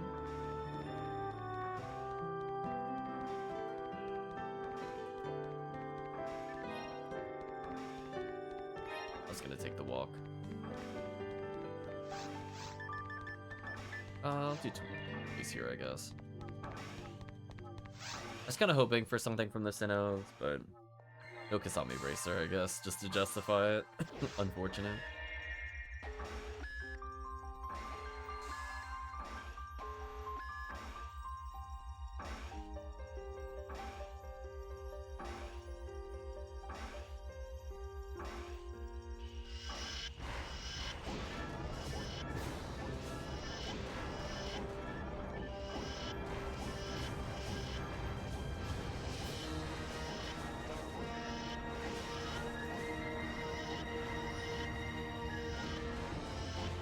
Hitting it a lot with Twin Blaze here, which is good. My damage is pretty high here.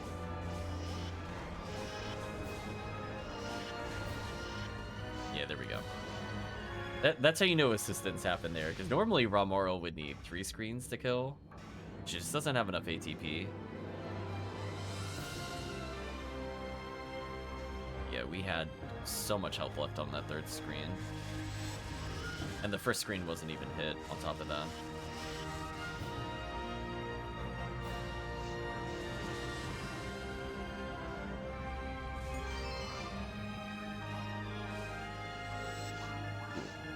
Up.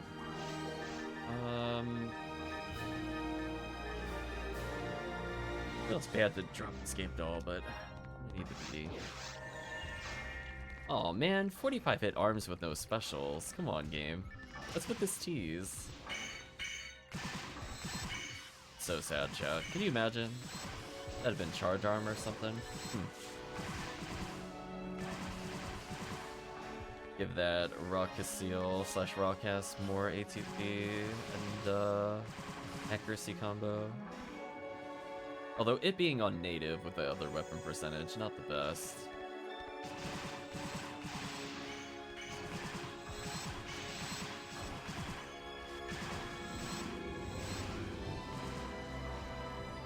Okay, we're out of here.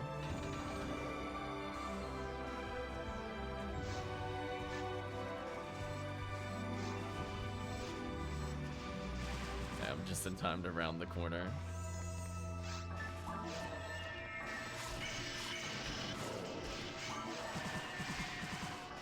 There we go, and leave that to the rest of the team.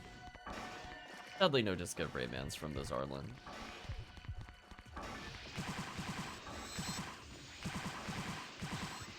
Oh. Oh boy, I was like, that was a little dicey. Beast trap.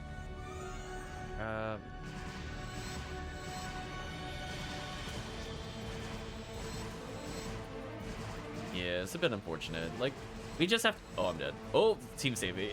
It's like, I shot my normal shot. I'm like, oh boy. Trap here. Freeze trap here. Trap here. Enough. Damn, still no spread needle. One day we'll get the spread needle for the group.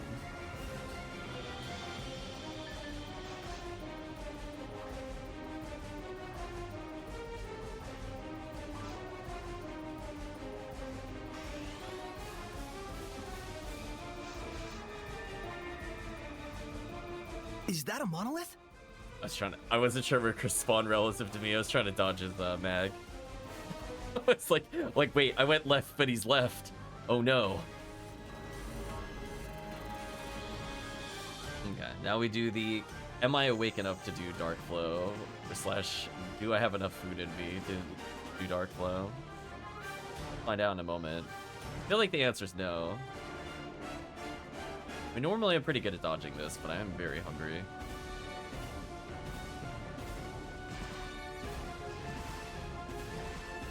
I don't like being super close to another player. Let's back up a little.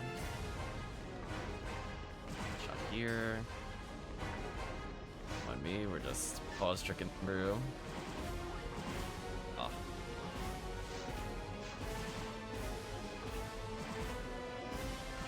We'll get there eventually. I really don't want to be where I'm at, because if it gets killed, I don't want to be behind the boss. There we go. Striker Mag is definitely the diffuser's biggest fear. I'm like, I don't want to deal with that. I'm trying to dodge it 24/7. Like, leave me alone. Oh, I managed to get through it. I'm not gonna say it's our cleanest way of getting through it, but we got through it. Switch to the last swan at the last second in order to maybe hit the boss here. Although, if it moves slowly in front of me, I'm going to be very sad. But it's a 50-50. I'd rather just get the guaranteed damage. Some damage, better than nothing. Primate.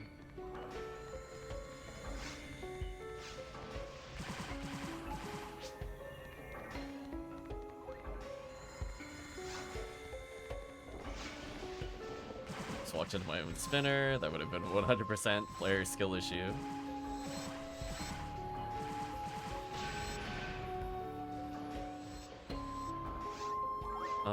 I'm kind of in a weird spot. Hopefully I don't get hit. Oh, I'm bad at angling. Yeah, GG. I mean, I got scaped all at least, but I don't think anybody else is free to buff me. Oh, maybe? No. Yeah, that's kind of the downside. When the boss kind of takes longer than expected, it's just one of those things where it's like, one of those. You never know. Could have passed red blades out. Could have been shifted. Slowly making my way over to Chris. Yes, I just don't have any damage.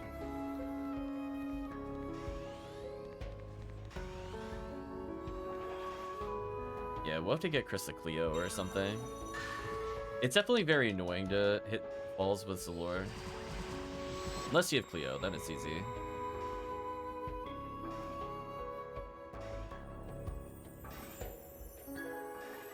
Cleo the best.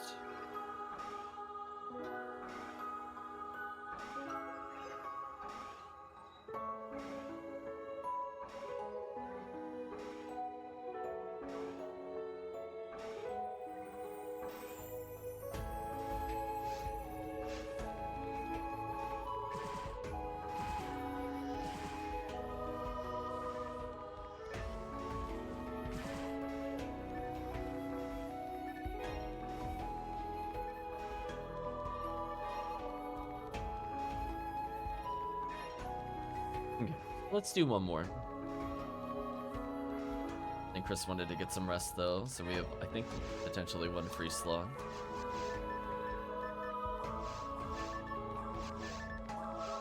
Fix our synchro a little bit since we're here.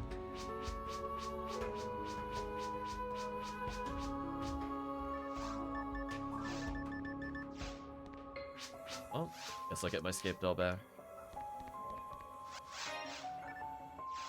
Look at that, going money positive when using Giant run. So good.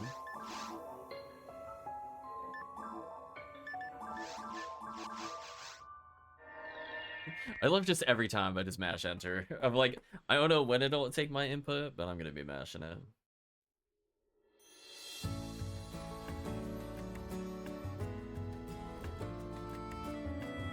Hopefully you get some rest, Chris. Yeah, welcome to PSO. Brutal. Brutal RNG.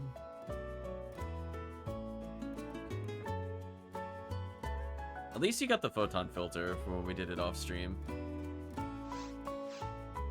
So if there's anybody that wants to take Chris's place, we have one free slot for the final TTF.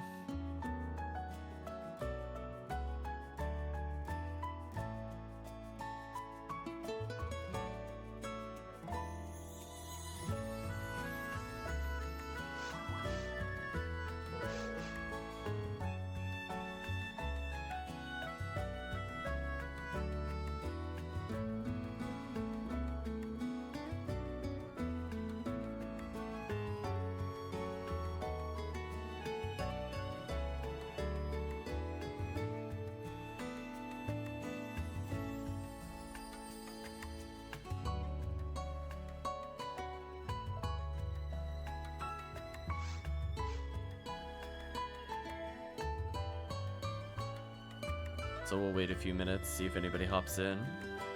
Otherwise, we'll continue on our run.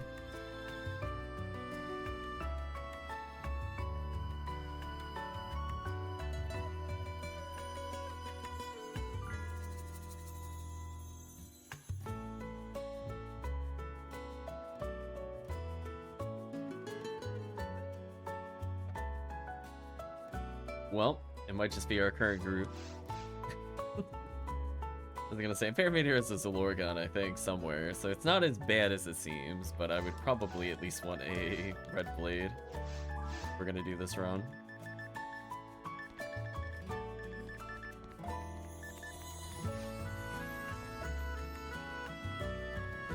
Just because there is gonna be a very likely chance I will be outside of buff range of the Humor.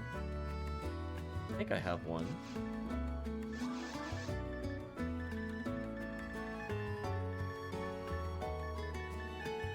I do, okay. I'm gonna hold my one evade material. Oh, oops. Ew, how do I get rid of that? What button did I hit? Oh, it's F9. Like, what the heck? Things I never want to hit, 101. I think something fell on my keyboard, because I'm like, I wasn't pressing anything, so it's like, what just happened? Getting trolled. Don't worry, we'll get the rare triple red ring, just for you, Chris. I guess F11 got hit. Let me get that one. There we go. I don't really want to type as I walk. Drive me wild. Okay.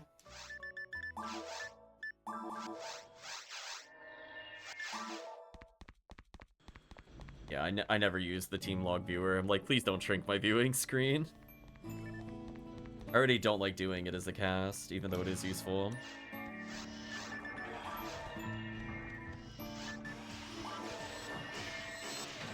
There we go. Like, slightly too slow. Alright, so in these opportunities, in these moments, I'm gonna rely on Confuse Trap to do damage. If we don't have a serious buff, makes sense. Let's unironically put it down. Better DPS than what I'll do. I'm doing like 170-ish. They could be doing 200 plus to each other. I'll just get a Brave Man, bad drops.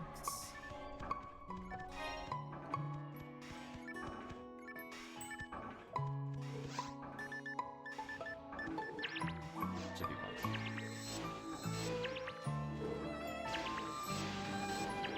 I'll take a telepipe to them soon.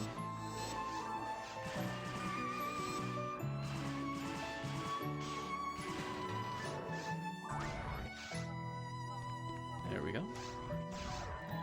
Wasn't too bad in terms of cleanup time.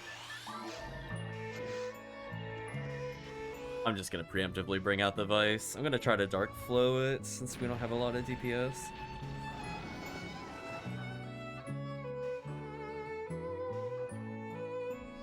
If it wants to fall on me, that's fine.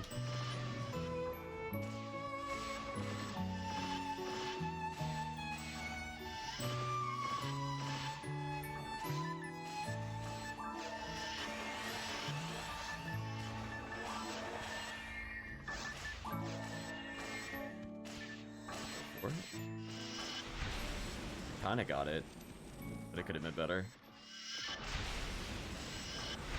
Ooh, that was almost bad.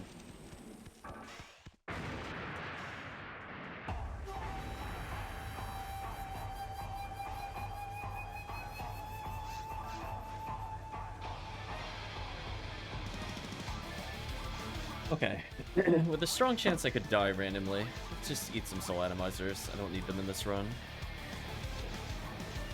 Preemptively boost our synchro.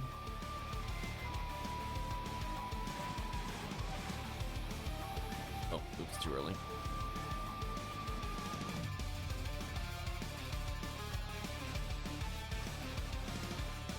With you. 1, 2, 3. Freeze trap. Walk away. Just get Rayman. Turn around. Get sad that the buff wore off right as I went to attack, but that's fine. Damage is at least pretty good.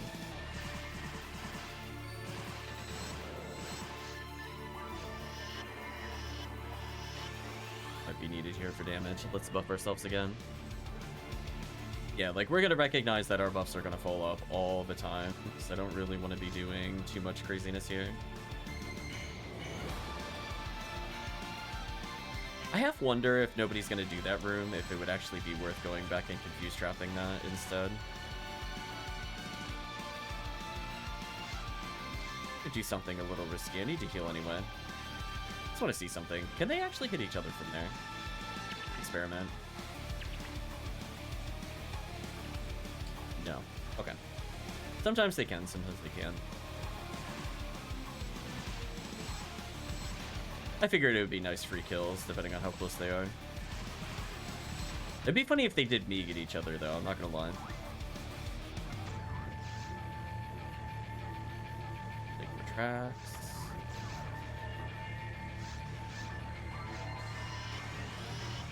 I'm just gonna leave this out until I need to Jaya. That way I can buff and then see where we could go with damage from there.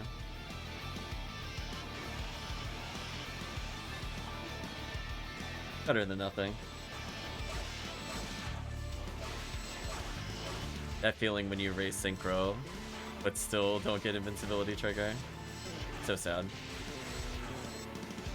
You know what? That was fun. I used a couple more Jaya swings to compensate for lack of team. I think it was decent. So in the event that I don't do a lot of damage here, I think I will, instead of disking these, I should probably just confuse trap these. It's kind of like the judgment call. Like, if I have, like, a Hugh cast on my party, like Tiggy, for example, who's, like, decently equipped and also has, like, just Rayman 13, blah, blah, blah, I would rather freeze trap to guarantee that they land their... Oh, hello. Guarantee that they land their Disca. If I'm, like, with the Ramar, it doesn't matter as much.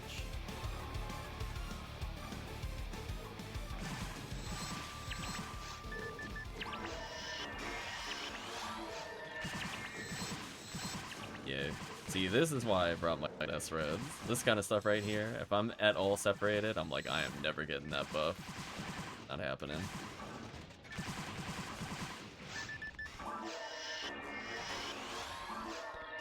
These... I'm gonna rely on their damage being better than mine to just kind of clear this up. Similarly, I can kill a lot of Sinnoh Blues without pretty much any time loss, because I barely shoot them to begin with.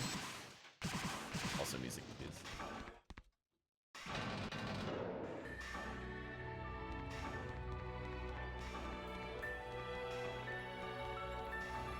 Yeah, like they're entering Sinnoh Blues. Just hit Barans. I think I'll just go for one set of Sinnoh Blue kills. Already at the Barans. Pretty far behind, distance-wise. I'll throw out some confused traps, but I doubt I'll get a kill from the Cannabins. Or they could actually focus fire for once, that's rare. Take little baby steps to dodge them here.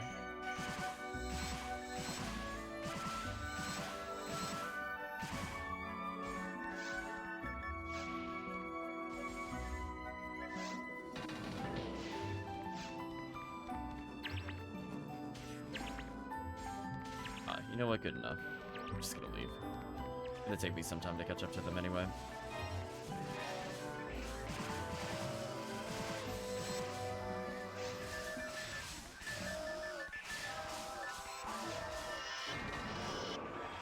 Gonna be an interesting bowl up. I don't think Retract has the spread needle. Oh no. Take him back. See it now. Then it won't be too terrible then. I'm like, a Parameter is like getting up there in levels, but like Excal Stunlock is super awkward before like 180 on most characters. You have to give up some important slots. Let's try to slow it down a little.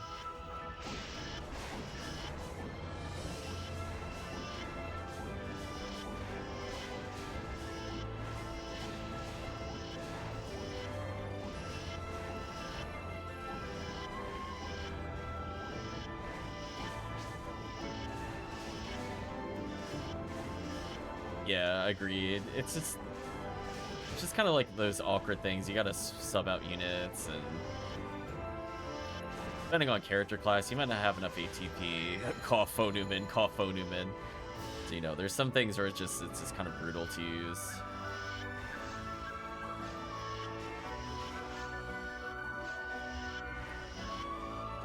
I'm trying to slow it down a little.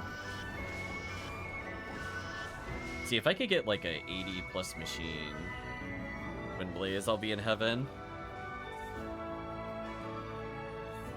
I'm not gonna sphere for it. I'd rather just randomly get it during a box run or something. Which, it only took like 600 box runs to see it, by the way. I think I'm hitting the cage. If I'm not, at least I can hit it now if I need to. Yeah.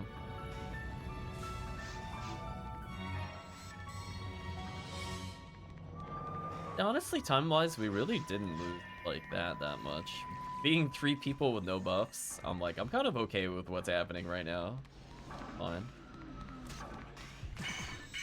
Like, we lost like a little tiny bit of time on one of the other characters.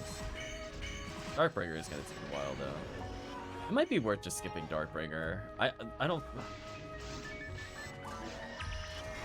I'll think about it. And I guess we could still do it, but it's just gonna be awkward. I'm not killing the Arlens, even with the damage penalty. It just means I'm not gonna Disca, which is gonna be slower.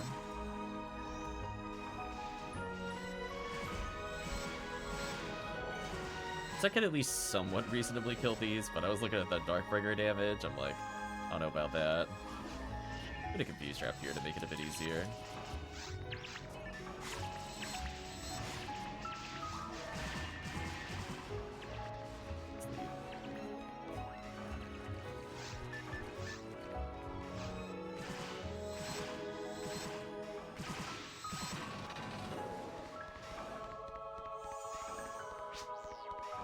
Welcome, Techium. Hope you're doing well. I was probably gonna stop after this run since it's almost 2. I need to. Hope you're doing well.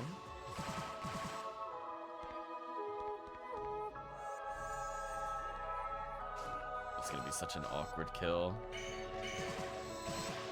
More worried about the Deldy than the Sorcerer. Care about the Sorcerer. Or whatever he wants.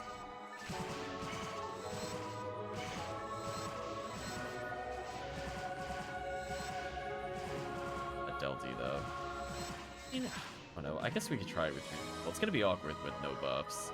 We're gonna have to use some free strap shenanigans to slow him down here, like this.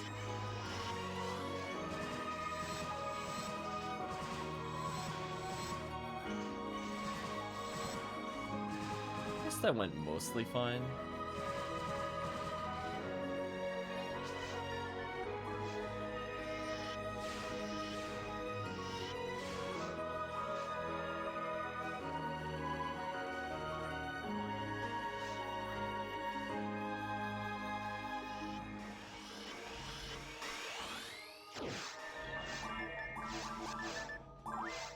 Soul atomizers. I don't really need you in this run.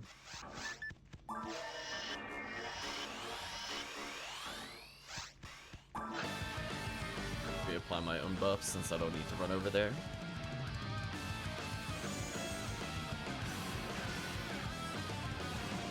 This last one will guarantee I still one-tap everything. Kind of an important thing to have here. That was bad.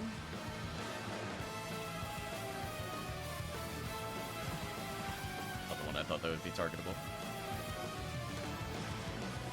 Should slowly learn, read the minimap to see where the targetable ones will be. Like, just let the pattern reset a whole bunch of times until I learn it.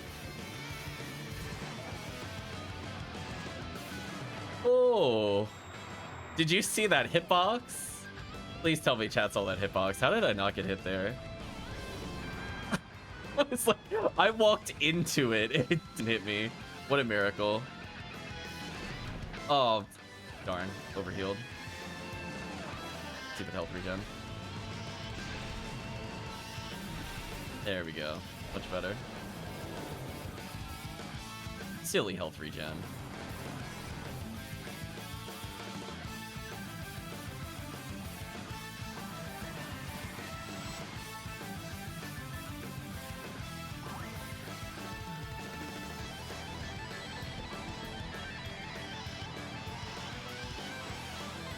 Okay, this is a big opportunity.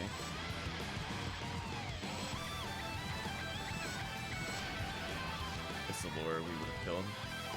Fortunate.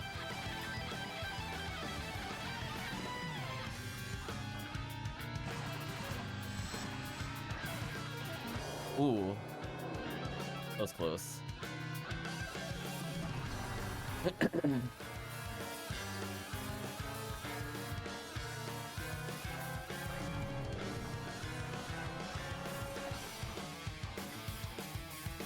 Oh, yeah, on mine I don't think he was. Darkfalls definitely is now, at least.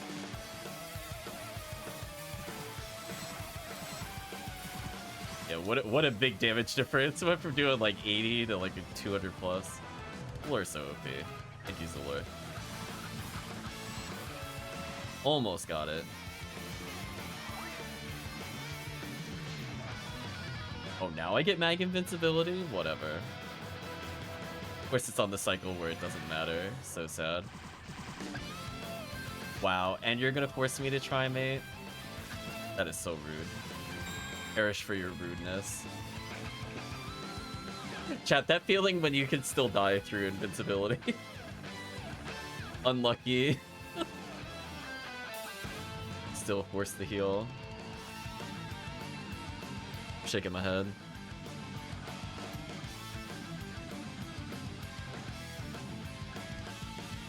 Yeah, I think that is all for now.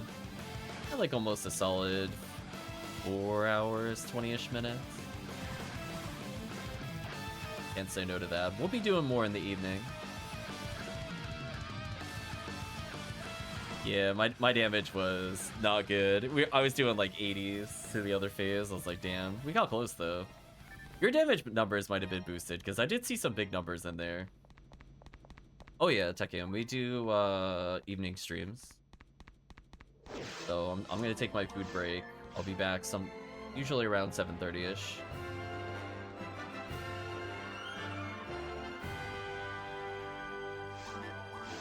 No worries, Imperameter. I'll put this away. Hopefully I won't need the S-Red Blade, but hey, I'm glad I got to get some use out of it.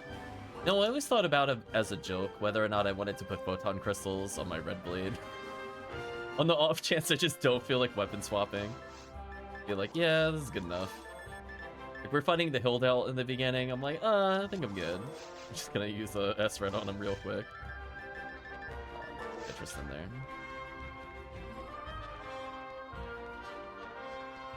I mean, 15 minutes with no buffs. I'm okay with that. Listen, chat. That's still faster than some public games. And we still did, like, the extra kills. I think I skipped out some of the Sinnohs. But otherwise, that was basically the same run we did. Yeah, it would be like 10 or so less kills because we didn't kill the Canadians. Kind of okay with this.